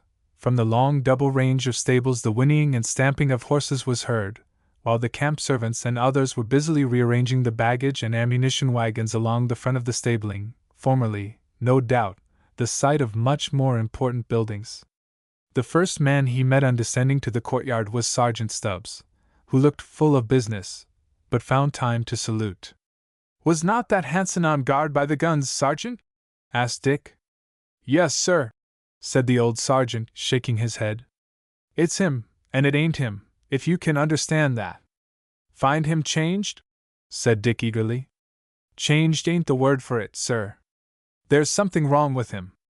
I ain't a superstitious man as believes in fetches and warnings and that sort of thing, but if Bob Hansen gets something at our next set to, I shouldn't be much surprised." "I should," said Dick shortly. "Very much." "Yes, sir," said the sergeant respectfully. "You would be, I dessay, but begging your pardon, sir, one thinks very differently when you're one side o'20 to what you do when you're the other side o'220s. "Morning, Darrell Dot, morning, Sergeant, you're beginning to get a bit ship-shape," said Wyatt, coming upon them suddenly. "Yes, sir, soon be right now. Saves a lot of time having no tents to set up or strike. These'll make better quarters than our old ones as soon as we're shook down." "No doubt," said Wyatt Dot. "Which way are you going, Darrell?" "To the gate, and to have a stroll round." "Come?"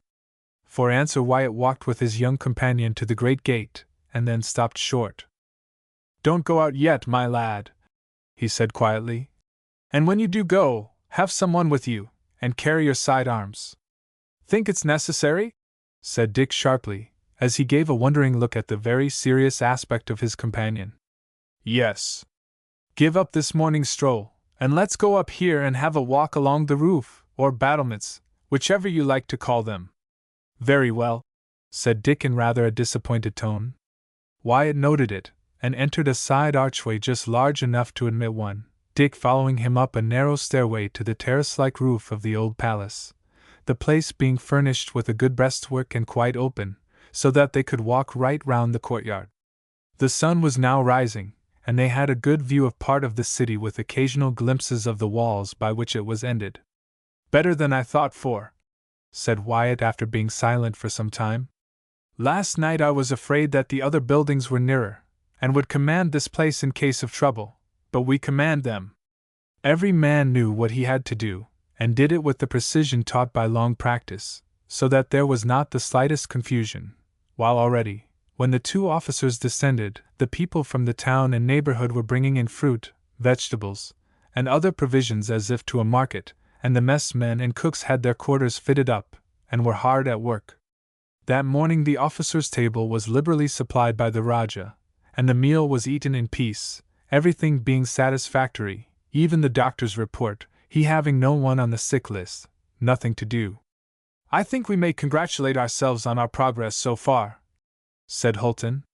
He had hardly spoken when there was the trampling of a horse and the loud challenge of sentries, regardless of which latter a man dashed in through the gateway at full speed, and drew rein so suddenly that he threw his horse upon its haunches. The officers hurried to the window, and the rider, seeing them, drew a paper from his cummerbund, spurred his horse up towards where they stood, a floor above him, stuck the paper on the point of the lance he carried, and held it up to Holton. "Look out," said Wyatt quickly. "Treachery, perhaps. He may thrust." "It means his death if he does," said Holton firmly, for 2 sentries had run up and caught the horseman's reins. As he spoke he took the paper from the point of the lance, unrolled and read it aloud to his companions. To Captain Holton. My spies bring word Raja Singh was strong force approaching fast. Dune. That's plain English, said Holton sharply. Then to one of the sentries he shouted the one word. Trumpeter! The men were already on the alert, the dashing in of the messenger having brought them out from barrack room and stable, and there was no need to search for the youth whose presence was needed. Foreseeing that his services might be required, he had been to fetch his instrument, and now came running across the courtyard, received his orders, and the messenger's dark eyes flashed with excitement as he sat up like a bronze statue, keenly watching everything. Then the trumpet sounded its call, making the walls echo, the first blast seeming to electrify the place, as it drew forth sounds even from the stables, where the horses whinnied, snorted, and began to stamp. Now, gentlemen, said Holton sharply, I want the Rajah to see how quickly we can turn out. To one unaccustomed to such a scene, it would have been marvelous in its celerity and freedom from confusion. A few minutes had scarcely elapsed since the coming in of the messenger before the horses, already harnessed, were being led out and attached to the gun limbers, and the officers' chargers were being hurried by the six to the flight of steps leading up to their quarters. But the buzz of preparation was not confined to the old palace, for already there was the trampling of horses in the streets outside, and armed footmen were hurrying by the gate as if to a gathering of troops elsewhere. The alarm comes soon, Wyatt, said the captain, buckling on his sword, and it is a pity that we are so strange. The Rajah has generals, I suppose, and we know nothing of where the attack is expected. Of course you will act quite independently of the Rajah's men, and as seems best. Of course, said the captain, going once more to the window, as he drew the chin strap of his helmet beneath his chin. Capital! He exclaimed. Well done! Come, gentlemen, or we shall be last. He led the way to a little terrace at the head of the steps, where the trumpeter, already mounted, sat close by the messenger, waiting, the latter's horse looking startled and uneasy at the flashing helmets close at hand and their scarlet, waving, horsetail plumes. But his rider steadied him, and once more horse and man stood there like a bronze group. Meanwhile the sergeants were hurrying here and there, seeing that everything was ready, and then came to a standstill. This was the signal for Holton to spring upon his charger. The buzz of preparation had given place to a silence broken only by the uneasy stamp of a hoof and the champing of bits, while the windows and doors of the different buildings were thronged by the white-robed servants who would be left behind. Can you remember the way to the palace taken by the elephant last night, Mr. Darrell? Yes, sir, said Dick sharply. Lead, said the captain laconically. Then, after a final look round, he signed to the trumpeter, whose notes rang out, and every man stood at attention. Another blast, and gunners sprang on horse or limber as the three drivers to each gun mounted. Another blast, and the advance guard marched with Dick, the messenger trotting without orders to his side, and all filed out beneath the gateway into the narrow street, the gun wheels, limbers, and ammunition wagons rattling and rumbling, while way was made for the strangers. A note rang out from behind, and the troop broke into a trot, Dick feeling doubtful of finding his way through the intricate streets and lanes. But some object which had struck his attention overnight always came to his help, till he successfully performed his task, and reached the wide opening in front of the palace. As they were debouching on to this place at a trot, Holton cantered up alongside of the leaders, for he had grasped the position at once. We should only be crippled here, Darrell, he said. Lead the men to the bridge, cross the river, and out onto the plain. This was easily done, for a broad avenue of trees led from the palace to the river gate, and the bridge over which they had entered the town. The road was pretty clear, so the trumpet was sounded again, and the troop broke into a gallop, tearing along till the gate, whose tower was manned now with troops, came into view, and through this they dashed and over the bridge, where quite a crowd of mounted men could now be seen. These were all in motion, apparently without discipline or motive. But as Dick rode on he could see that they were not without a leader, for several brilliantly dressed officers were amongst them, and the Rajah himself was present on his elephant. The horse artillery troop bore off a little to the right, thundering by this body of irregular cavalry, apparently about 1,000 strong, swept round them into line, and, at the trumpet sound, halted as perfectly as if on parade, when Captain Hulton cantered up to the Rajah's side. "How quick you have been!" said the latter involuntarily. "Quick, sir?" replied Hulton. "And yet we were last." "Yes, but my people were out here before the messenger was sent to you. Listen now, the enemy is coming by the open road from the north.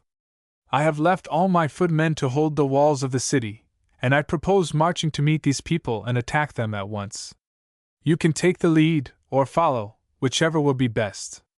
"Neither will be best, sir," said Hulton gravely. "To be of most service I must be free.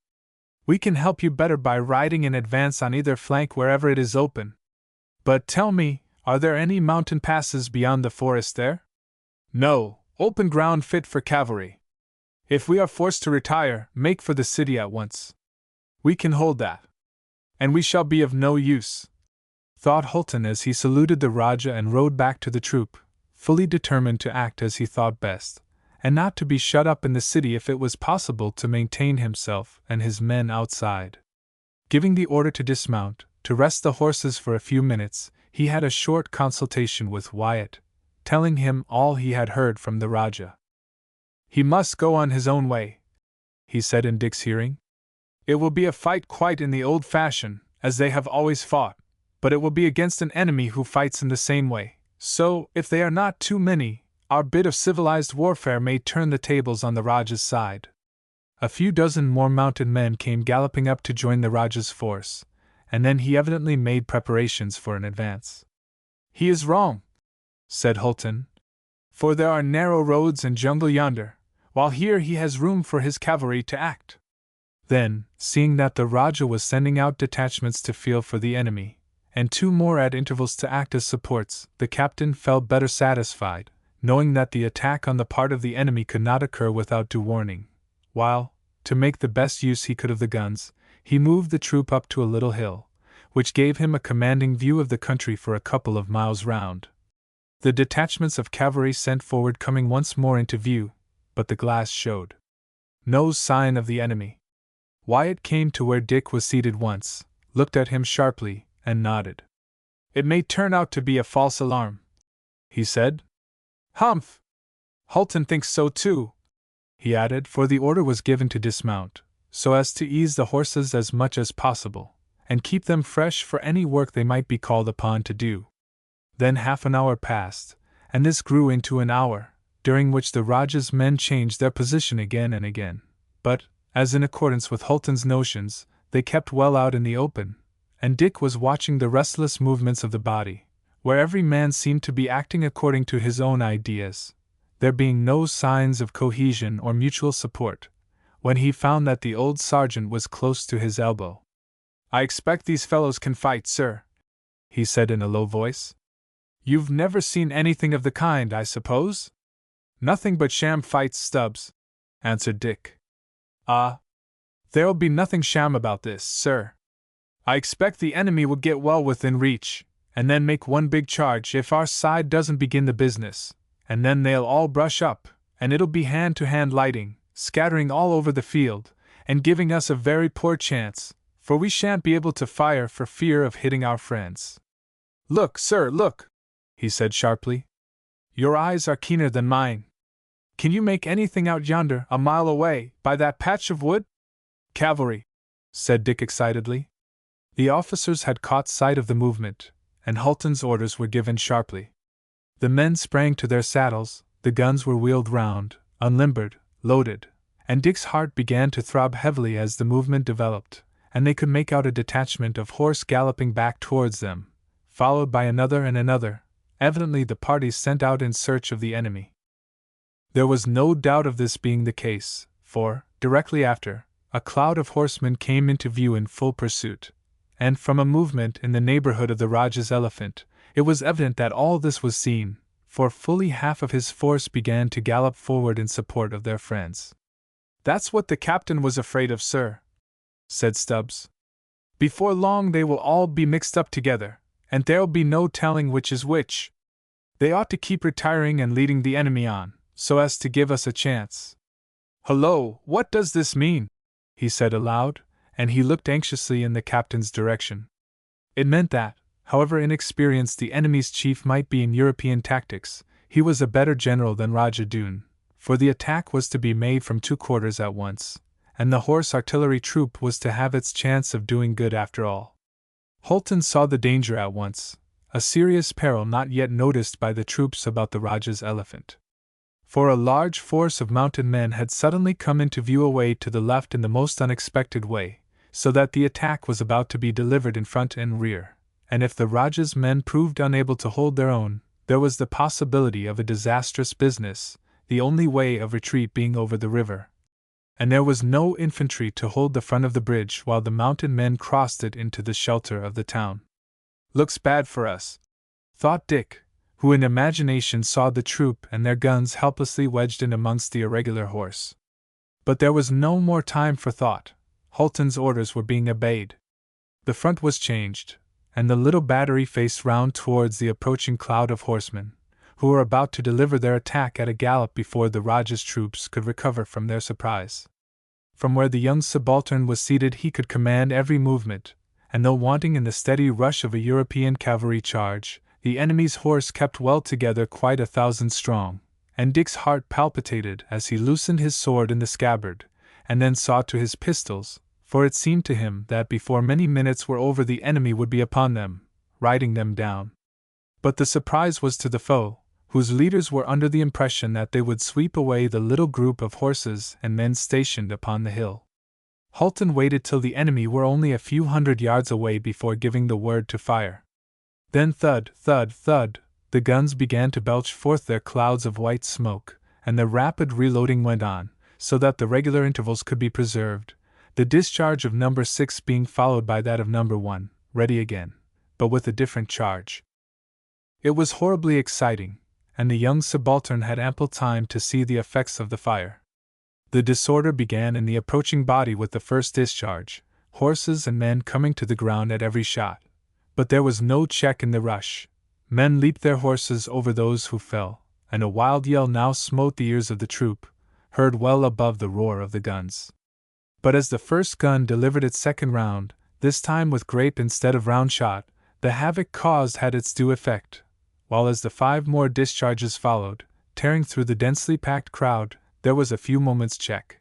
But finding the firing suddenly cease, the hesitation passed away, and with fierce cries of rage, the enemy dashed up the slope, and charged straight through the dense cloud of smoke, dispersing it in all directions.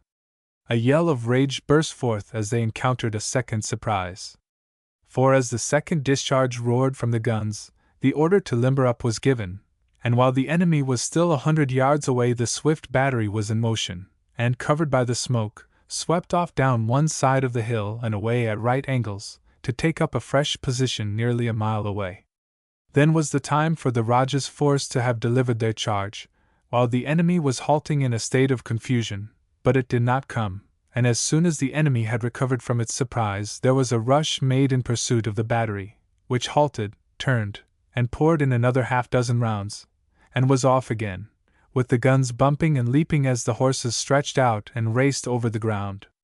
No less than 6 times did Holton bring his battery into action from different parts of the field, playing terrible havoc in the enemy's ranks, and then his work seemed to be done, for, as had been foreseen, the battle had become a cavalry melee, or, rather, a series of single combats, friend and foe being hopelessly intermingled. But one thing was plain enough from where the artillery were seated, waiting for another chance to be of service. In spite of the terrible losses they had sustained, the enemy was steadily pressing the Raja's people back towards the river and the bridge, Holton raging as he felt how helpless he was to produce a diversion.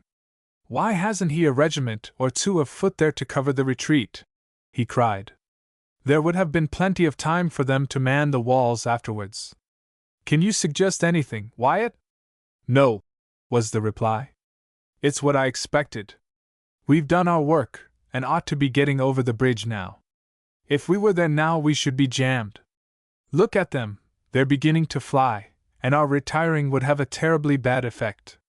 There must be another gate and a bridge on the other side of the city," said Wyatt. "What do you say to following the river bank? I don't want to leave the ground. We ought to be covering the retreat," cried Holton angrily. That's quite right, said Wyatt. But we should injure friends more than foes, and we ought to be moving off. No, look! He pointed away along the course of the river, and as Dick followed the direction of his hand, it was to see that a fresh body of cavalry was coming up in the direction Wyatt had proposed for their retreat, while, to add to the peril, from the same direction the white cotton garments of a strong body of foot could be seen following the horse. That gave something to do, and rapidly unlimbering, the approaching horse and foot were soon thrown into a state of disorder, and their advance for the time being was checked. But fresh peril threatened. The enemy had gathered together away to their right, and the guns had to be slewed round for a fresh discharge. But before half the volley had parted, a body of about 50 horsemen came on at a gallop, opening out right and left so as to avoid the next discharge. There was no time for limbering up, and drivers and horse-holders prepared to defend their dismounted comrades to the death. But as the horsemen opened out they shouted wildly, and a revulsion of feeling swept through Dick as he grasped the fact that they were friends, who reined up ready to help them. The gunners sprang to their places again, and once more the guns spoke out to their front and to their left flank, where the fresh horse and foot were coming. "Is there another bridge?" cried Hulton in Hindustani to the leader of their reinforcement. "Yes, but we could not reach it now," was the reply. "Then we must charge right across the field." "No, no," cried the leader. "There is the ford." "Ha! Could we take the guns across?" "Yes." "Follow us." "Wait!" shouted Hulton, and 6 more discharges were sent at the hesitating enemy, the smoke rising densely and again covering their retreat. For, before the enemy could realize what had happened, the battery was limbered up and in full retreat towards the river, the leader of the little body of horsemen taking them diagonally down to the stream, his men dashing in at a gallop, for the fresh body coming from the open bridge now grasped what was about to be done, and came on with a rush to capture the guns. There was no hesitation on the part of the troop. As the horsemen dashed in, sending the water flying, in rushed the men with the leading gun, the water rising above the axles of the wheels and foaming round them, as, of necessity slowing down, the horses tore through the river, a good 100 yards wide, the drivers making every effort to get their teams through in safety. Fortunately the water shallowed as they neared the farther bank beneath the walls. Unfortunately the enemy's foot reached the bank that had been left soon after the last gun had been dragged in, and opened a dropping fire from their long matchlocks, the bullets rattling on the gun carriages and making more than one horse plunge wildly. It was only a matter of minutes, and then the enemy's fire slackened before a fierce rattle of musketry opened upon them from the walls, effectually covering the retreat of the troop, once more on firm ground, a well-made road running along beneath the walls, leading to a gate, through which the battery passed, while the firing grew louder in the direction of the bridge. "Going to make for the old palace, and defend ourselves there?" said Wyatt, riding up abreast of Hulton. Dick heard the question, and looked towards his leader, seeing him slowly turn his face towards his brother officer, and then raise his hand with his sword hanging by the knot from his wrist, to take off his helmet, before drooping forward over his saddle-bow. "Ah!" exclaimed a familiar voice close to Dick's elbow. "The captain's hit!" And the old sergeant spurred forward to Hulton's other side to keep him on his horse. "Forward!" rang out Wyatt's order, and then he shouted to one of the horsemen to guide them to their quarters. "Pass the word for the doctor," said Wyatt then hoarsely. "He's badly hurt, sir," said the sergeant. "They've got him on the limber of the last gun." "Tut, tut!" ejaculated Wyatt, and then he was silent till the gateway of the old palace was reached, and they filed into the yard, where the guns were placed so as to cover the entrance, and Captain Hulton and 6 of the men were helped into one of the rooms, turned for the time being into a hospital, while directly after, by a strange irony of fate, the doctor, to whom they should have looked for help at such a time as this, was lifted carefully off the blood-stained limber and borne in last. "Sergeant," cried Wyatt, "gallop to the bridge and see what is being done there. The Rajah may need a couple of the guns to sweep it." As he spoke, the heavy report of a cannon told that one of the pieces mounted at the main gate was being brought into action. The sergeant went off without a word, and as the men stood to their guns, ready for anything that might befall them now, Dick followed Wyatt into the hospital room. "Now, Dick, lad," he said hoarsely, "you are a doctor's son. For heaven's sake, bring all you know to bear. Halton first." The lad was already unbuckling his belt. His heavy helmet followed, and with a strange feeling of horror and dismay attacking him now after the wild excitement of the fight, he bent down over Halton, who lay upon a charpoy, perfectly insensible, and with his face of a strangely pallid hue, contracted, too, as if by approaching death. Chapter 20. Playing the Doctor. In answer to the call made upon him, a tremendous call at such a time, Dick carefully removed the captain's jacket, soaked with blood, back and breast, telling plainly enough the kind of wound with which he had to deal, and, as it was drawn and ripped off, there was a sharp rap upon the floor, from which Wyatt stooped to pick up a ragged Jezail bullet, which, discharged at so short a distance, had passed right through the poor fellow's chest. Wyatt looked at Dick inquiringly. "I am not doctor enough to know," whispered the lad. "I can only plug and bind the wounds. A vital part may not be touched." Wyatt's lip quivered slightly under his great mustache, but he said nothing, only looked on, while one of the men proved himself an able aid in producing lint and bandages from the doctor's valise. "See to the doctor next," said Wyatt in a low voice. "I must leave you directly." "Yes," said Dick, and as soon as his first patient was finished he turned to the doctor, who was just recovering from his swoon. He smiled wistfully at Dick as the lad approached his bed and looked at him inquiringly. "Badly hurt," he said. "Back of my head and across my side. The fellow cut at me like lightning, but the sergeant ran him through." "Don't talk much," said Dick, "but guide me, and tell me what to do." "You know as well as I can tell you, Mr. Darrell," the surgeon answered bluntly. "I saw part of what you did for the captain. Most unfortunate, he murmured, and he fainted again from loss of blood. Just then the sergeant came in quickly, and made for Wyatt to deliver his report, the heavy firing endorsing all he said. "Raja in safe, sir, with the greater part of his men, others made off together, with enemy in pursuit. They've got the gates closed, and the guns at work sweeping the bridge, and the Raja says there is no need for you to send help." "You saw the Raja to speak to, then?" "Oh, yes, sir. I went straight to the side of his elephant. He says the engagement is over for today, and the enemy beaten off." "Humph!" growled Wyatt. "Seems more like our being beaten in." "Yes, sir. He said, too, that he should like to see Captain Halton as soon as he could come." "Then he will have to wait some time," muttered Wyatt. "Here, stay with Mr. Darrell, Sergeant. Do all you can to help him, and then see to the men who are well enough being moved. We must have another room for them." Wyatt stepped to the wounded men, said a few encouraging words to them, and then, telling his brother officer he would be back as soon as possible, he went out to see to the prospects of defense, in case the enemy should obtain a lodgment in the city. "What can I do, sir?"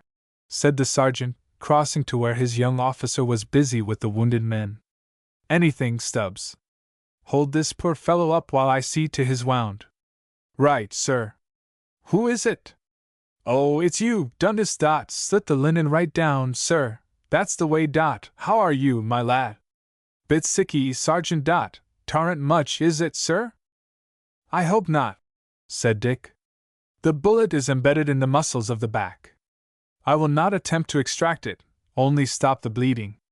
"Pretty sort of a fellow you are, Joe Dundas, to get a wound like that," said the sergeant, holding a brass basin of water for the amateur surgeon to use. "I should be ashamed of it." "I am, Sergeant," said the man, smiling. "Let it be a lesson to you, my lad. Never turn your back to the enemy.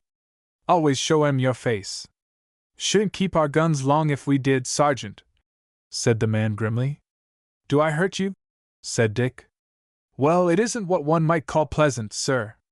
Not the sort of thing a man would choose to amuse him. But you can bear it?"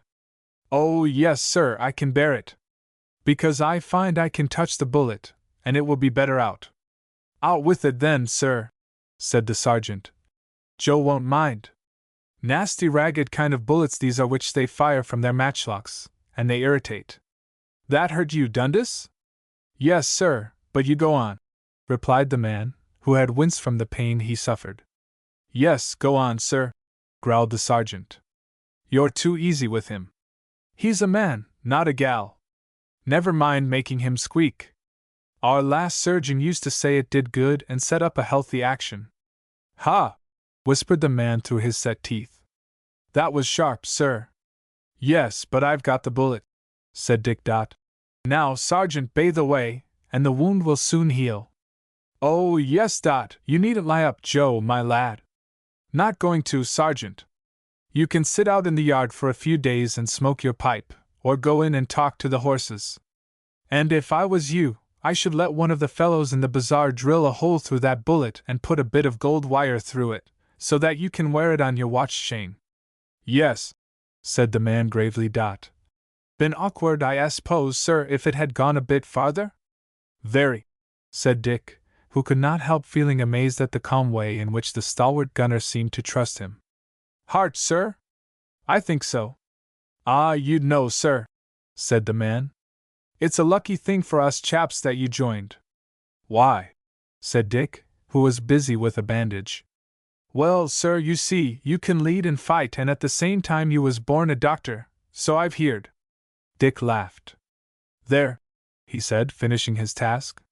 Now lie on your side, and go to sleep if you can. I hope Dr. Robson will soon be well enough to see to you. Thank ye, sir, but I mean to be well before he is, said the man cheerily. Dick attended man after man with his assistants till they came to the last, who was lying on a charpoy with his face averted.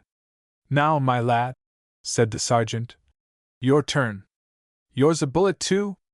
The man slowly turned a face blackened with sweat and gunpowder, and looked up in a dazed way at the speaker. Bob Hanson, cried the sergeant.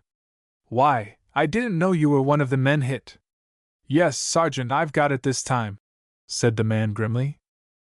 Well, I'm sorry, my lad, for I never saw a gun better served than yours was today. Bullet in the back? 2, said the man slowly. I was hit twice before we got to the middle of the river.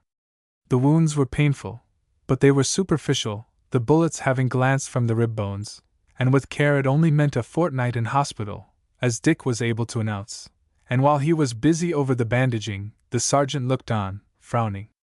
Hanson bore what must have been intense pain without flinching, and the young officer mused as he worked upon the strange accident which had brought this man completely helpless under his hands. He was just finishing when Wyatt returned, to approach the beds and speak a word or two with each of the wounded. Painful, but not serious, he said, repeating Dick's words. I'm very glad, my lads, for we can't spare you. He laid his hand on Dick's shoulder, and walked with him to the window. Thank you, my lad, he said gravely. We must drop the boy now, Dick, and accept this big responsibility. We? Said Dick. Yes, we. I've got the burden of all this suddenly thrust upon my shoulders, and I feel that I must have help. Holton will be fit for nothing this side of a month. Well, look at me with my responsibility. I never before felt so much like an impudent boy as I have done this last hour, playing surgeon with these wounded men. Not much play in it, Dick, lad, said Wyatt sadly. Well, little un, we're in for it, and we've got it to do. I know you'll stand by me like a man. Yes, like a man, said Dick, but only as a boy. Never mind that. Now tell me, poor old Holton will get better? I think so, but he has a bad wound, and ought to have proper treatment. Don't worry about that, lad. You will be able to get bits of advice soon from Robson, and put them into practice. Then you've got nature to help you, and she's a grand nurse when her patients are healthy men, so don't let what you have to do worry you.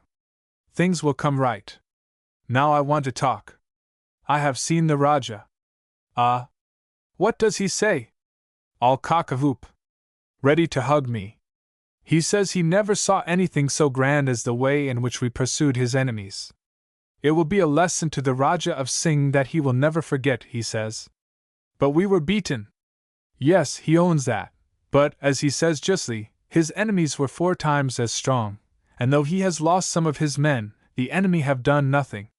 The city is safe, and strong enough to set Singh at defiance.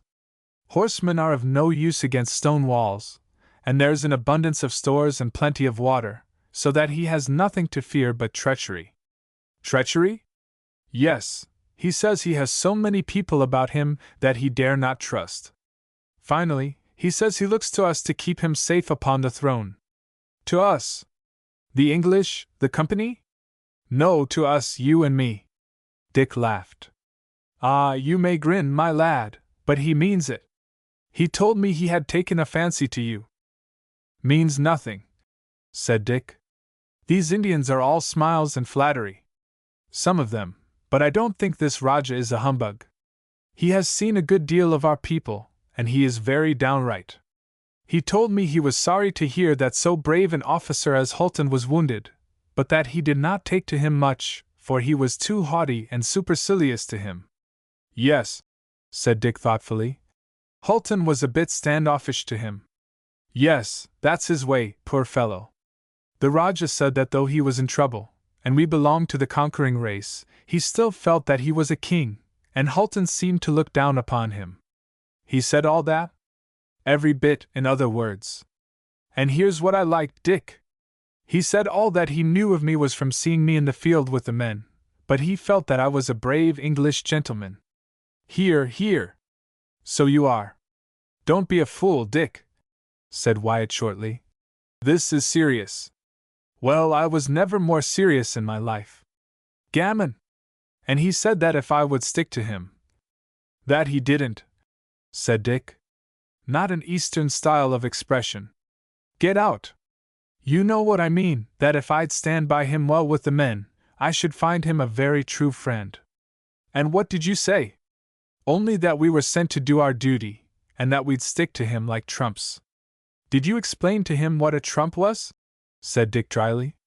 No, I didn't, but I shook hands as if I meant it, and he made a face, for I gave him a grip such as he isn't used to, for my paws are rather heavy, and he has a hand thin and soft as a girl's.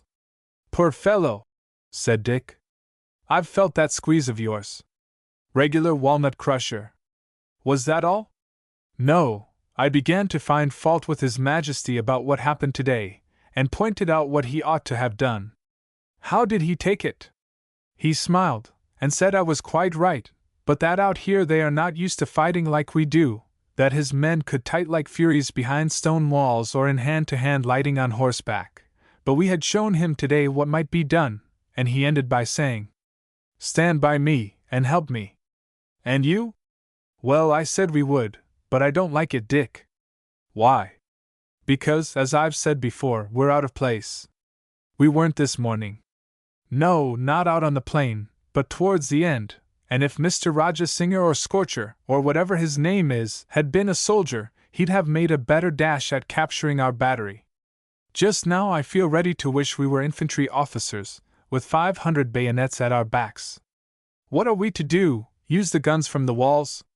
No, said Dick with energy.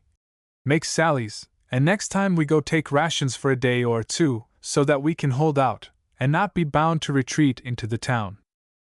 That isn't a boy talking, Dick, said Wyatt sharply as he clapped his companion on the shoulder.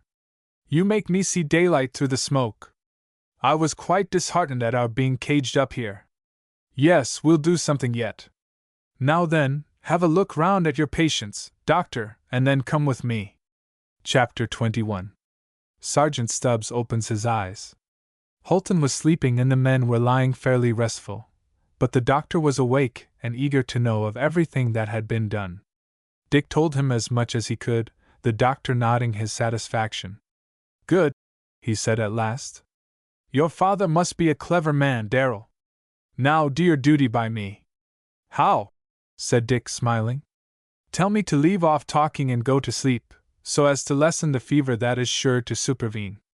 I'll ensure that by going away, and leaving this man to keep watch, said Dick, and the next minute he followed Wyatt out into the yard, where the men of the troop were seeing to the cleaning up and oiling of the guns and carriages, while the 6 were busy over the horses, which were dry now, and none the worse for the galloping they had gone through, save 2 which had bullets in their haunches.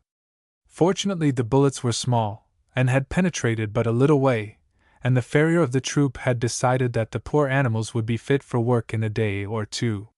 While the officers were inspecting the horses, the fire that had been going on by the bridge gate slackened, and then died out, but scattered shots which had been heard at intervals on the other side of the city increased now to a roar, broken by the rattle of musketry. News soon came in that the enemy had been making a fierce attack upon the other gate, and had been repulsed, while now the firing died out, and it was evident that the fighting was over for the day. Soon after the Rajah, followed by a retinue of his officers, made his appearance at the great gates, and was challenged by the sentry. The guard turned out, and a message was sent to Wyatt, while the Rajah sat frowning in his howdah, and the officers who accompanied him scowled and looked furious, each man seeking the Rajah's eye, as if asking leave to cut down the insolent Englishmen who blocked the way into the Rajah's own palace, the place where his father had held his court. But they were not kept waiting long. Wyatt and Dick came quickly out to the gate. The Rajah and his retinue were ushered in, and taken about the old place, where everything had been so rapidly transformed.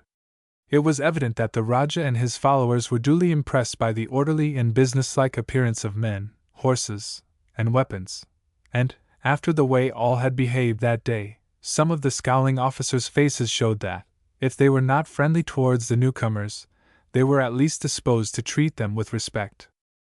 It was not deemed advisable for Hulton to be disturbed, and the Rajah was content to dismount and enter the mess room, where he warmly thanked both officers for the help they had rendered that day. Wyatt did not mince matters. He questioned the Rajah at once as to the possibility of a fresh attack that day or night, but he was told that such a thing was highly improbable. "But," said the Rajah, "we shall most likely have a renewal of the fighting tomorrow. I may count upon you?" "Of course, sir," said Wyatt quietly. "That is why we are here. But I cannot help thinking that it would be better if you refrained from leaving the city. You have guns and ammunition. Why not content yourself with waiting behind the walls?" The Rajah looked at him in astonishment. "Would you do so?" he said. "I belong to the flying artillery," said Wyatt quietly. "My work is on the open plains." "So is mine, at the head of my horsemen," said the Rajah, with a look of pride. "If I were to do as you propose, Rajah Singh would think that I was afraid, and what is worse, my people would think so too, and refuse to obey a king who was a coward." Wyatt bowed. "If he comes tomorrow, he will find me with my horsemen drawn up, waiting." "You will come?" "Of course," said Wyatt quietly. "But I should advise that your generals should hold a body of your cavalry ready to attack each time our fire has thrown the enemy into disorder." "Yes," said the Rajah. "That shall be done. It would be wise." At this he rose to go, and walked slowly to where his elephant was waiting, with his mounted guard in attendance, all scowling and looking exceedingly fierce, as if, in fact, they fully believed that their chief was in danger, and it was their duty to attack the sentries stationed here and there in his defense. Wyatt and Dick stood watching the party file through the gate, and then the former turned to Dick. "What are you thinking?" he said. "That we don't seem to have many friends here," replied Dick. "Hello? What does this mean? One of the enemy?" For a richly dressed officer rode back to the gateway, and after a moment's parley with the sentries was allowed to pass. His face as he rode up to the two officers plainly showed that he was upon no inimical mission, but the bearer of a message from the Rajah, requesting that the officers would come and dine with him that evening. "I can't go," said Dick sharply. "I have my wounded. Besides, I was there last night." "It is impossible for me to go," said Wyatt. "You must go," whispered Dick. "Go for as short a time as you can. It would give offense to refuse." "Tell the Rajah I will do myself the honor of coming," said Wyatt shortly, and the messenger rode away. "It would have been bad policy to refuse," continued Wyatt. "And I must get the Rajah to follow out my plans if we are to help him. Look here, Dick, I'm in command of a troop sooner than I expected, worse luck, so I must make a couple of temporary promotions. You will act as my lieutenant, and Stubbs must take your place." "Why not yours?" said Dick hurriedly. "Because I want you," was the reply. Wyatt deferred his departure to the last minute, and before leaving upon the elephant, and with the guard the Rajah had sent, he summoned Sergeant Stubbs and announced to him that he was to act for the time being as a commissioned officer. "You will help Mr. Darrell in every way you can?" said Wyatt. "Of course, sir. And Mr. Darrell, you will have an orderly on duty ready to send me a dispatch if any emergency occurs. That is all, I think." And he mounted and rode off. A peculiar feeling of awe came over Dick as the last echo of the horse's trampling feet died out. It was almost indescribable, for he was conscious of being horribly alone and left to his own resources in a place where he was surrounded by enemies. He felt horribly young and helpless, and as if the great responsibility was crushing him down to such an extent that he must run away from it all before matters drove him wild. The sensation was horrible while it lasted, and in a despairing way he felt that he was hopelessly overburdened, far more so than he could bear, and that everything now was sure to go wrong. Suppose, he argued, the wounded get worse, and Halton was to die. Suppose the men object to having nobody in command but me. Suppose the people in opposition to the Rajah should seize this time for attacking us, what could I do? How could I defend the place? I must have been half mad to let Wyatt go and leave me. Suppose. There was no end to the suppositions, for the lad's brain had suddenly become terribly active, and was suggesting a whole series of phantasmic dangers, every one of which seemed bad enough to drive him to despair. In fact, Dick was getting fast into the state ordinarily called losing his nerve. And he started as if he had been guilty of some crime when, after watching him for some time unseen, Acting Lieutenant Stubbs suddenly uttered a short, gruff cough. Dick looked at him wildly. "Did you speak?" he said, making an effort to be firm, and succeeding, for the fancies which had troubled him grew faint. "No, sir. Only waiting to see if you had any orders for me." "No," replied Dick, giving a cough to clear his throat. "I don't think there is anything more to be done until Mr. Wyatt returns." "Beg pardon, sir, but Captain Halton is down, and Mr. Wyatt naturally takes command of the battery. It is only a question of a natural promotion being confirmed. Wouldn't it be better to speak of the commanding officer as Captain Wyatt now?" "Would it?" said Dick. "I think so, sir. It would be better before the men." "But it seems like taking Captain Halton's rank from him now he is in trouble and giving it to another." "Oh, no, sir, not at all. Here's Captain Halton shot down after bringing his troops safe through a retreat after a gallant fight. He won't want his captain's title any more. You may take it for certain that he'll be Major Halton now." "I see," said Dick quietly. "Very well, then I do not see that there is anything more to be done till Captain Wyatt returns." Stubbs coughed and stared. "Yes? Beg pardon, sir. Not from any wish to interfere, but I've been opening my eyes and ears a good deal since I came here." "Well, and what have you seen and heard?" "Just enough to make me understand that the Rajah and some of his people want to be good friends with us." "Yes, he said so. While his mother, all the Brahmins, and the people who believe them would like to cut our throats." "Yes, Stubbs, there is no doubt a division of opinion." "Which means a house divided against itself, sir, enemies in camp as well as outside." "I'm afraid so." "Well, Mr. Darrell, under the circumstances, and as I'm made an officer, pro tempore, as they call it, perhaps it wouldn't be out of place if I made a sort of suggestion." "Not at all, Stubbs," replied Dick, pulling himself a little more together. "I shall be glad to hear anything you have to say." "Of course, I am not obliged to follow your advice?" "Certain, why not, sir? I only say what I do because I've been seeing what the people out here are like for the last 20 years. "Exactly. Well, what is it?" "Only this, sir. Some of them with brains take to the English, you know, and including Scotch and Irish too, while the others, the benighted ones, taught by their idol-worshipping old priests, hate us like poison." "Yes, I know, and they're not to be trusted." "That's it, sir. Consequently, you never know when there may be a rush. It's just as likely as not that, when you least expect it, a mob may come down upon you and never give you a chance." "You believe there's a prospect of something of the kind now?" said Dick quickly. "I think there's always a chance of it, sir, and it makes me venture to say that if I was in command here, shut up in what is half an enemy's city, I wouldn't trust to a couple of sentries at the gate. You see, if we were rushed, the enemy'd do a lot of mischief before we could rally and hold part of the place.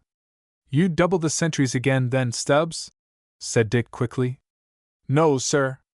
I wouldn't wish to be with braver chaps than ours are, but the sort of thing I want to guard against would take place before you could say Jack Robinson. And what could 4 of ours do against a mob of men armed with knives, who think nothing of being killed, because their priests teach that if they've only killed a few infidels, meaning us, they'll be as right as a trivet? You'd double them again? Said Dick. No, sir, I wouldn't. I'd do something much easier, and then have 1 sentry so as to spare the men. What do you mean? Simplest thing in the world, sir, said Stubbs. I'd shut the big gates. Of course. How stupid! Go and give orders for them to be closed at once. Stubbs tightened his lips and shook his head. Not now. Look suspicious? Do it directly, sir, but you'd give the orders sharp yourself, and as if you meant business. The men will like it.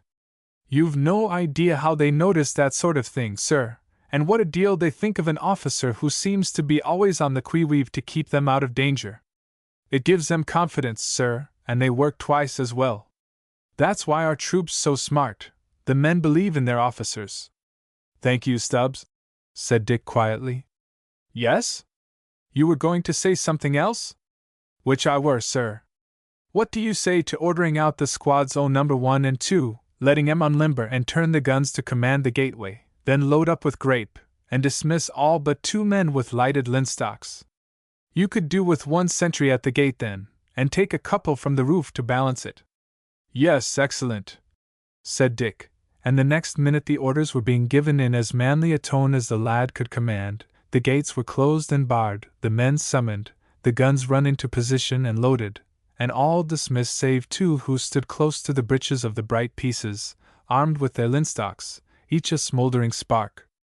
Everything was gone through with the greatest alacrity, and as the men went back to their barrack room one of them said to a comrade, Well, talk about old head on young shoulders.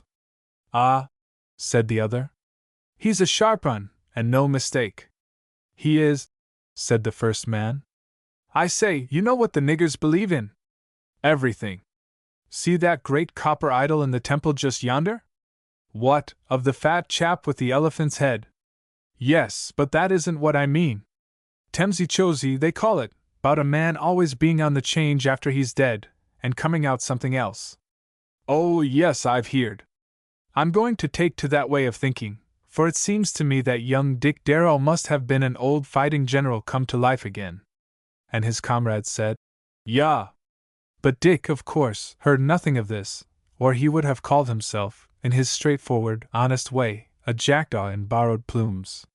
It might have meant nothing, but the sentry on duty at the closed gates noticed that the street in front was twice overfilled with armed men, who hung about for some time, but he attributed it to the changing position of some of the Rajah's forces, and when guard was relieved he had nothing to report.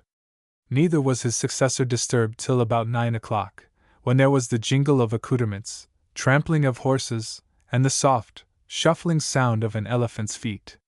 Wyatt had returned, and upon finding the gates closed he dismounted outside, and was admitted as his escort rode away. Why, Dick, he said when they met, have you been besieged? Explanations followed. Quite right. Old Stubbs is a fine, sterling fellow, a man to be trusted. I'm glad it was done, for things are very bad here, worse than I should have imagined, and if something pretty firm is not done the Rajah will lose his throne, and then, if we're not cut up first, we shall have to fight our way back to cantonments. What ought to be done? The safest thing would be to take off the heads of the principal conspirators. Only that is impossible. Why? Because one is the Rajah's mother, and the other the chief Brahmin. But I'm too tired to talk. Let's visit the posts and then try and get asleep. Chapter 22. How the guns worked. The next day there was a repetition of the evolutions, the enemy having drawn off, but only to make another attack during the afternoon and receive further punishment from Wyatt's troop, which was forced, by the desperate efforts to destroy it, into a series of retreating tactics which took them miles away over the open ground, upon which they could turn and fire over and over again. The punishment inflicted by the well-served guns was terrible, and the enemy's cavalry was never allowed to get within touch, the horse artillery galloping away to take up position as often as could be on high ground, till well on in the day, when, enough having been done without loss, it was Wyatt's intention to make for the city gates and take refuge there. But the enemy's swordsmen were not beaten. They kept on following up with desperate pertinacity, their leader seeing that until the Rajah's new allies were destroyed there was no chance of winning the day. Hence it was that, towards sunset, Wyatt found himself quite unsupported 6 miles from the city, and with a strong body of cavalry between him and safety. "There are 2 ways open, Dick," said Wyatt as they waited, breathing their horses at the top of a slope, the enemy 1,000 yards away awaiting their coming, and so posted that, if the troop advanced upon the main body, a wing thrown out on either side would close in and take them as in a trap. Wyatt stood with his arm through his bridle, talking with Dick as he watched the enemy's movements through his glass. "Well," said Dick, after waiting some moments for his companion to speak, "what do you say? Charge through them or retreat? Go right away? Yes, we have our rations, and can make them last. Camp out, and risk attacks during the night?" said Dick. "Yes, that's the worst of it." "Then you advocate charging right through?" "I didn't say so," said Dick. "But that seems the thing to do."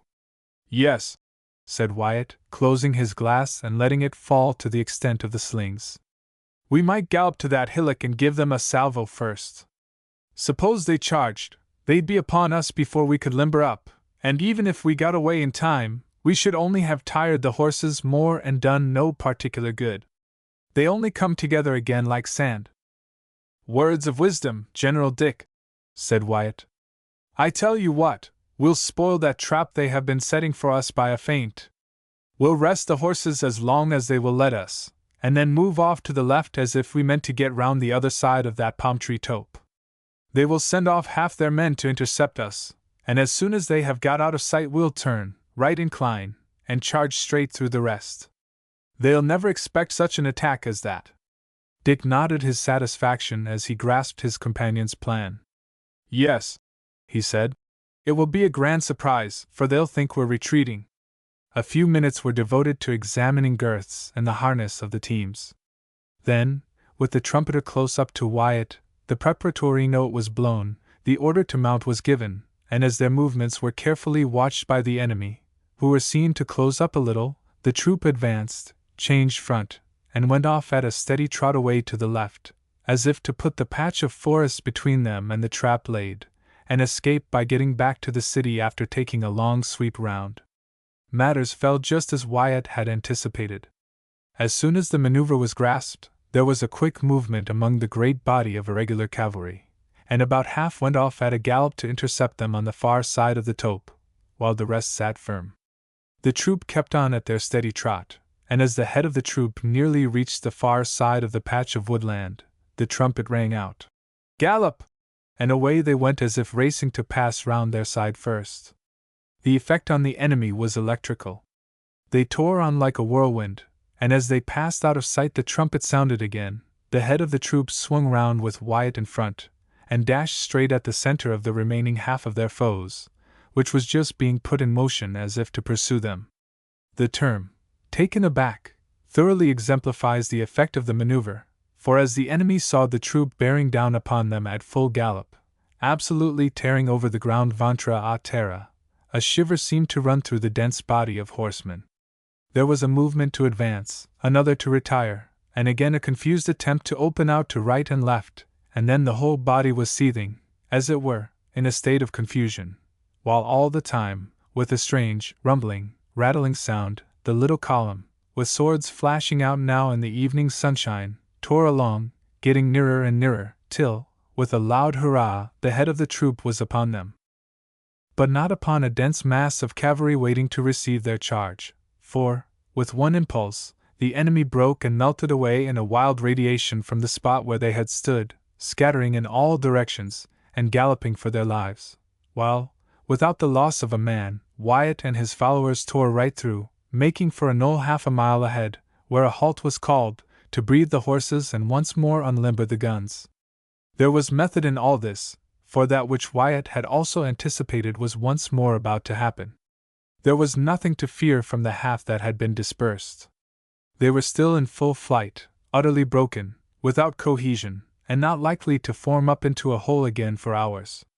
But the half that had charged round the tope of palm trees was still in hand, and fierce for fight on finding how they had been outmaneuvered, and as soon as they had realized what had happened, their leaders halted them, gathered them, as much as such an irregular body could be gathered, in hand, and came in pursuit. "A couple of rounds from each gun, Darrell, lad," said Wyatt. "We shall just have time, and then off and away for home. It will sicken some of them." The guns were loaded, and linstock in hand, the men waited till the order was given, Wyatt pausing too long to give them time to get a second round from each gun, as Dick thought, knowing well what the consequences would be if the fierce horsemen could get among them with their keen tulwars before the troop could limber up. But Wyatt knew exactly from long experience what his men could do, and had calculated correctly. Number 1 belched forth its little storm of grape, Number 2 followed, and before Number 6 had been fired, Number 1 was ready again. As the first charge of grape made a gap in the advancing body of horse, there was a yell of rage, and they tore on faster. The second had a similar effect, the men rushing on heedless of the killed and wounded they left behind, strewing the field. But, as the other guns spoke out, confusion began to set in, and by the time Number 1 discharged its second cartridge, men were opening out, others were drawing rein. But still a brave half of them came thundering on, and they were within a couple of 100 yards as the rest of the second round was poured into them, with such dire effect that the scared horses stopped, kicking and plunging, and the gallant charge came to an end, the leaders of the crowd hesitating, and then wheeling to right and left, and tearing off in full retreat, till the great plain was dotted with fallen and galloping horsemen. All cohesion gone, and every man fleeing for his life. The next minute the order was given to limber up, but Wyatt made no effort to leave the ground for a time, waiting to rest the horses and skin the field, ready to send a round shot bowling at the first knot of gathering horsemen that collected as a nucleus for another charge. But not one center appeared. It was a case of every man for himself, and closing his glass with a snap, Wyatt rode close to Dick's side and reached over to shake hands as he said, "Well done us, Dick!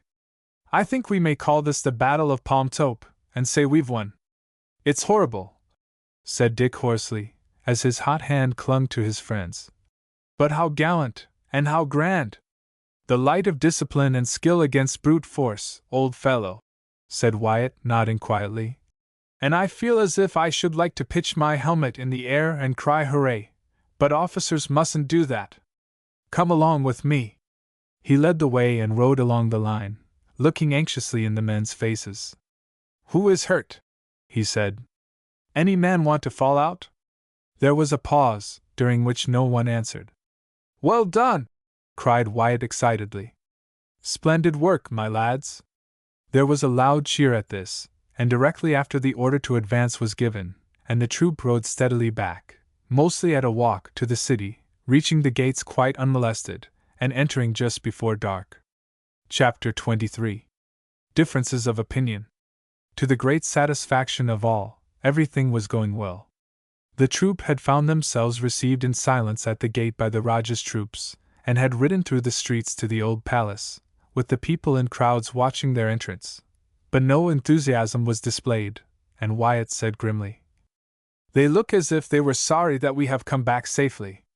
Or as if some of them wanted to give us a warmer welcome, only they feel afraid." "That's about what it is," said Wyatt. "They are afraid. I hope nothing has gone wrong in barracks." His hope was satisfied, for the gates were close shut, and the guard ready to challenge them before admittance was given, Sergeant Stubbs, left in command, having nothing more to report than the fact that a large body of armed men had been hanging about the place. "Just as if they were waiting to hear how things were going, gentlemen. And between ourselves, I can't help thinking that if you had been worsted they would have attacked us. Not that they would have had much satisfaction out of that." "What do you mean, Stubbs?" asked Wyatt. The man shook his head. They'd have been too much for us, of course, sir, he said, and we should have been done. But I'd got a plan ready for them in the shape of the ammunition. What were you going to do? Asked Dick. Only going to put a lighted linstock to the end of a train leading to a big powder bag in the ammunition wagon, sir. Pity, I thought, to let our friends have that. They don't understand our cartridges, and might have burned their fingers. Sergeant Stubbs said this with a grim look, but it was sober, earnest determination not to die unrevenged, for there was powder enough to destroy the place and all that were in it. Dick was warm enough with his hot ride and all he had gone through, but as soon as he had flung his rein to his size and patted Bernice, he hurried to the room where the wounded men lay, finding Hulton looking deadly pale, but calm and free from fever, while the doctor, in spite of his weakness, was able to make inquiries about how the day had gone. Dick told him in as few words as he could, and soon found that every one was listening. All at once there was a deep groan, and Dick sprang to the bed of one of the men, to find that the sufferer was Hansen. "Are you in pain?" he said anxiously. "Pretty well for that, sir." "Why do you ask?"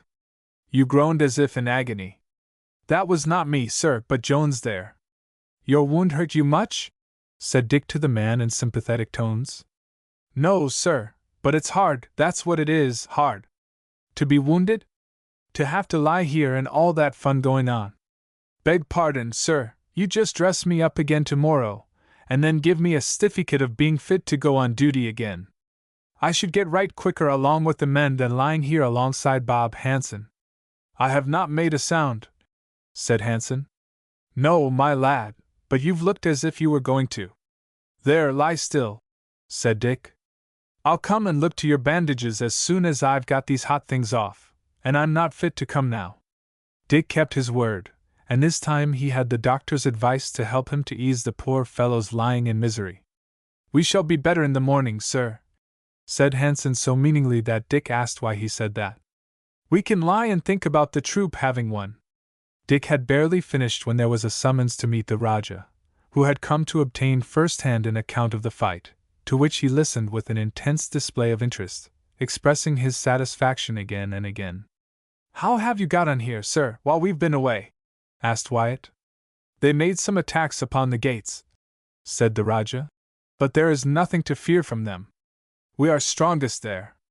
It is in their mounted men that they are powerful and get the better of us, but after today I think I can laugh at them.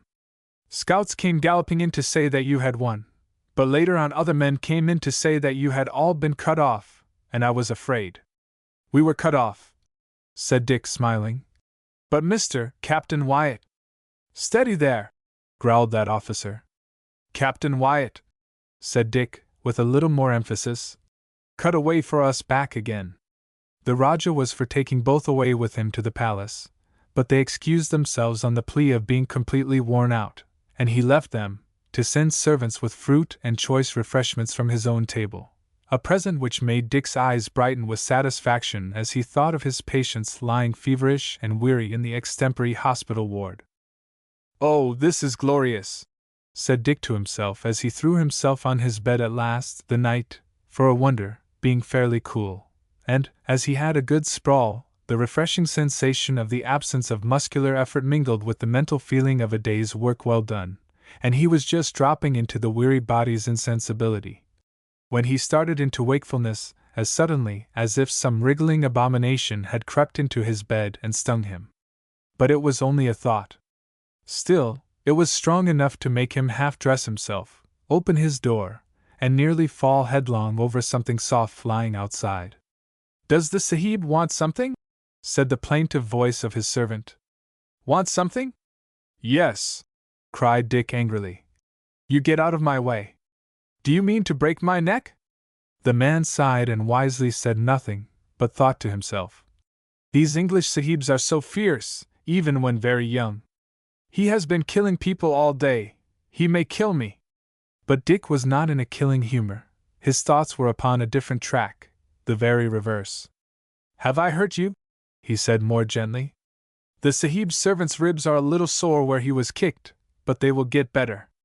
I forgot you always slept across my door. Here, show me where Sergeant Stubbs sleeps." The man led the way with alacrity to the non-commissioned officer's quarters, for Stubbs had kept to his old place at night, and his gruff voice responded at once to the smart rap at his door. "All right, rouse up the trumpeter." "No, no, Stubbs, it is I, don't make a noise." "You, Mr. Darrell, sir!" "In a moment," replied the sergeant, and the next moment he presented himself, drawing on his overalls. "What is it, a night attack?" "No, no, I just remembered as I was going to sleep." "What about that train to the bag of powder?" "Yes, sir." "What about it?" "It must not be left like that. Someone might be going there with a lantern and blowing up the whole place." "No fear, sir," said the sergeant grimly. "I swept that all away hours ago." "Did you? Oh, that's right. I was afraid you might have left it there." "No, sir, I know too well what powder will do." "Then I woke you up with a false alarm." "And yourself too," said the sergeant quietly. "There was no need, but there's nothing like making sure." "No, there's nothing like making sure." "Good night, Sergeant." "Good night, sir." Dick felt foolish, but decidedly more comfortable, as he went down into the courtyard, closely followed by his white-coated servant. But being there, he thought he might as well go along close to the wall, and come suddenly upon the two men on sentry at the gate, to make sure that they were well on the alert. He had proof of it directly, for before he had gone many steps he was challenged, and the sharp click of a carbine lock, followed apparently by the echo, brought him to a stand, to give the word and pass on to his quarters and bed. Then the night passed peacefully enough, and after many hours the lad rose, and began wondering, after his cold splash, to find himself fresh and free from weariness in spite of the previous day's exertions. His first visit was to his patients, where his time was well taken up till he was summoned to the morning meal, when he met Wyatt. "What time do we parade?" was his first question. "Don't parade," said Wyatt bluntly. "Rajah's scouts have brought in word that the enemy has withdrawn, but it's too good to be true." "Then it is because we gave them such a flogging yesterday." "Looks like it," said Wyatt, "but I can't believe it. I only hope it is, for I am sick of slaughtering men and horses as we did yesterday." "We were doing our duty," said Dick. "Yes, but it's such a horribly unpleasant duty. Better than for them to be slaughtering us." "Well, yes, we think so, of course," said Wyatt. "But how is Holton?" "Better, certainly. Dr. Robson says so." "I hope he is. But I don't like to see him so white and with those dark marks under his eyes." "Robson says it is only weakness." "Then you must set to and make him strong." Another message from the Rajah arrived soon after, with the news that the enemy were retiring, and before half an hour had elapsed Dick was summoned from Holton's bedside to meet one of the ruler's chief officers, who had come to request that the two English captains, as he called them, would come on and see the Rajah at once. "We must go, I suppose?" said Wyatt aside to his young companion. "Only I don't like being bothered like this." Then to the officer, "Tell His Highness we will have our horses saddled and come on soon. An elephant is waiting at the gate," said the officer respectfully, "and the escort with it." Wyatt nodded, and after summoning the acting lieutenant and giving him his instructions, the pair mounted, and the escort led and followed. "We may as well take the honors conferred upon us," said Wyatt, "but I would rather walk." "Yes, I want to see some of the place." "Never mind, we must be too grand for that. It makes the common people and the soldiery look up to us, and keeps up our prestige as much as the fighting." Upon reaching the front of the palace, it was to find the wide court full of mounted men and scores of brilliantly accoutred officers waiting about, all of whom saluted the fresh comers with every show of respect. Way was made for them when they dismounted from the howdah, and they were led at once into the Rajah's council chamber, where he was seated in state, but only to rise, shake hands with his visitors, and motion them to seats placed ready. Dick grasped at once that a council of war was being held, and the Rajah hastened to tell them that, as the enemy had evidently become disheartened by the disastrous defeat of the previous day, and was retiring to his own district, it was considered that now was the time for following him up and dealing another severe blow. Wyatt spoke out plainly that if another such blow could be delivered it would, without doubt, be a fine thing, but his men had worked very hard on the previous day, the horses had been a good deal distressed, and it would be far better to let the enemy retreat unmolested. No, said the Wazir, a tall, fierce-looking man, frowning. It is bad counsel. The enemy should be pursued at once. I think it is good counsel, said Wyatt quietly. To have been effective, the pursuit should have been made last night when he was disheartened, then the retreat could have been made a rout. Yes, said the Rajah, nodding. That is right. Is the English captain afraid? Said the Wazir, with a sneer. He is cautious, sir, said Wyatt hotly, and he turned to the Rajah. What is the road like by which the enemy has gone? An open plain for the first few miles, said the Rajah. After that a series of ravines and passes, had for horses. Then that quite determines me, sir, said Wyatt gravely. In such a country as you describe, my troop would be at a terrible disadvantage. We want open country to maneuver. The English captain is afraid, said the Wazir scornfully, and he turned and smiled at some of the chiefs round about where he was standing, several of whom responded to the meaning smile, while the Rajah looked angrily upon them. I do not know that I need answer such an insulting remark as that, said Wyatt sternly, while Dick felt hot, and rose from his seat as he saw the Wazir take a fierce stride forward at the word. Insulting. But Wyatt turned from him to address the Rajah. It is quite true, sir, he said. I am afraid. He paused for a few moments, and looked round haughtily at the assembled chiefs and officials before repeating the last word. Afraid to needlessly risk the lives of the men entrusted to my care. I am now answerable for them, and it is left to my discretion how they are used. It would be taking them to be slaughtered where they would have no means of getting at the enemy, who would be hiding in the sides of rocky ravines and gorges. That is quite right, said the Rajah. Your advice is good, Captain Wyatt. We know what you and your brave men can do, and their lives shall not be wantonly thrown away. Then your Highness prefers to take the advice of strangers, of emissaries sent by the Company, who will take away the kingdom left by your brave father, the Rajah? Said the Wazir insolently. I shall defend my territory or attack my enemies how and when I think good, said the Rajah angrily. I shall also listen to the advice of all my chiefs and officers, as I am doing now, and take so much of the advice as I think wise. Then your Highness means to throw over all your old friends and supporters, who have often risked their lives in your service? Said the Wazir haughtily. No, cried the Rajah fiercely as he rose and looked round. I will be as faithful to my friends as my father was before me, and as stern and severe to my enemies. Listen, all of you. I am quite aware that I have many enemies here present now. There are two, said the Wazir, pointing mockingly at the English officers. It is false, sir, cried the Rajah sternly. You are going too far. Cut for the fact that you were a good servant and adviser to my dead father, and that you are still the friend and counselor of my mother, your head would answer for your insolent words to me today and your insults to these brave officers. Listen, all of you. The English are our friends, and you all know that but for them Rajah Singh would have swept the greater part of my fighting men away. There was a low murmur of acquiescence from many of the officers present, but as many stood stern and frowning. I may seem weak in patiently bearing with much that has passed, for I wish to respect those who are my mother's advisers, but I tell them here, in the presence of you all, that those who persist in supporting her unwise ideas, and aid her in bringing down upon me the attacks of Rajah Singh, are no longer my friends, but my foes. Does your Highness consider those your enemies who wish to go out to fight for you against this invader? Yes, said the Rajah sharply. When they advise measures which must result in defeat.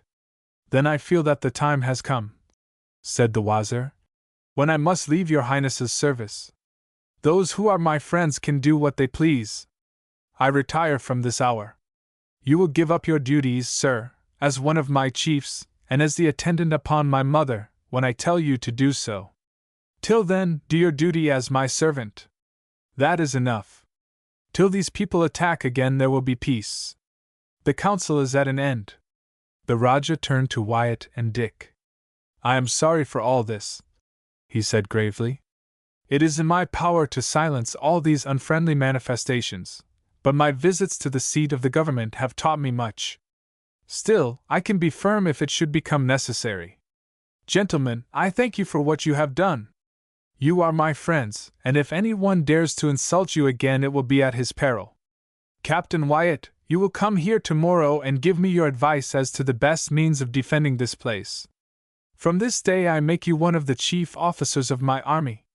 But Captain Hulton is my chief, sir, said Wyatt quietly. Captain Hulton is wounded and unable to help me. When he recovers we shall see. From now, sir, you will give what orders you think necessary for the defense or attack, and I will see that they are obeyed. Once more, the council is at an end. The two English officers bowed and left the room, the same officer who had brought them seeing them back to the old palace. How many enemies have we made today, Dick? Said Wyatt quietly. None, said Dick. Half those were our enemies before. I think we have made some friends. It was yesterday over the fighting, I'm afraid, said Wyatt. But we shall see. Chapter 24. Friends and Enemies. All right, Dick, my boy, but I don't believe it. But I tell you the Wazir was as civil as could be, and went out of his way to explain to me that he felt now that he had been in the wrong, that he had heard such reports about our confiscating different territories that, as an old servant of the Queen Mother, he felt bound to oppose our coming. Well, said Wyatt, I'll give him credit for that. He did oppose us most thoroughly.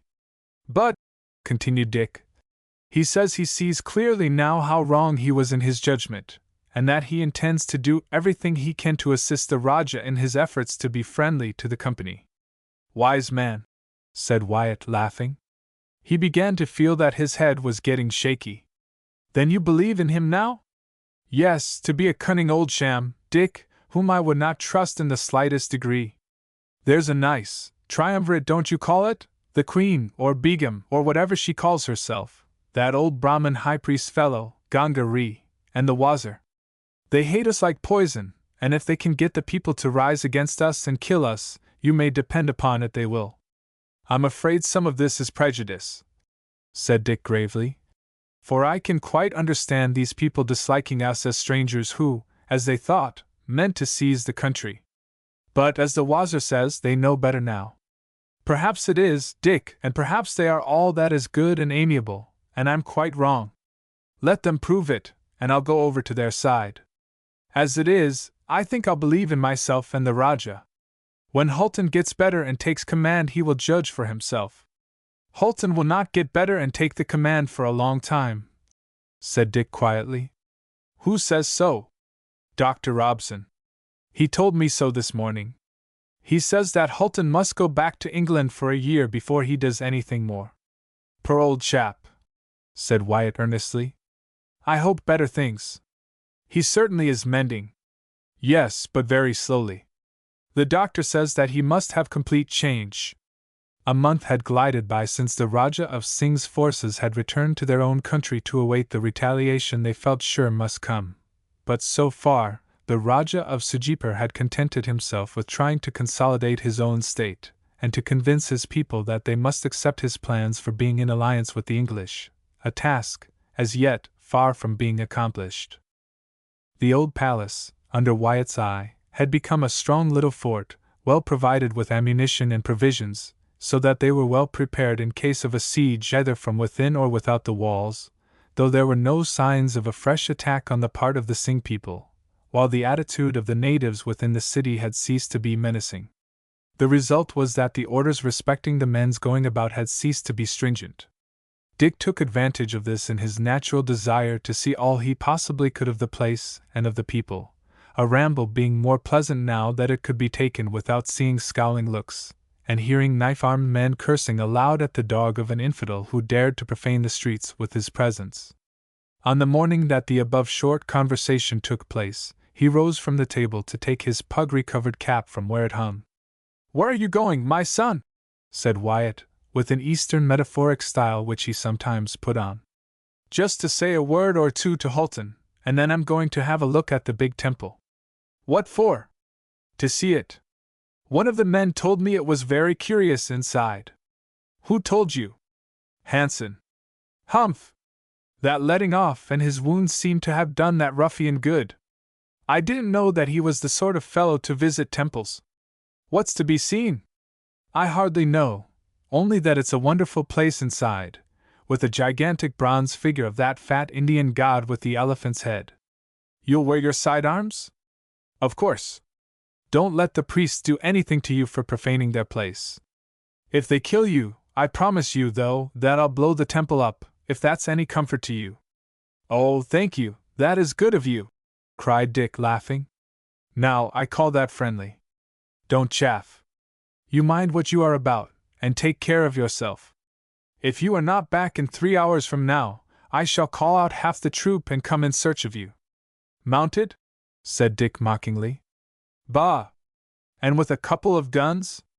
Be off at once before it gets hotter. I want to go and see Hulton myself. As the call on the captain was more to keep him from feeling dull than anything else, Dick buckled on his sword, crossed the court, acknowledged the sentry's salute, and passed out, to go up and down several crooked streets, at the end of one of which, as he was crossing from the sunny to the shady side of the way, he noticed something which made him stop short and turn as soon as he had passed round a corner, when he met Hansen, now quite convalescent, face to face. The man looked staggered at the unexpected meeting, but drew himself up and saluted. There you are again, then, Hansen, said Dick sharply. Yes, sir. The doctor said I was not to return to duty for a few days longer, and I have a pass. So I suppose, or you would not be out, said Dick. But now, look here, Hansen, no nonsense, I want the truth. For the past week, whenever I've gone out for a stroll, you've followed me. I had leave to be out, sir, said the man evasively. I know that, but you've been following me. I am quite strange to the place, sir. That's gammon, said Dick, who in his fit of annoyance did not carefully select his words. The man was silent. What's that you've got buttoned up under your fatigue jacket? Pistols, sir. Yes, I could see it was. Loaded? Yes, sir. And what's that stuck down inside your overalls on the left side? Bayonet, sir. Sharp? Yes, sir, very. Well, look here, my good fellow, I'm not a baby. No, sir. And I don't like to be treated as if I were one. Who sent you? No answer. Look here, I will know the truth. Captain Wyatt told you to arm yourself and always keep me in sight? No, sir. Is that the truth? Yes, sir. Then who did turn you into my bodyguard? Still no answer. Will you speak, sir, or am I to go back and investigate the matter? I'll speak, sir. Very well, then, who sent you, Mr. Stubbs? No, sir. Only Private Hansen. Dick frowned and stared. What? He said at last.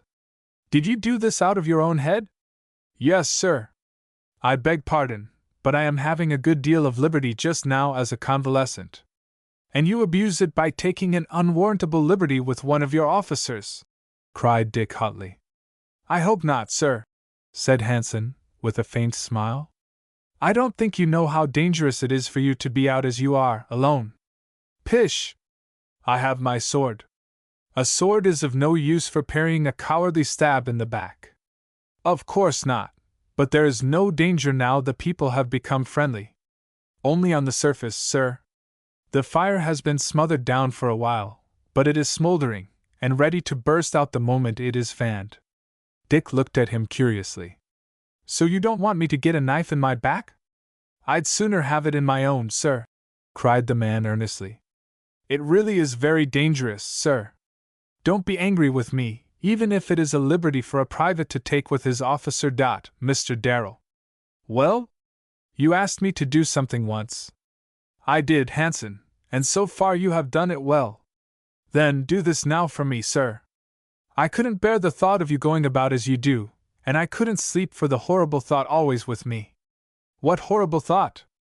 I seemed to see you being carried back into quarters dead, murdered, and I felt that I might stop your gallant young career from being cut short, at any rate that I might try. Even to receiving the imaginary blow yourself, eh? Well, yes, sir. said the man, smiling sadly. I think I could be better spared than you. There was so much sincerity in the man's tones, so much earnestness in his way of speaking, that Dick felt moved, and his manner changed. You've been ill, Hanson, and you are still weak. Oh, no, sir, I could take my place with the gun at any time now. I'm glad of it. But you fancy things. Hanson shook his head. There is no such danger now. Hanson smiled meaningly. What do you mean? Only this, sir, said the man, taking a step nearer, and laying a finger on his shoulder. What of that? A tear in the flannel, sewn up. Not a tear, sir, a cut from a sharp knife that was stuck in there from behind. When? The night before last, sir. What? Were you wounded? Only scratched, sir. The aim was bad, and I started when I seemed to feel something coming, so that the blade went down along by my arm. Good heavens! Cried Dick. We never heard of this. No, sir, I didn't want to be in the doctor's hands again, and my leave stopped. Besides, a bit of sticking plaster was enough, for it was only the skin divided. I shouldn't have told anybody now, only I was obliged. This is serious, Hanson, said Dick thoughtfully. Very, sir, and it shows the need for care. I will not be obtrusive, only follow you pretty close. But it makes me seem like a coward. There is nothing cowardly in taking precautions to preserve one's life, sir. Well, no, said Dick thoughtfully. Then I may come, sir? Yes, for I will not alter my plans, replied Dick. You astound me, though. I am glad you feel the truth, sir. Quite half the people like us, and are for the king, but the rest are, well, sir, it's like having the ground mined under our feet, I'm sure. Dick nodded, looked full in the man's eyes for a moment or two, turned, and went on without a word. The next minute he was at the entrance of a large, highly ornate, and wonderfully carved Hindu temple, into which he passed unquestioned as one of the conquerors of the place. But glancing round, he saw several white-robed men of the priestly caste advance to stop his follower. My attendant, he said sharply in Hindustani, and the priests fell back, while from out of the gloom in front, where the outlines of a huge, elephant-headed monster towered up from floor to ceiling, a white-robed personage slowly approached, followed at a short distance by a train of a couple of dozen priests, to meet the visitor, who was taken round the building, the leader of the party speaking eagerly, and evidently striving to make himself agreeable to the young officer, who had more than once encountered him in the Rajas, and knew him for the chief leader of the Brahminical religion in Sijipur. At first he confined himself to pointing out and explaining the various objects of interest to the visitor, the many heathen gods, their names and attributes, in a frank, easy way that made his narrative highly interesting. Then he showed and described and spoke of the value of the various precious stones which adorned the great figures, all offerings from the pious for the benefit of the temple, which was extremely rich in treasures. But by degrees, as the objects undescribed grew less, the old Brahmin's remarks became more friendly and confidential, and he began to make allusions to their first meeting at the Raja's palace. Ah, he said, it is not long ago, but in a short time one learns so much. I looked upon you then, you and your brother officers and people, as being terrible enemies of our religion. We had been told that you would come and ruin and destroy and take away all the treasures of the temple here. And then I hated you, and felt that it would be a good and pious thing to destroy all your lives, while now we have all lived to find that the treasures of the temple have been respected and remain untouched, and that the Raja was right, that the English really are our friends. Dick listened and made suitable replies, and went on conversing with the smooth-tongued old Brahmin, but all the time he recalled Wyatt's doubts and the terrible words he had heard that morning from Hanson, while, as they passed on and on through the semi-darkness, he could not help feeling how easily a blow from one of the keen Indian knives would lay him low, and how easily his body might be disposed of among the dark, labyrinthine ways of the huge temple. These thoughts, at times when they were passing through some of the most gloomy parts, were appalling, but so sure as they came to the worst, they died out again, for he had but to glance round, and there, following him like his shadow, was the tall figure of Robert Hanson, well armed, active, and determined, ready, if the need arose, to fight for him to the death. Perhaps he felt the horror of his position the most when they were traversing a gallery 60 or 70 feet above the floor, one which led past the huge head and neck of the monstrous idol, and a door at the back of the figure. For here the young officer could not help feeling how easily he might be hurled over, to fall and be dashed to pieces on the floor far below, or thrust through some one of the several openings which, for some purpose, yawned around. But, as before, there was always Robert Hansen, calm and silent, following like his shadow, and ready to give good account of any one who might venture to attack. No one could have been more courteous than the dark-eyed, smooth, swarthy man at his side, nor more open and free in his way of speaking about the huge image and the attendant idols upon which they looked down. He seemed to wish to impress his young English companion with the idea that the temple, with its weird gloom and assumption of mystery, was merely intended to overawe the common people, and that he was too much a man of the world to expect an Englishman from his land of enlightenment to look upon all he saw as serious. But somehow he impressed Dick in a way he did not intend, for, as they went along the silent, echoing gallery, the young officer felt more and more that his guide was treacherous and untrustworthy to the last degree, a man who, in spite of his sacred office, would proceed to any extremity to get rid of people who stood in his way. So that it was with a feeling of relief that he descended once more to the floor of the great temple, and upon being ushered into one of the rooms used by the Brahmin priesthood, who dwelt in a part of the building, he did not at all enjoy the sweetmeats and fruit provided for his refection, nor fancy a Swedish kind of wine given him in a quaint Indian cup. At last he was conducted to the temple gates, Hansen still following close behind, the Brahmin begging him to come again, as it was his wish now that the English officers should look upon him and his brethren as their friends. "I wish you would teach the people to feel towards us in the same way," said Dick, smiling and trying, now they were once more in the bright sunshine, to look upon the ideas which had coursed through his brain as fancies.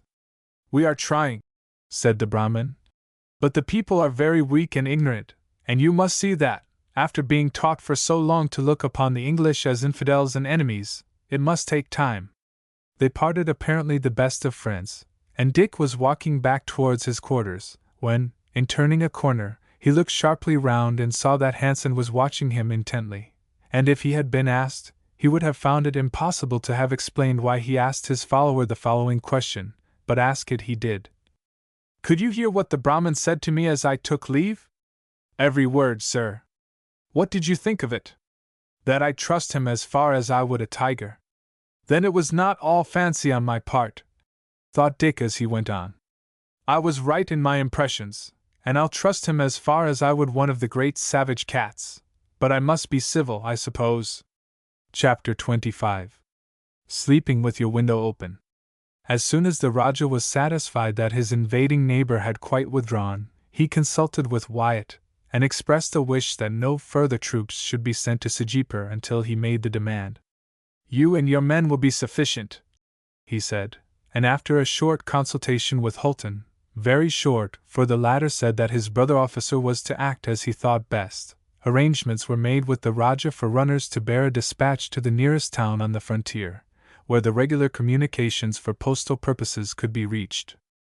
In this dispatch Wyatt gave a full account of all that had taken place, with reports of the state of the wounded and their needs, giving his opinion that the Rajah seemed to expect the troop to remain at Sijipur permanently, and concluding with a request for a further supply of ammunition for the guns, the large use made of that which they had brought, suggesting that, if the little force should remain where it was for a long period, the store might run short.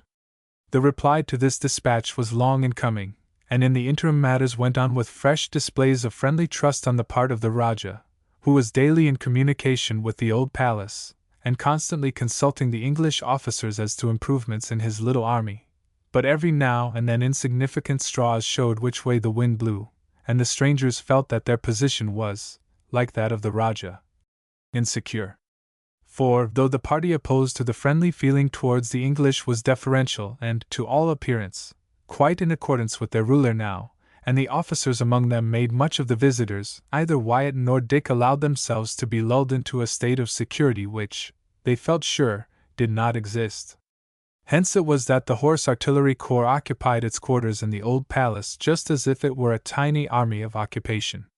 It had its parades and marches out, joined in military evolutions with the Rajah's regiments of horse and foot, to the decided improvement of the latter, the officers and men being impressed by the perfection to which discipline and training had brought them, and beginning to imitate them in every way they could, to the Rajah's great and liberally expressed satisfaction.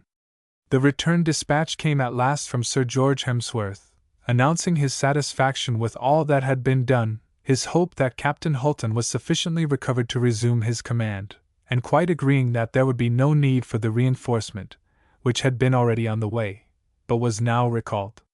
For the general considered that there must be plenty of material amongst the Rajah troops for drilling into shape, especially among the irregular horsemen, who ought, without much effort, soon to be turned into serviceable cavalry.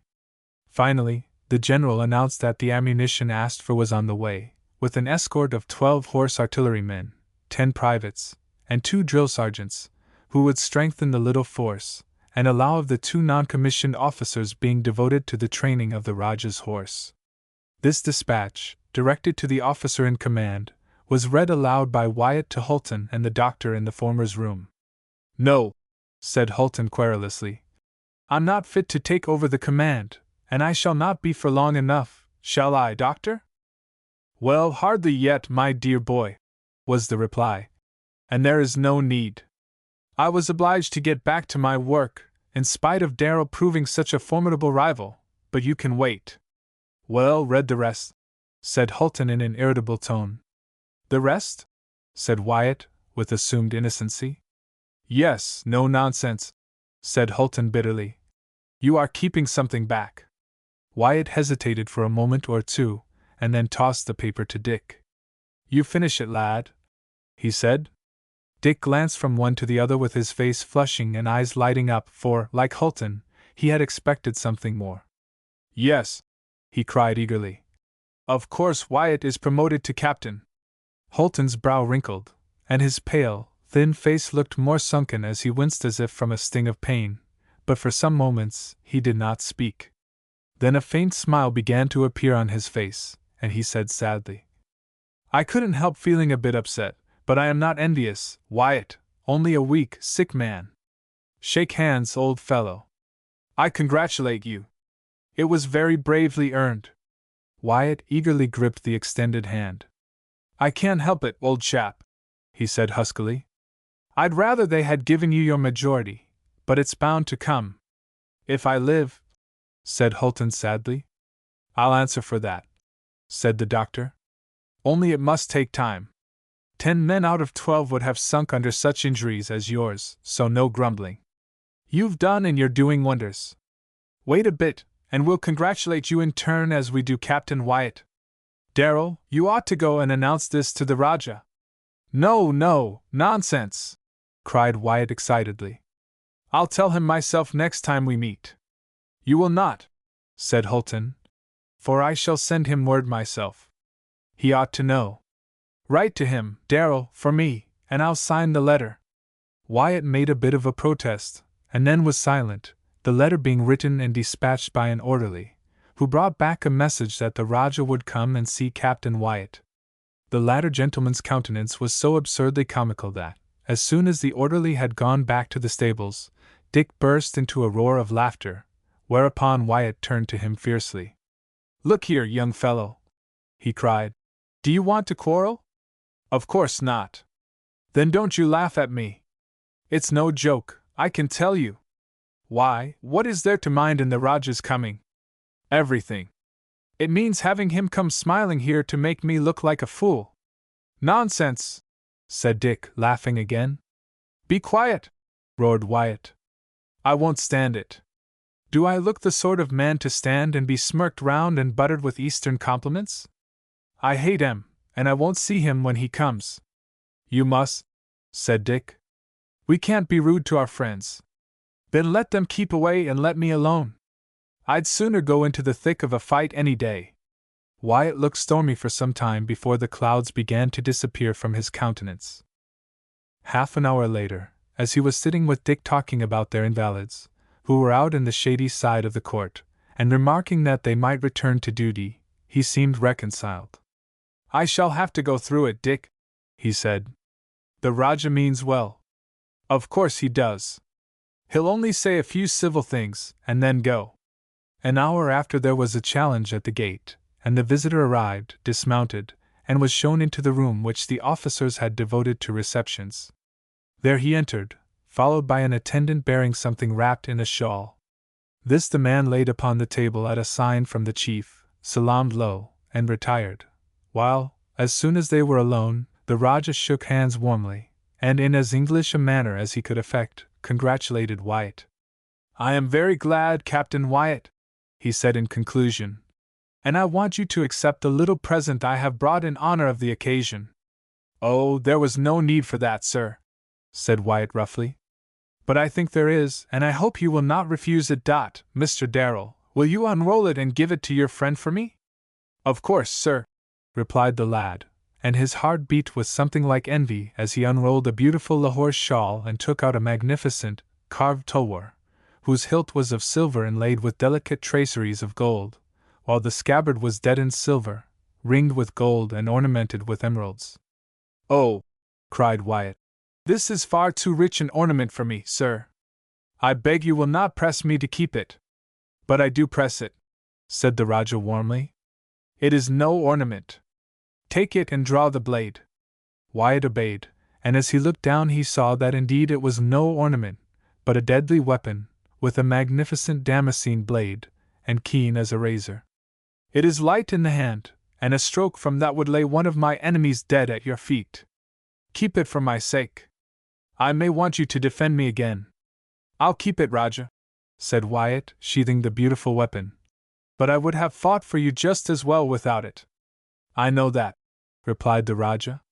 "Now take me in to see Captain Holton and my friend the doctor. I am truly glad that they are recovering from their wounds." Wyatt led the way to Holton's room, bearing with him his present, and when the Rajah at last took his leave, he attended him to his elephant, and then, with the sword still in his hand, walked beside him to the gate, afterwards taking the weapon into Dick's room, where the two carefully examined it and had a long talk about the beauty of the gift. "Shall you wear it?" said Dick at last. "Yes, on state occasions, for show. It would be no use to me on service. I should never get used to such a hilt. The grip is too small, but it would be just the thing for you. I've a good mind to give it to you." "You can't," said Dick. "It would be unfair to the donor."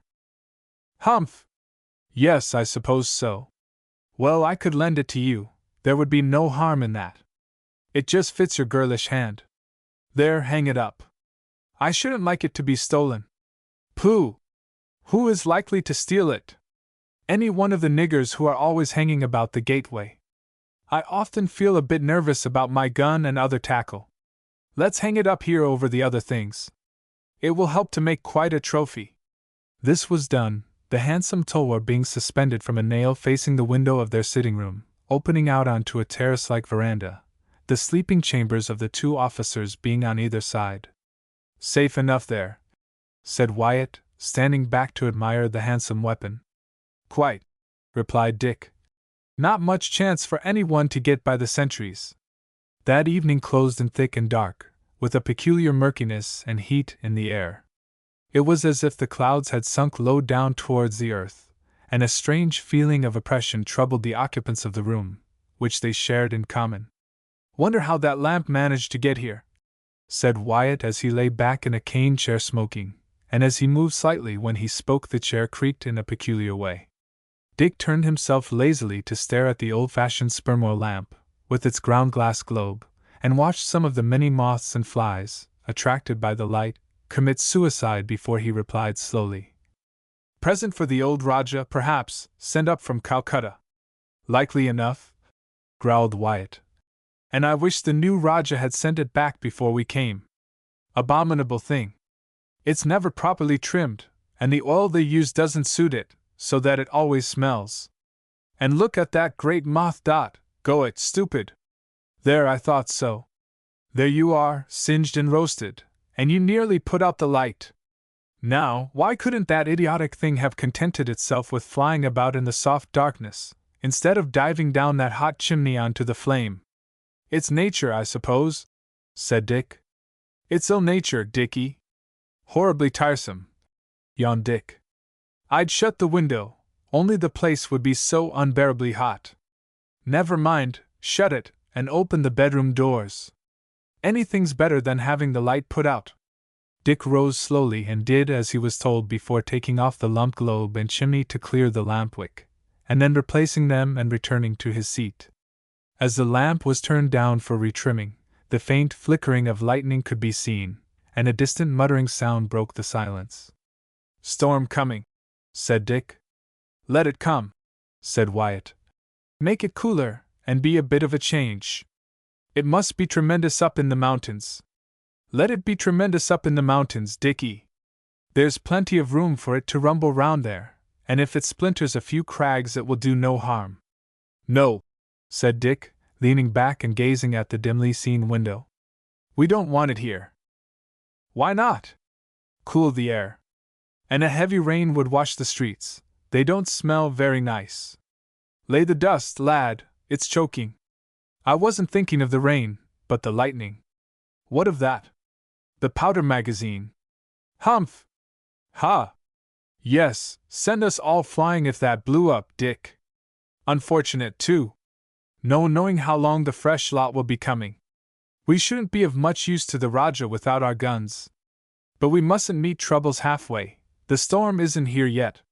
What are we going to do tomorrow? Drill, said Wyatt shortly. We drilled yesterday and again today, said Dick wearily. Oh, I say, how hot it is with that window shut. Yes, dear boy, it is hot. I feel like a mouse in a baker's oven. No, you don't, said Dick impatiently. You were never in a baker's oven, and you were never a mouse. No, more of the elephant about me, said Wyatt good-humoredly. I'm getting too fat. Yes, we want some change, said Dick impatiently. You think so, do you? Yes, it's so monotonous here. I'm getting horribly tired of it. Oh, that's what you mean, not about my being too heavy? Absurd. No. Well, what shall we do? I don't know. Couldn't we get up a tiger hunt, or go fishing? Well, yes, we could. Tell you what, Dick boy. Here's an idea, and it will be more exciting. Yes? What? Said Dick, sitting bolt upright. You write a letter to Rajah Singh, and tell him he's a chuckle-headed fool of a nigger, and that if he dares show himself anywhere near here you'll punch his head. Bah! It'll make him come down in a huff, and then we can have some more fun. Dick rose from his seat. What are you going to do? Write the letter at once? Bah! Ejaculated Dick. I'm going to bed. Best thing you can do, my little man. You're tired, and the dustman has been shaking his bag in your poor dear little eyes, as my old nurse used to say. Be off. You have been as disagreeable as you stand high for the last hour. Well, it's late, isn't it? You haven't been any too amiable, retorted Dick. No, dear boy, I haven't. Mine is a vile temper. I think it's because I never can have my own way. There, all right, old chap, I'll go too. Turn out the lamp. As Dick turned out the lamp, the flickering lightning played through the window, showing Wyatt crossing to his chamber door, which he opened, turned, said, "Good night, old man," and closed after him. Dick yawned heavily and went to the sitting-room door, which he threw open, disturbing his man, who, in company with Wyatt's servant, was asleep on the mat, and then, satisfied that the men were there, he closed the door again, went to that of his own room, and passed through, leaving the door of communication open. There was no light in the slightly furnished bedchamber, and he felt that he did not need one, for it would only add to the heat of the place, so he partially undressed before going to the open window. This looked out on the shaded terrace, and he stood there gazing out at the darkness, which was cut every now and then by the flickering lightning, the latter being followed at intervals of several seconds by the muttering of the thunder far away in the mountains to the north. Phew!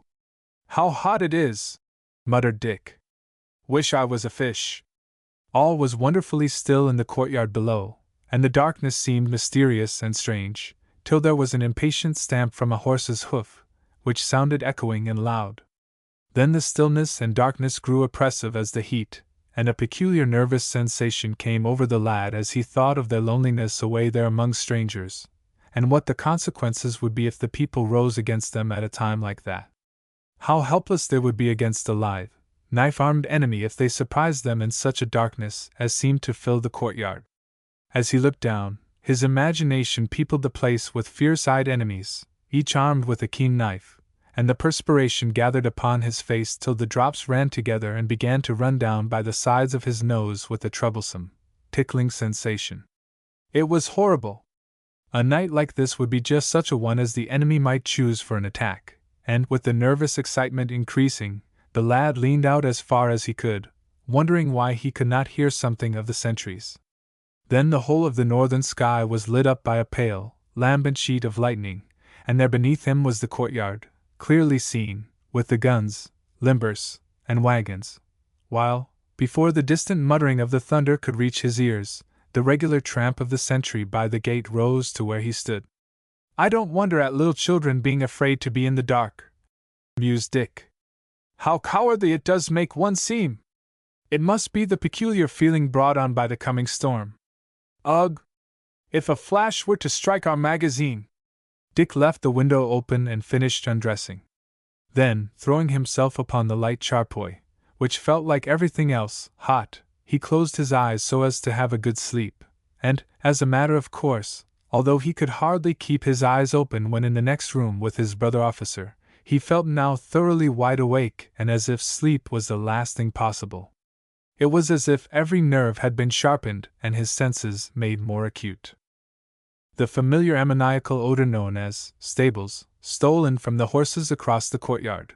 He could hear stridulous crickets making their sharp, shrill, tooth-combed sounds in every direction. A moth was wearing out its wings against the ceiling, and through the sitting room from the passage outside came the heavy breathing of the men, who were quite content with the mat upon the floor. Then there were the sentry's steps, and the fidgety movements of the horses, and the heat, and the absence of sleep, and the flickering of the lightning, and the distant mutterings of the storm, which came no nearer. All together, and separately, every one of these trifles went on magnifying itself, till Dick felt as if he must get up and dress, so as to go out into the veranda and lie down to sleep there. Then, all at once, nothingness, for a deep sleep had come at last. Chapter 26. A smell of oil. "What's that?" The question was not uttered aloud, but said mentally, as Richard Darrell suddenly unclosed his eyes and lay gazing in the direction of the window, seeing nothing, for all was pitchy dark. There was the muttering of the distant thunder, the chirping of night insects, and the rustling about of the great moth against the ceiling. What did it mean? Why should he have awakened so suddenly? There must have been a reason, and the question, "What's that?" seemed to be ringing in his ears. All fancy and dreaming, thought Dick wearily as he was about to turn and try a fresh position. Then there was a solution of the mystery which made it seem as if, though he slept, there was a something within him still on the watch against danger. For all at once the open window was lit up by the flickering of the lightning, and there at the top, moving gently, were the nude legs of a man, looking black as jet against the pale, lambent light. Then all was dark, and Dick lay chained, as it were, to the bed, thinking of his sword, which was hanging against the wall out of reach, of his pistols, equally out of touch, and useless because unloaded. His shotgun and rifle? Both in the sitting-room, at whose door lay the servants, and on the other side of which was his friend and brother officer. Dick's first idea was to call for help. But he hesitated, for he wanted to see more, and he did, for the lightning flickered again, and the legs he had seen were no longer hanging from the upper part of the window, but were at the side, where their owner was feeling with his toes for support on the Venetian blind like shutters, while a slight, cracking sound told that their strength was being tested. Dick lay breathless, with the perspiration pouring from him in the darkness, again for a time trying to nerve himself for an effort, till there was another quick opening and shutting, as it were, of the clouds, and this time he saw a dark figure gliding in over the windowsill like a huge, thick snake. And now he realized, as he believed, what was about to happen. The question of the safety of the Raja's present was about to be tested, for, plainly enough, its bringing had been watched, and one of the lithe, active Hindus had by some means, how, the young officer could not divine, managed to climb to the projecting shade of the veranda, and was about to carry it off. Dick's thoughts ran fast in those moments, and he argued to himself that, if he shouted to alarm the sleepers near and the sentry below, the man would escape. It would be better, he thought, to let him pass through the chamber into the sitting room, and then follow and trap him. For the window there was shut and fastened, and of the exits, one was guarded by the two servants, the other by Wyatt, who would rouse up at the first alarm. To carry out his plan, Dick lay perfectly still, listening and watching for the next flash of lightning, which seemed as if it would never come. But when it did, it showed him just what he expected, a dark figure, like a four-footed beast, creeping to the chamber door. Then came the darkness again, and as Dick listened, with every nerve on the strain, he heard the door opened and an increase in the loudness of the breathing which came from the servants. He waited a few moments, to give the marauder time to get right into the sitting room, but not, as he thought, sufficient to reach down the dangerous weapon, and then glided out of the bed to make for the door, drawing in his breath ready to utter a loud cry as soon as he had reached it. But in spite of his care the bedstead gave a faint creak, which was followed by a rustling in front, and as he sprang to the door, it was to come in contact with the soft, warm body of the man. The next moment he was engaged in a wrestling match with an adversary half as strong again as himself, and in spite of his efforts, he could get no grip of the soft, elastic flesh, whose skin had been lavishly oiled while garments the man had none. It was a brave effort, though, in which the young officer tried hard to hold the nocturnal visitor by twining arms and legs about him as he was borne here and there, and felt as if he were trying to hold some gigantic eel. He had succeeded in one thing, though. By the dash of his attack he had driven the man back into the sitting room, where the alarm was given, not by a cry from Dick, but by the knocking over of a couple of chairs, and then by a crash as the wrestlers struck against the table. The next moment the man had wrested himself free, and Dick was sent staggering into the arms of someone who seized him, yelling loudly for help, and then, quite breathless, he was thrown to the floor, and two men were seated upon him, just as the report of the sentry's carbine rang out and Wyatt's door was opened, that individual roaring in Hindustani. "Give up or I'll run you through." "Here, Wyatt," panted Dick. "Make these two fools get off me." "A robber!" "A thief!" "He'll escape by the window." "Oh, it's you, is it?" growled Wyatt. "Who else is here?" A flash of lightning showed him the two native servants slowly rising from off the prostrate lad, who leaped to his feet and ran to his bedroom window in the darkness now. "Below there, guard!" he cried. "All right, sir." "What is it?" "Did you hit him?" "Didn't see anyone, sir. I tried to give the alarm. There's a fellow somewhere about. He got in at my window. Nobody came down this way, sir. Have a good hunt." "Get more lights!" shouted Wyatt, as the corporal of the guard bore a lantern out into the courtyard and held it up. "Hush! Listen!" cried Wyatt, but there was not a sound, and he turned to whisper to his companion. "Sure you weren't dreaming, Dick?" "Certain. I had him fast, but he was like a snake." "But you may have been walking in your sleep." "No, no! Nearly everything is torn off me." "Yes, but that may have been in your struggle with the boys. I tell you I was awakened by a slight noise, and saw a dark, naked figure creep in at the window. It was too dark to see such a thing, lad." "What? With flashes of lightning like that?" "Humph!" ejaculated Wyatt, for everything in the room was for the moment plainly seen. "I tell you it was a thief creeping in to steal your present." "What?" "And I let him get through the door of the room before I followed, so as to trap him." "Look here, Dick, lad," said Wyatt. "I'm sorry for this. You've roused everyone up. You don't believe me? Hark at them, and look at the lantern's dot, below there. See anybody?" he shouted. "No, sir, there's no one here." "You don't believe me?" said Dick hotly. "Well, old boy, you were talking about niggers coming in at windows to steal it before you went to bed, and you might have dreamed it. I think I was fancying something of the kind when I was woke up by the row." "Oh, very well. said Dick shortly. But I know. Don't be huffy, old boy, said the captain, and as a flash came in at the window he caught sight of the trophy on the wall. I say, the tower's all right.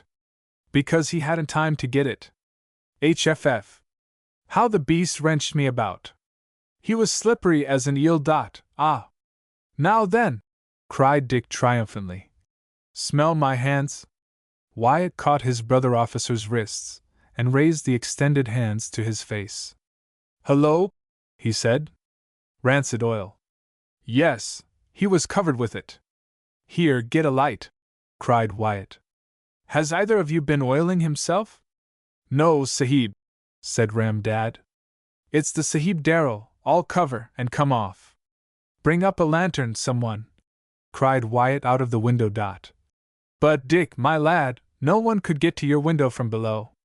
I told you he came from above. That you didn't. Well, I meant to. He lowered himself from the top. May I come in, gentlemen? Said a familiar voice outside the door. Yes, yes, come in, cried Wyatt, and Acting Lieutenant Stubbs, in shirt and trousers, entered, with a drawn saber in one hand and a lantern in the other. Ha! Cried Ram Dad, making 2 jumps over the floor of the disordered room, to come down like a frog upon something before rising up again and displaying a peculiar-looking, glittering knife. Smell of oil, Sahib, he said. Wyatt caught the keen, sharp-pointed weapon and raised it to his nostrils. By Jove! He said hoarsely. Dick, dear boy, you've had a narrow escape. Dropped, I suppose, in the tussle. And look here, said Dick eagerly. My pajamas are soaked with the beastly stuff.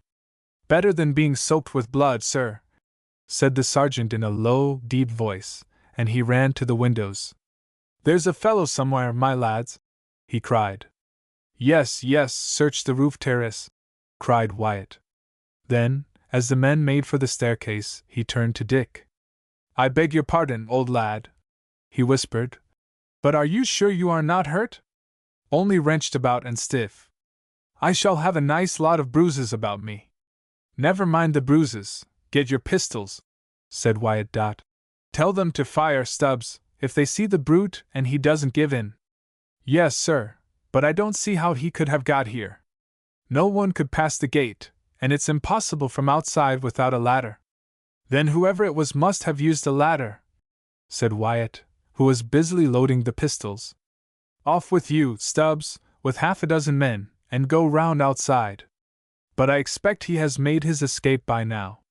Lights were seen on the fortified roof, the men having started from the gate tower in both directions, careful search being made till they met and crossed, each party searching the place in turn, while the examination was going on below, and this went on for an hour, and long after Stubbs had carefully examined all round outside. It's lucky for him, said Wyatt at last. There, dismiss the men, Stubbs, but double the guard, though there's not likely to be another attempt tonight.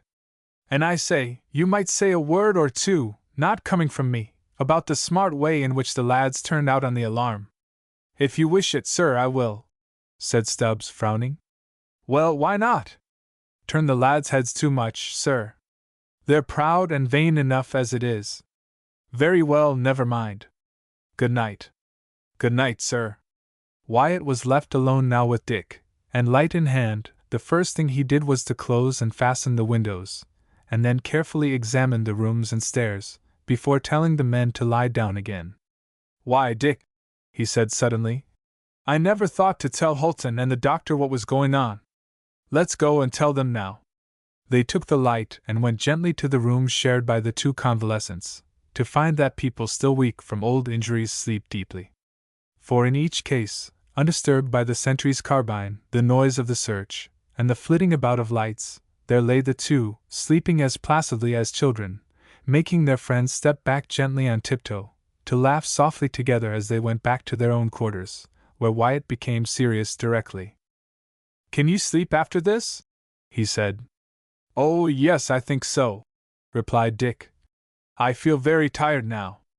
It means being half smothered in future, old fellow, said Wyatt, for I shall never care to rest with my window open again. Dick laughed softly. I don't think I shall ever try to stop a fellow coming on such a mission as this. Better let him have what he likes. But I say, I shall keep that knife. He will not come to fetch it, will he? If he does, I hope I shall be awake so as to have a shot at him. My word, Dick, you have had an escape. Well, don't tell me so again, it sets a fellow thinking so. All right. I say, what time is it? Wyatt looked at his watch. 3:30. This is going to be a short night's rest. Chapter 27. A Disturbed Night. Wyatt related the night's experience to Holton and the doctor over breakfast the next morning, and then the matter dropped, for there was plenty to think about and do. The Rajah had to be consulted about the forming of a couple of well-drilled regiments of cavalry, as suggested by the general, and for whose disciplining the 2 sergeants were on their way. He took to the idea eagerly, and suggested that a beginning should be made at once, and as the days went on the officers found that they had volunteers enough for 4 regiments of well-mounted men, but there was a difficulty in the way, for every one wanted to ride in the front rank, and resented being called upon to ride behind his fellows. But this was got over, and the drilling went on.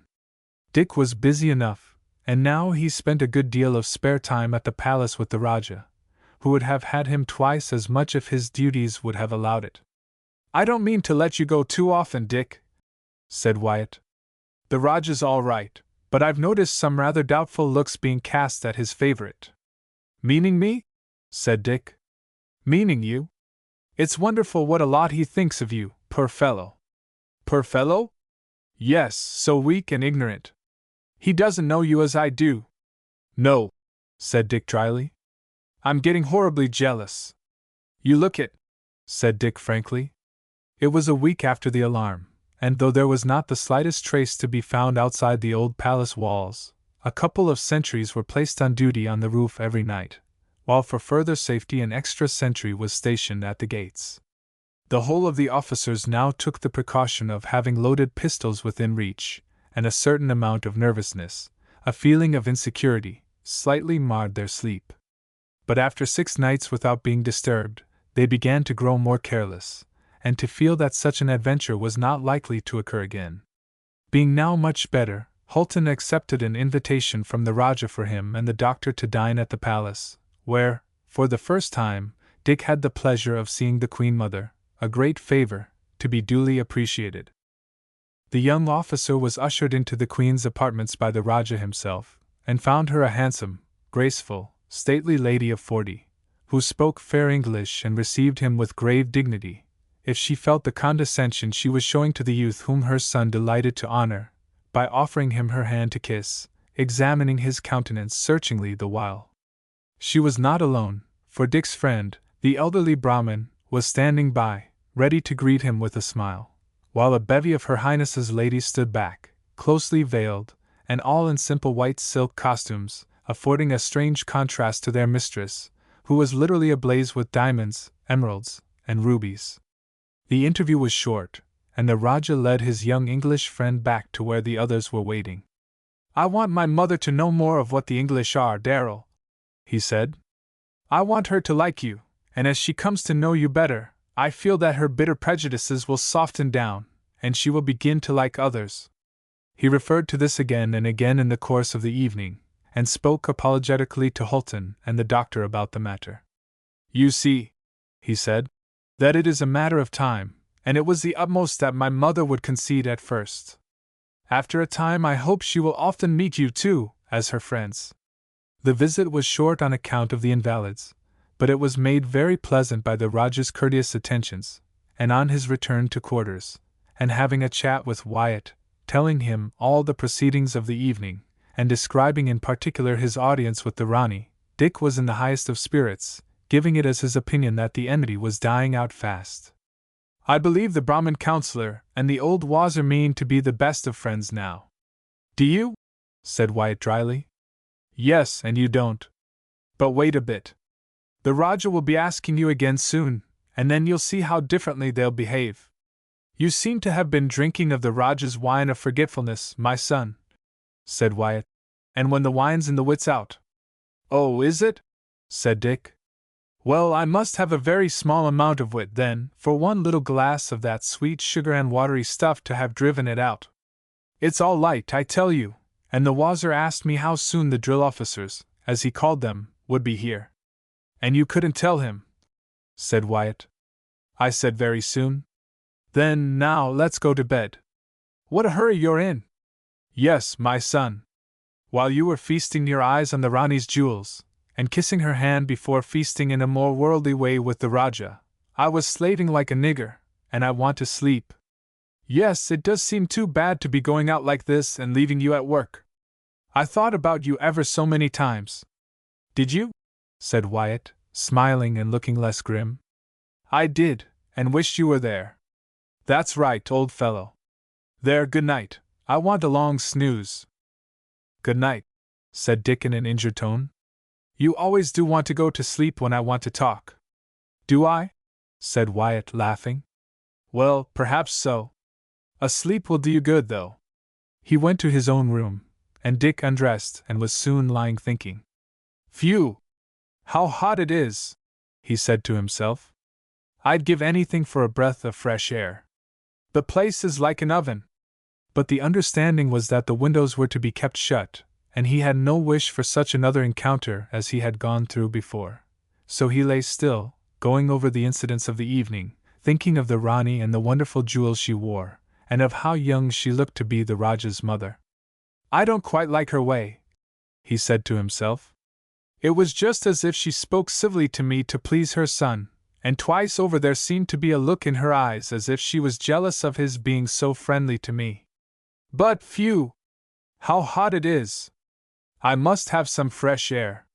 Then, taking into consideration that he was not at all drowsy, and that it would be impossible to sleep in that torrid atmosphere, he slipped out of bed and softly opened the window, breathed in the comparatively cool air for a few minutes, and then lay down again, meaning to get up after a time and close the window when the atmosphere of his chamber had grown cooler. The natural consequence occurred. The soft night air stole in, bringing to him a delightful state of calm and restfulness, under whose action the weary, feverish symptoms passed off, and before many minutes had gone by he was sleeping deeply, a sleep full of the keenest enjoyment, though how long he did not know, but conscience interfered and cut the repose short, making him start up guiltily in full consciousness of having done something wrong. Springing off his bed, he went to the window, stood listening for a few minutes, and gazing up at the peaceful sky, before carefully closing and fastening the casement. I wonder how long I've been asleep, he said to himself. Not a minute, I'll be bound. And stretching himself out, he sighed, closed his eyes, and went right off again, but only to start up in alarm the next moment, as he thought. All right, Dick, lad, don't be scared. Oh, it's you, he said. You shouldn't do that, Wyatt. It's startling in the dark, and I might have snatched up a pistol and fired.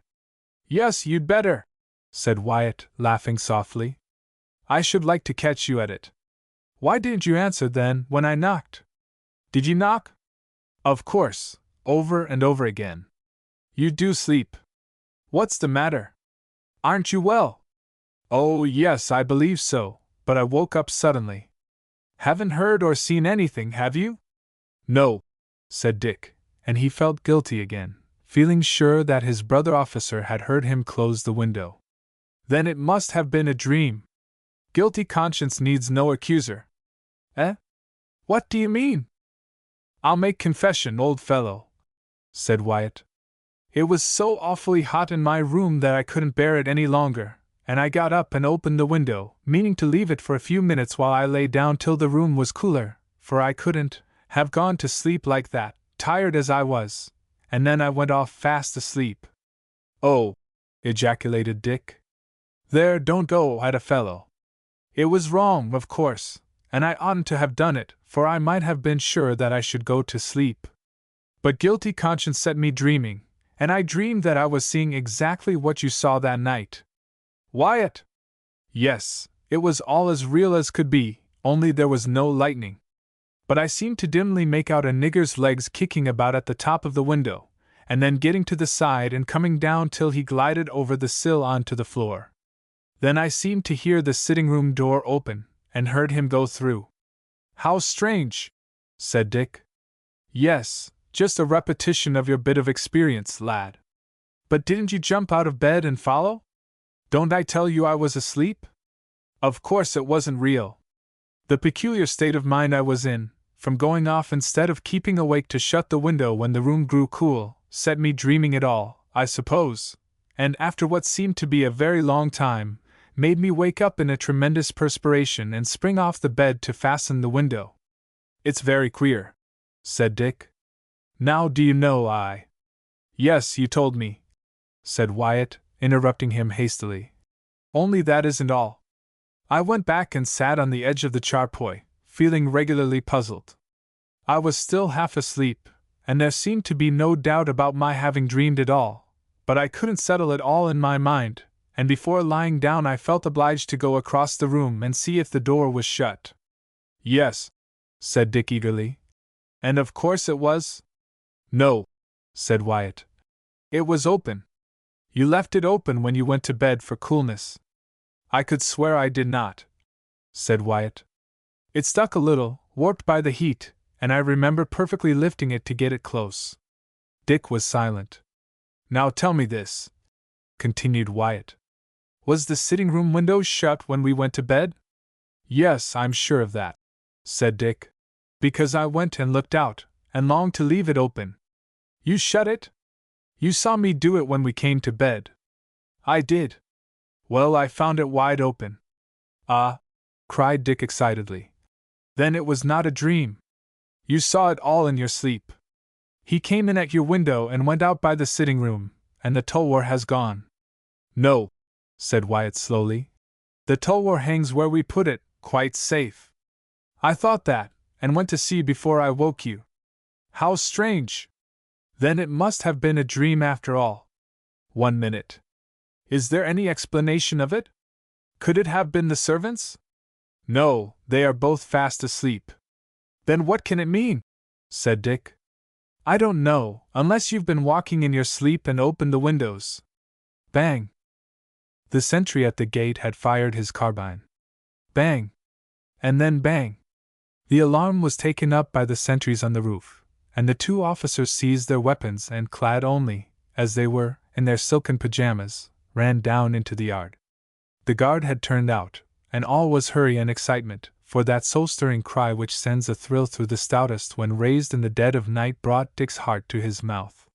For the cry was, "Fire! Fire!" and Wyatt exclaimed hoarsely, "Quick, my lads, quick! The magazine!" Chapter 28. The Work of the Enemy. A rush was made for the ground floor of the palace opposite to the stables, where some kind of firework was hissing and spitting fiercely, and as the men ran there was a blinding flash by the door of the place used as an ammunition store, just as if some powder had been thrown there, and the sparks had set it alight. "Forward, my lads, before it gets worse!" shouted Wyatt. "Darrell, lad, you must risk it!" he cried. "We can't leave them to perish. Up with you, and bring out Hulton and the doctor." A strange feeling of dread ran through the young officer, for the instinct was strong upon him to run for his life and escape by the gate before the native fuse, which had been placed at the bottom of the magazine door, should do its deadly work of causing an explosion and bringing that side of the old building tottering down. But education was stronger than instinct. It was the master. Before the lad's eyes were his brother officer and the men of the troop following. Sergeant Stubbs was carrying the keys, rushing right up to the magazine door, right, as it were, into the fire and the explosion which must occur, and nearly overhead was the room occupied by Hulton and the doctor. Dick Darrell could not help his thoughts nor his natural instincts, whichever way they might lead. He had his duty to do as a soldier, and he neither hesitated nor shrank, but rushed forward to perform his task, meeting the 2 sentries, who had come hurrying down from the roof. The next minute he was ascending the stairs leading to the officers' quarters, reaching the broad corridor and the way into their sitting room, thinking that it was a pity for that beautiful tulwar to be destroyed, when he fell over somebody on to someone else, sending a thrill of horror through his nerves as he heard deep groans. "Who is it?" he cried. A bright flash which came through the open door and window showed him the 2 servants, with their white cotton garments deeply stained with blood, while, As he gathered himself up, he found that something wet and warm had soaked his own thin silken garments, and his hands felt sticky. The chill of horror came again. The two servants stabbed at the door, and not many yards farther lay Holton's room. Had he and the doctor been assassinated too? Pity would have deterred him, duty urged him on, and the recollection of the terrible danger below, driven from his brain for the moment, came back as he dashed on, just as the door was thrown open and Holton and the doctor hurried out. "Who's that? You, Darrell? What is it?" "Fire, the magazine.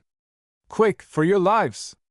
They hurried down the corridor, momentarily expecting the floor to open with the roar and red rush of an explosion, but they paused to seize the two men lying by the sitting-room door, and among them dragged them to the head of the stairs, and then to the bottom and out into the yard, where, as soon as they were in safety, Dick left the wounded with the doctor, and ran to where, in the midst of thick smoke, axe blows were falling upon the entrance to the magazine.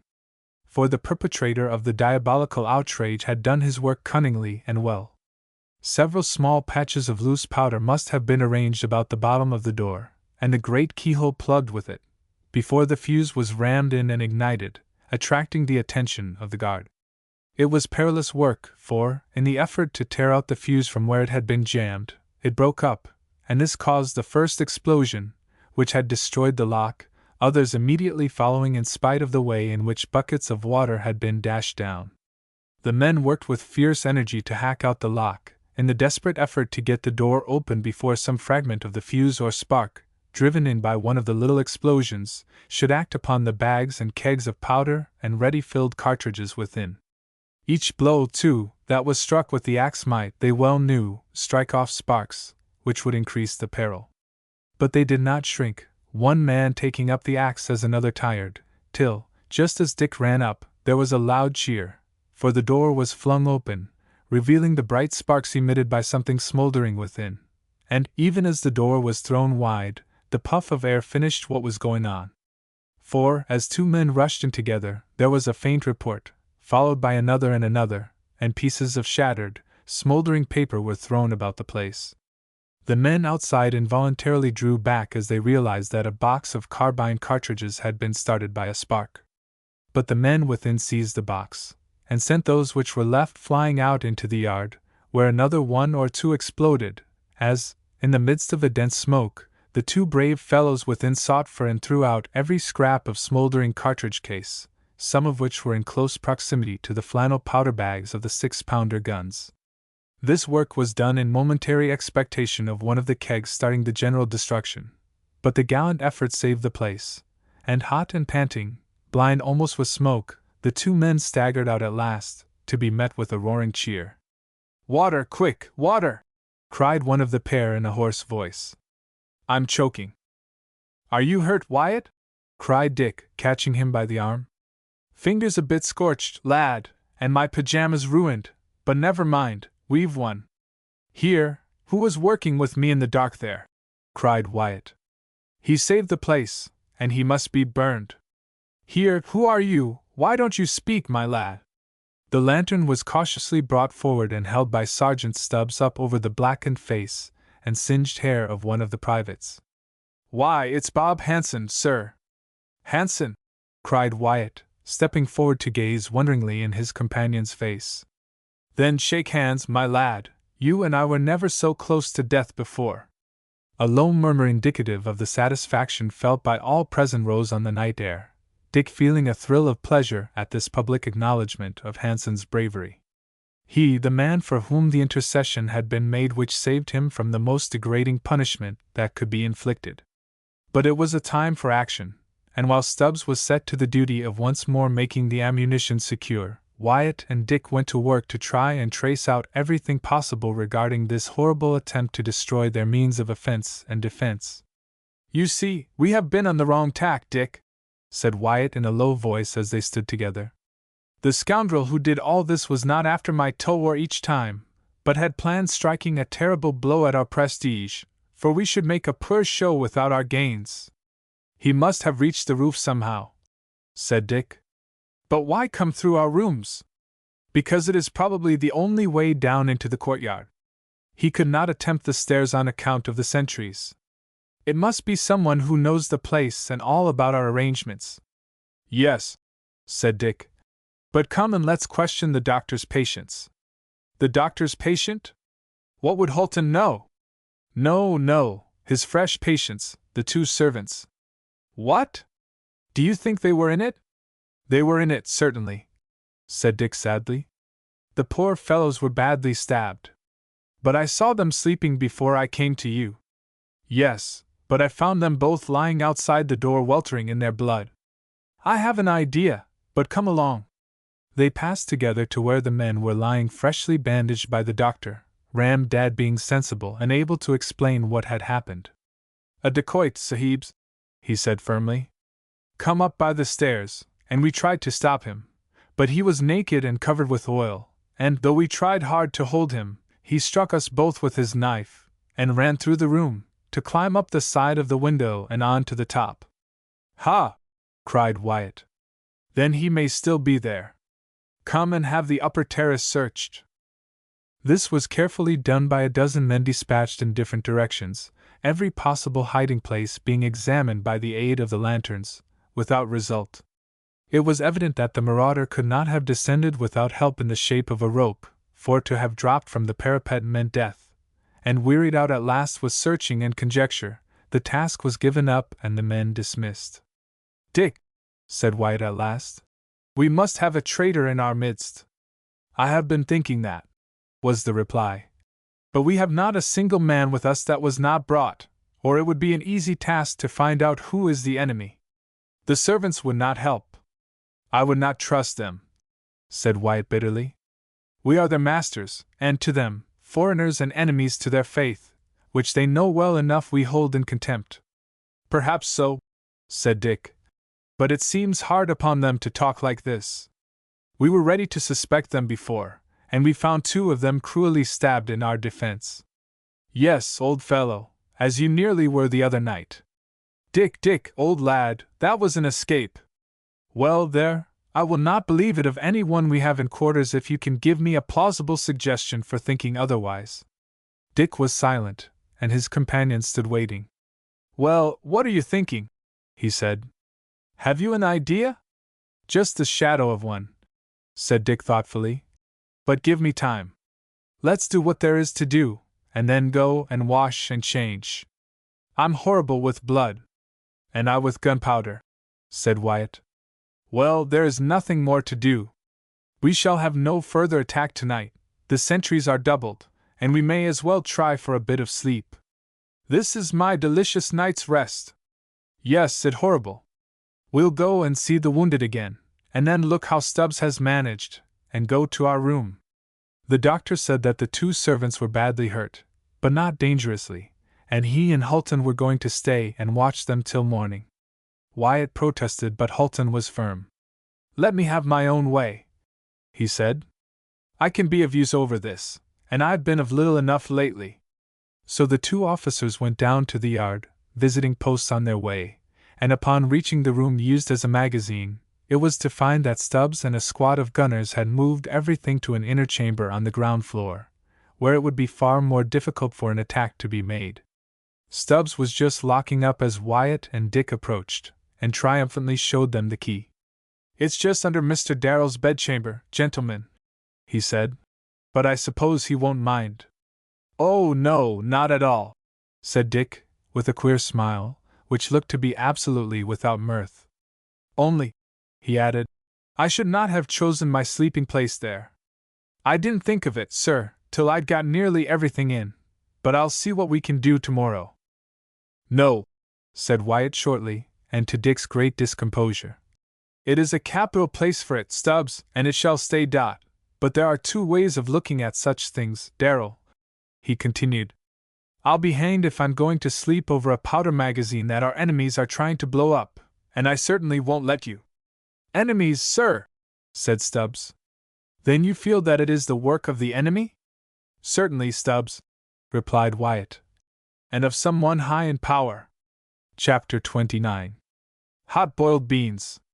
It was about half an hour later that, after a refreshing wash, the two officers sat together, partly dressed, talking in the room where the tulwar still hung, and with the pleasant knowledge that if, after all, a smoldering cartridge cover had been accidentally taken into the fresh magazine, they might at any moment be blown up piecemeal. "Yes, it is a nice idea," said Wyatt in reply to a remark made by Dick. "It has stopped me, too, from having a hubble-bubble to smoke. But never mind, we must chance it for one night." "Or morning," said Dick. "Eh? Yes, it must be getting late, and I want to sleep for an hour or two, even if it is with a bag of powder for a pillow. So now to business. You have some idea of how the attacks are made?" "I have thought of one," replied Dick, "but it sounds so silly and romantic that I don't like to tell you." "Your commanding officer orders you to speak, sir. Tension! Now, Mr. Darrell, what are your ideas?" Dirk coughed to get rid of a little nervous huskiness, and then he said, "This is a very old building," and then stopped. "Thank you, Mr. Darrell, it is," said Wyatt sarcastically. "And it is very strong." "Thank you, Mr. Wyatt," said Dick, smiling. "But I have something else to say." "Then say it, old lad, for I'm in a fever of expectation and nervous irritation. Hang it all! I never felt so disagreeable in my life. It was the old Rajah's palace." "Yes, of course," cried Wyatt. "And foolishly or not, I have been thinking it possible that there may be a secret passage somewhere which leads to the outside." "Known only to one of the old king's followers?" cried Wyatt excitedly. "Yes. And making our place only a trap in which we may be caught at any moment." Dick nodded, and Wyatt seized and wrung his hand. "My dear old boy," he cried, "you'll be a general long before I get to be colonel." "Nonsense! 'Tisn't. That's it, my dear boy. It's the right nail, and you've hit it bang on the head. Thank ye. Now I can go and sleep till breakfast time with a feeling of delicious serenity, knowing that we have got hold of the end of the clue." "Not yet," said Dick. "Where is it?" "Somewhere in the old building. It's going to be the old nursery game of hot-boiled beans and very good butter, and I believe we're burning now." "Almost," said Dick. "And we dare not open a window." "No, we must have no more of that, old fellow. And I say, I'm very glad you were as great an offender as I was over that business. But look here, if we find tomorrow morning that it is as you say—" "And find the place," put in Dick. "Of course, and find the place, I'm going to hoist that gentleman with his own petard." "How?" "Don't quite know yet, but something in this style. I shall lay a trap in such a way in the passage, or whatever it is, so that he'll step on a small bag of powder and fire it off. He won't come again. Now, good night." "Good night," said Dick. "But I say, don't reckon too much upon my idea." "I shall," said Wyatt. "Once more, good night, for whatever time it is, it does not look like day." "Good night," said Dick, and 10 minutes after, utterly worn out by their exertions, they were both of them fast asleep. Stringent orders were given as soon as Wyatt woke that the last night's trouble should not be named outside, but the order was issued in vain. The noise and excitement had been heard and seen, and the native servants were questioned, with the result that by degrees the news, greatly exaggerated, reached the Rajah's ears, after it had passed through those of his people to the Rani, who told him herself. Both Wyatt and Dick were later than they had intended to be, and after a short morning parade they visited the wounded, found the men in a serious condition, but with the doctor hopeful, and then went and had a long consultation with Holton. "Go and search, by all means," he said, "but I would do it so as not to excite attention. It is hardly likely, to my mind. But be careful, we do not know who are friends and who are foes." "If I had full command in the city," growled Wyatt, "I'd soon find out. But look here, we are going to have a good hunt round. Will you come? Strong enough?" "Yes, I think so," replied Holton. "And I'll try." The trio quietly ascended to the roof, which was without guards in the daytime, and as if for Holton's benefit, his companions in turn giving him an arm, the whole range of battlement terrace was traversed again and again, till, in a hopeless way, the little party descended without a word. "Doesn't look very cheerful, Dick," said Wyatt. "Does it?" "No," said Dick firmly. It was all imagination. He had hardly spoken when there was a challenge at the gate. The guard was called out, and the corporal on duty sent up word that the Rajah had arrived. Look here, said Dick eagerly. He has heard of the upset last night. Let's ask him. Very well, said Holton. He is, of course, our friend, and he ought to know. Wyatt and Dick went down to meet their visitor as he descended from his elephant, and he returned with them to their room, ready to express his great concern about the attack, and assuring them that if he could only find out who originated the affair, that man should die. Thank you, sir, said Wyatt quietly. And he deserves to. But we don't know who it was, nor how he got in. Now, Darrell, speak out and tell His Highness your ideas. These were given clearly enough, the Rajah hearing them to the end, but shaking his head. I never heard of anything of the kind, he said at last, and I don't think any such passage exists. There would be no harm, though, in searching again, and I will place a guard round the place every night. No, sir, please don't, said Wyatt bluntly. Don't be offended at what I say, but I don't feel that we should be so safe here with your guards about us as we should be trusting to our own men. The Rajah frowned angrily, but his brow cleared a few minutes later. You are right, he said. I cannot trust my own guards. I only hope for better things. Would it not be better to begin quite afresh, sir? Said Holton. A bold stroke would relieve you of many doubtful friends, and we would support you to the death if trouble arose. I thank you, Mr. Holton, said the Rajah sadly, and I feel that you are right, but I cannot take such a step as you propose. It would mean death and destruction, and fighting against one whom I feel bound to look up to with respect. No, this is a revolution that must come slowly. I can only fight to the death against Rajah Singh. I must fight against my mother and her friends by word of mouth. I must leave you now. All this troubles me, but I will be firm as far as I can. And he bowed and moved towards the door. I wish Rajah Singh would attack again, and make short work of some of the Rajah's internal enemies, said Wyatt after the visitor had gone. He is an open enemy, and we know what to do. Yes, said Holton. And we are surrounded by secret ones, and do not know what to do. Not yet, said Wyatt. But we mean to do one thing, Darrell. What? Said Dick, looking at the speaker inquiringly. Win, said Wyatt shortly. But come up again with me, Dick. I want to see if I can find that secret way.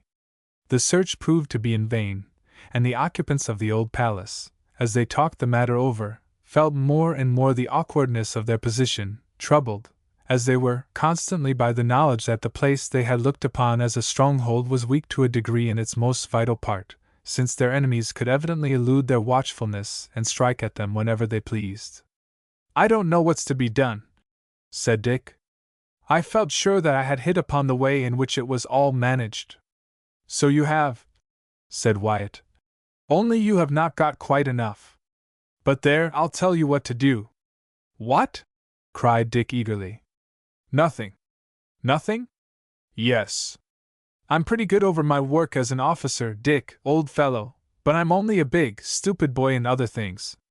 You. What nonsense! It's a fact, Dickie, and I know it and have come to be a bit of a philosopher. I don't know what you're talking about, said Dick. Then I'll tell you, old fellow. When I find a thing's too big for me to think out, I let it go, and I find it often comes afterwards. We can't tackle this, so let's leave it and do the best we can. By and by perhaps we shall find it out. Drop it now. So it was dropped, and the days wore on without any more alarms. The two injured men improved fast, and Holton seemed stronger, but quite unfit still for duty. Never mind, he said, with a smile full of resignation. It doesn't matter. The troop couldn't be better managed, and I shall get well sooner up here in the hills than I should down in the plains. One thing troubled the party in the old palace, though, and that was the apparent change on the part of the Rajah, who kept quite aloof from them now, while the people, after a period of comparative friendliness, began to grow aggressive. Seems to me, said Wyatt, that we might as well be back at cantonments. The Rajah cuts us, nobody wants us here, There's no fighting to do, unless we set to and drive the fighting part of the population out and take possession of Sujipur in the name of the company. I want exercise, and I should just like that job. We could do it, too, with a bit of scheming. What do you say to a try, Dick, and being made Raja Pro Tem? Nothing, said Dick. The very next day a larger present than usual of the produce of the country was brought for the use of the troop by the Rajah's orders, but there was no friendly advance. Doesn't seem as if he was tired of us yet, said Wyatt. Look here, we shall have to send out a party to meet our reinforcements with the ammunition, for I don't like their not coming. It looks as if they had had a check somewhere. Do you think the Rajah of Singh could have sent a force round and captured them? No, I don't, replied Wyatt. If he had been on the move, our chief here must have heard of it. Perhaps it's all right, though, and they'll be here soon. He was right, for the next morning a couple of horse artillerymen rode up to the gate, causing intense excitement among the Rajah's troops, who, as Dick found out later, had seemed disposed to refuse them entrance. But the news was brought in by one of the native servants, and Dick had orders to turn out with 20 men to meet the party. In accordance, then, with his orders, he rode down to the gate, met the advance guard, and rode off with them back along the road to bring in the little party with their heavy, slow train of ammunition wagons and stores. Stubbs was with the young leader, and as they were escorting the party back in a way which accounted for the length of time they had been on the road, an unpleasant thought occurred to Dick. It was so troublous that he could not keep it to himself, and he rode up alongside of Stubbs. I've been thinking, he said, that we should be awkwardly placed if the Rajah's enemies took advantage of our being outside to refuse us entrance. That's rum, sir, said Stubbs. Rum? I don't see the droll side of it, Stubbs, because it would mean taking advantage of the troop being weakened to attack them. I meant it was rum that you should think just the same as I did. It has been bothering me ever since I found that they stopped our 2 men at the gate. I'm afraid I ought to have halted and sent word back to Captain Wyatt. Would have been better, sir, but it's too late now. We must get in somehow. Bounce may do it. Yes, we must make a dash in if they seem to be turning queer. Can't turn much queerer than they have lately, sir. I've been expecting a fresh attempt to blow us up every night, and you see if they don't begin again, now that they find we have got in our fresh ammunition. There'll be no peace in Sujipur till some there have had their bodies shortened. Think not? That's what I think, sir. It's that party of priests at the big temple and the Queen's people.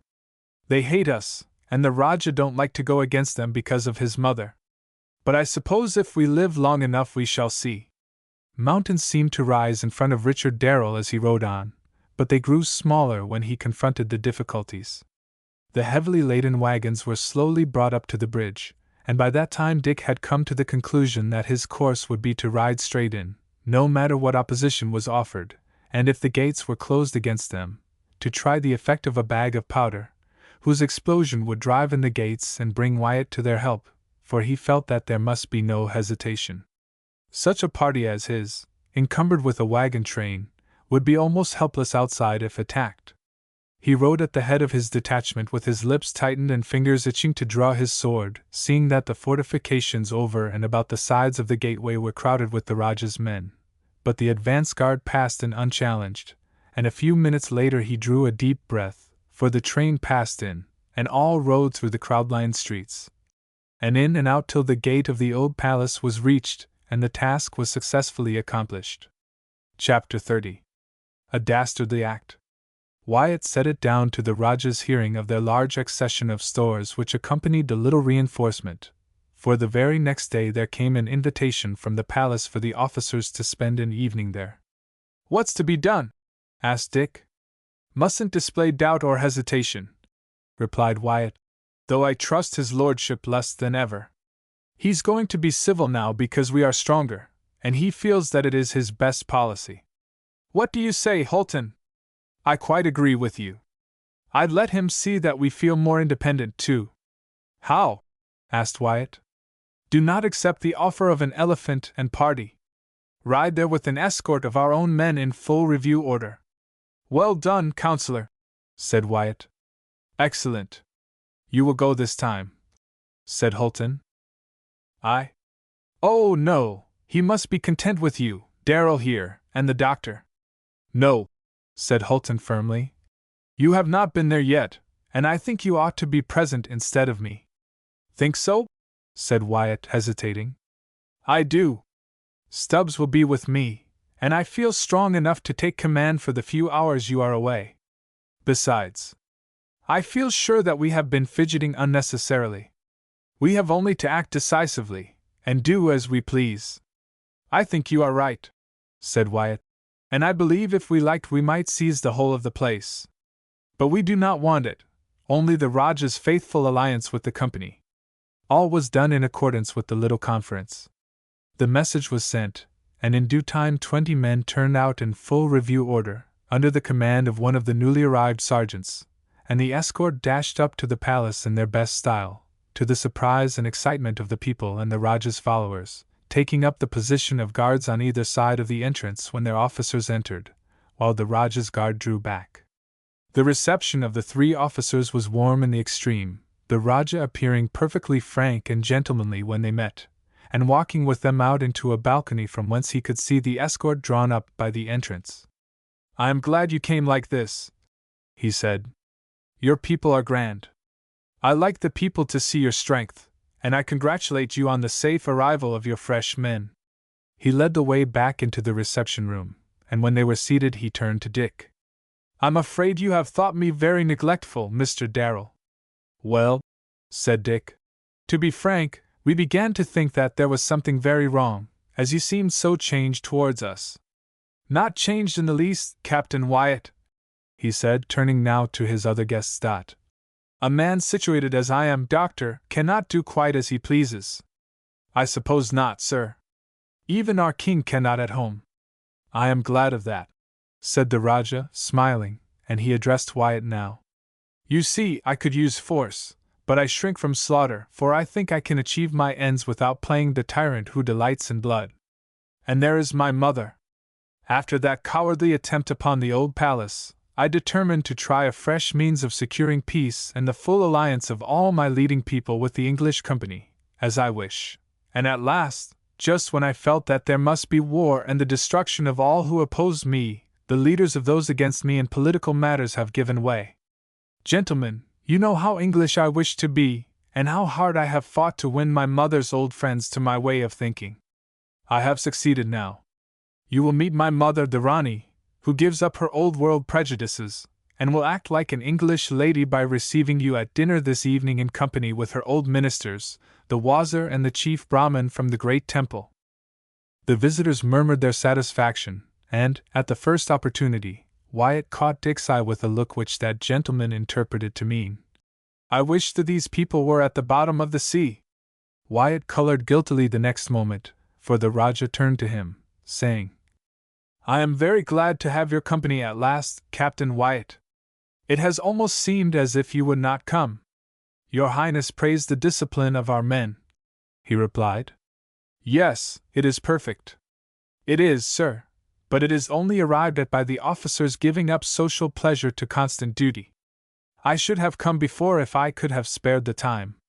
The Rajah smiled and turned to Dick, whom he seemed to honor above all, while Wyatt said to himself, "And now I am here, I hope you are not going to play any tricks with us, my Arabian Night. I shall feel more comfortable for having our lads there under the window." There was a movement by the curtained door, and a couple of armed men marched in with drawn tulwars, to stand holding back the heavy hangings. "The Rani, my mother, gentlemen," said the Rajah, rising as the handsome, stately woman swept in, followed by her 2 elderly friends, she literally blazing with magnificent jewels, while the Wazir was in a rich uniform and the Brahmin in simple white, looking a peculiar contrast to the Rajah, who wore garments of the most sober hue. The Rani held out her hand to Dick, smiling in the most gracious way, and treating him as if they had been old friends. To Wyatt she was dignified and rather distant, while the doctor received a condescending bow.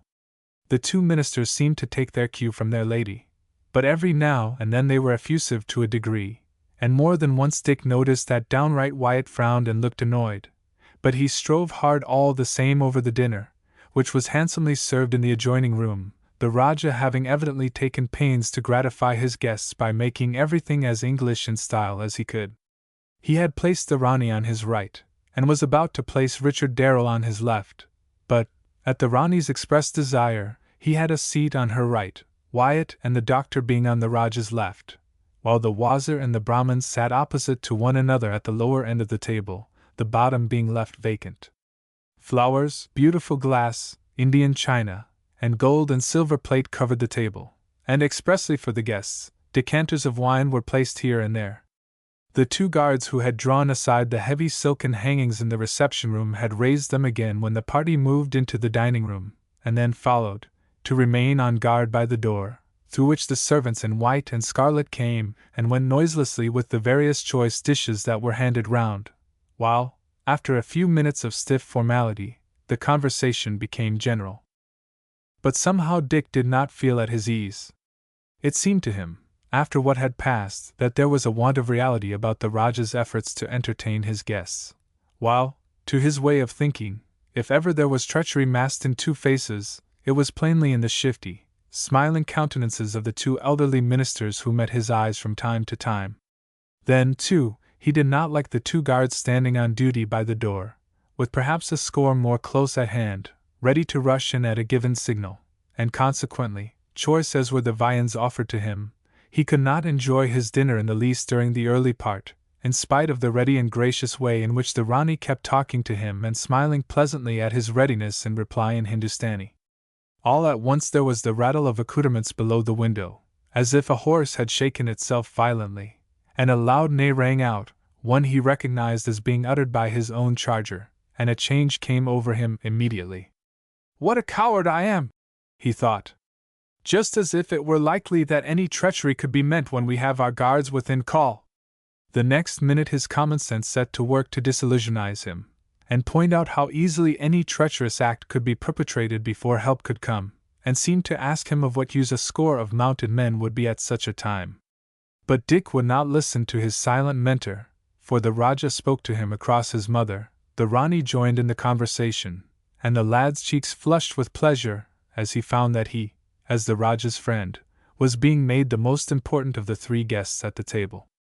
The meal went on, and the Rajah laid himself out to introduce topics of interest to all, the last being in connection with the proceedings of Rajah Singh, who, he told them, had been so utterly disgusted by his ill success that, as his spies informed him, he was not likely to attempt to invade the territory again.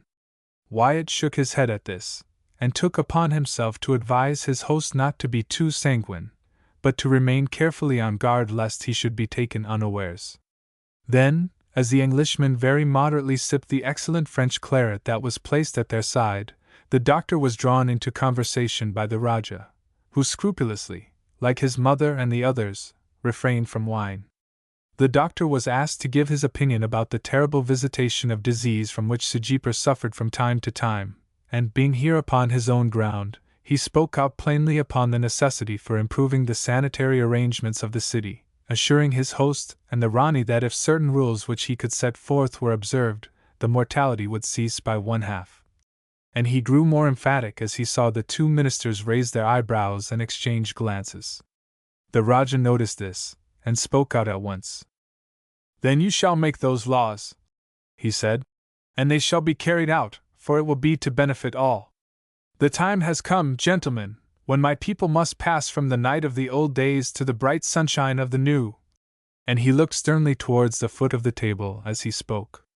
"Her Highness, my mother, understands my wishes now, and you, gentlemen, who have so bravely come to my assistance, shall see now that I am about to throw away as worthless all the old teachings and superstitions of the people as regards caste, and begin acting as civilized people do."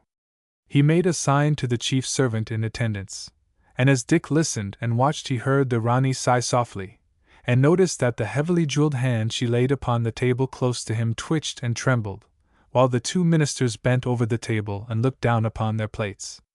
"They don't like it," thought Dick, and the next minute he was watching the chief domestic, in his white muslin and scarlet cummerbund, his dark face looking solemn and strange beneath his white turban, as he advanced silently and slowly, bearing a gold tray upon which were 7 tall, old-fashioned champagne glasses filled with the foaming wine, ready to hand first to the Rani, who shook her head and closed her eyes, next to the Rajah, who took his glass, and then to the visitors in turn. "No, no," said the Rani softly as she gave Dick a troubled look. "It is not good for boys." "Then I will not drink," he replied, smiling at her, but he saw that her brow was contracted and her eyes closed. Then his attention was taken up by what was passing at the bottom of the table, where the Wazir and the Brahmin both drew away from the proffered glasses. "Very well, gentlemen," said the Rajah quietly. "I will not force you, but the day will come when you will both look upon this act as innocent and right. You, gentlemen," he said, "will have no scruples. I drink to you, even if I lose caste." With a quick movement he tossed off his glass, and then, bending quickly to his left, he struck Wyatt's glass from his lips, and startled by the action, the doctor's fell from his hand, both glasses shivering as they fell. The two ministers started up in their places, as did the Queen, who made a quick clutch at Dick's arm and then stood trembling. "Treachery! Poison!" cried the king hoarsely, and his dark eyes flashed as he glared at the two men who had risen. "It was like fire! It means death!" "Ah!" he cried, turning upon the Rani with a look of agony and grief. "This from you, from my mother!" "No, no!" shrieked the Rani wildly. "It is not true, my son! By your dead father, I swear!" "Ah!" he cried, with a sigh of relief, and he turned to glare at the two old ministers, who stood clutching the table without daring to move, and as if waiting for the end. Wyatt and the doctor had in turn sprung from their seats, Dick following their example, and as the Rani's hand dropped, the Rajah clutched at Dick's arm in turn, beckoning to Wyatt with the hand at liberty. "It is an enemy's blow," he gasped. "You, both of you, stop the coward stroke. Bring your soldiers here to save me, and seize the temple there. If I am to die, your people shall hold the place." Wyatt sprang to the window, and at a word the sergeant rode close up. "An orderly at once to Captain Hulton," he cried. "Every man to turn out and gallop here with the guns." That was enough. As he turned back, it was to see the doctor bending over the Rajah and the two ministers making for the door. "Arrest those men!" cried Wyatt to the two guards. "They will not obey," thought Dick, but to his surprise they faced round, drawn sword in hand, and placed themselves before the two officials, whose dark countenances looked wild and strange. Meanwhile the doctor had passed round behind the Rajah's chair, taken up and raised Dick's untouched glass to his lips, tasted, and spat out the wine. Then, filling a glass with water, he half forced the Rajah to drink again and again, in spite of the agony he seemed to be in. Wyatt, returning from the other end of the room where the prisoners were, gave the doctor a questioning look, which he answered aloud. "One of their cursed vegetable poisons, I believe," he said, and Wyatt turned upon the Rani. "This must be your doing, madam," he said sternly. "No, no!" she cried wildly. "He is my son, my son!" "Prove it then, by your help," said Wyatt. "Yes, yes, tell me what." "Oh, my son, my son!" She fell upon her knees by the Rajah's chair and caught his hand in hers, looking up at him wildly. Then, standing up, she looked at the doctor inquiringly. "He must be taken to his room," said the doctor, and the servants came at the Rani's sign to bear their Rajah away. "You will not want us, doctor?" said Wyatt hastily. "No, you have your work to do, I see." The Rajah made a sign to Dick as he was being carried out, and the lad darted to him, to have his hand seized by one that was wet with agony and like ice. "My guards are true," whispered the Rajah. "They will obey you. Protect the Rani." He could say no more, the doctor interposing, and followed closely by the Rani, the sufferer was borne out. Chapter 31. Prompt Action. Dick's first act was to test the Rajah's words about the faithfulness of the guards, and he crossed to the two standing by the prisoners. "Swords for myself and friends," he said sharply. The man addressed called to one of the servants standing trembling and helpless by the door, gave him an order, and the man hurried out, to return in a few minutes with 3 jeweled weapons with their belts from the Rajah's armory. "Ha!" cried Wyatt, seizing one of them, while Dick buckled the other on, just as the heavy tramp of half the escort in their boots and spurs rang on the marble steps outside. "I ordered half of them to come up," said Wyatt, and then, as loud shouts and cries arose, he signed to his companion to draw, but Dick rushed through the door, to find some 20 of the Rajah's guard ready to oppose the artillerymen, who were about to rush up, saber in hand. "Halt!" shouted Dick, and then turning to the guard, who faced fiercely round, he said in Hindustani, "Your Rajah says you will be faithful to him. Join with our men in defending the palace against his enemies and ours." The men looked in doubt, but Wyatt spoke out now. "The Rajah has been poisoned," he said. "6 of you go to his door, and let no one but the doctor and servants pass. The rest of you guard the palace gates. Where is your officer?" Their leader stepped out, tulwar in hand. "Call out the rest of the men," he said. "You must help us to defend the palace against all who come. But these 2 must be kept safely." And he pointed to the 2 ministers within the room. A minute or 2 before, the place was all passing into a state of wild confusion, but the short, prompt words of the 2 officers sufficed, and when Dick, after a word or 2 with Wyatt, gave a fresh order, it was plain to the guard that they were working with friends, and in a very few minutes every gate was closed and held. Dick's orders were that 4 of the Rajah's men should guard the Rani. This done, leaving Wyatt impatiently waiting for some sign of the coming troop, Dick made his way to the Rajah's room, into which he was allowed to pass at once. "Well?" he asked.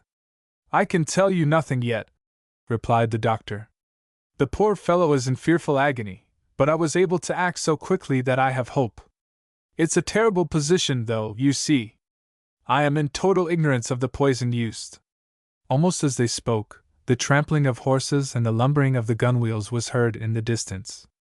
Dick uttered a sigh of relief. "Thank goodness,"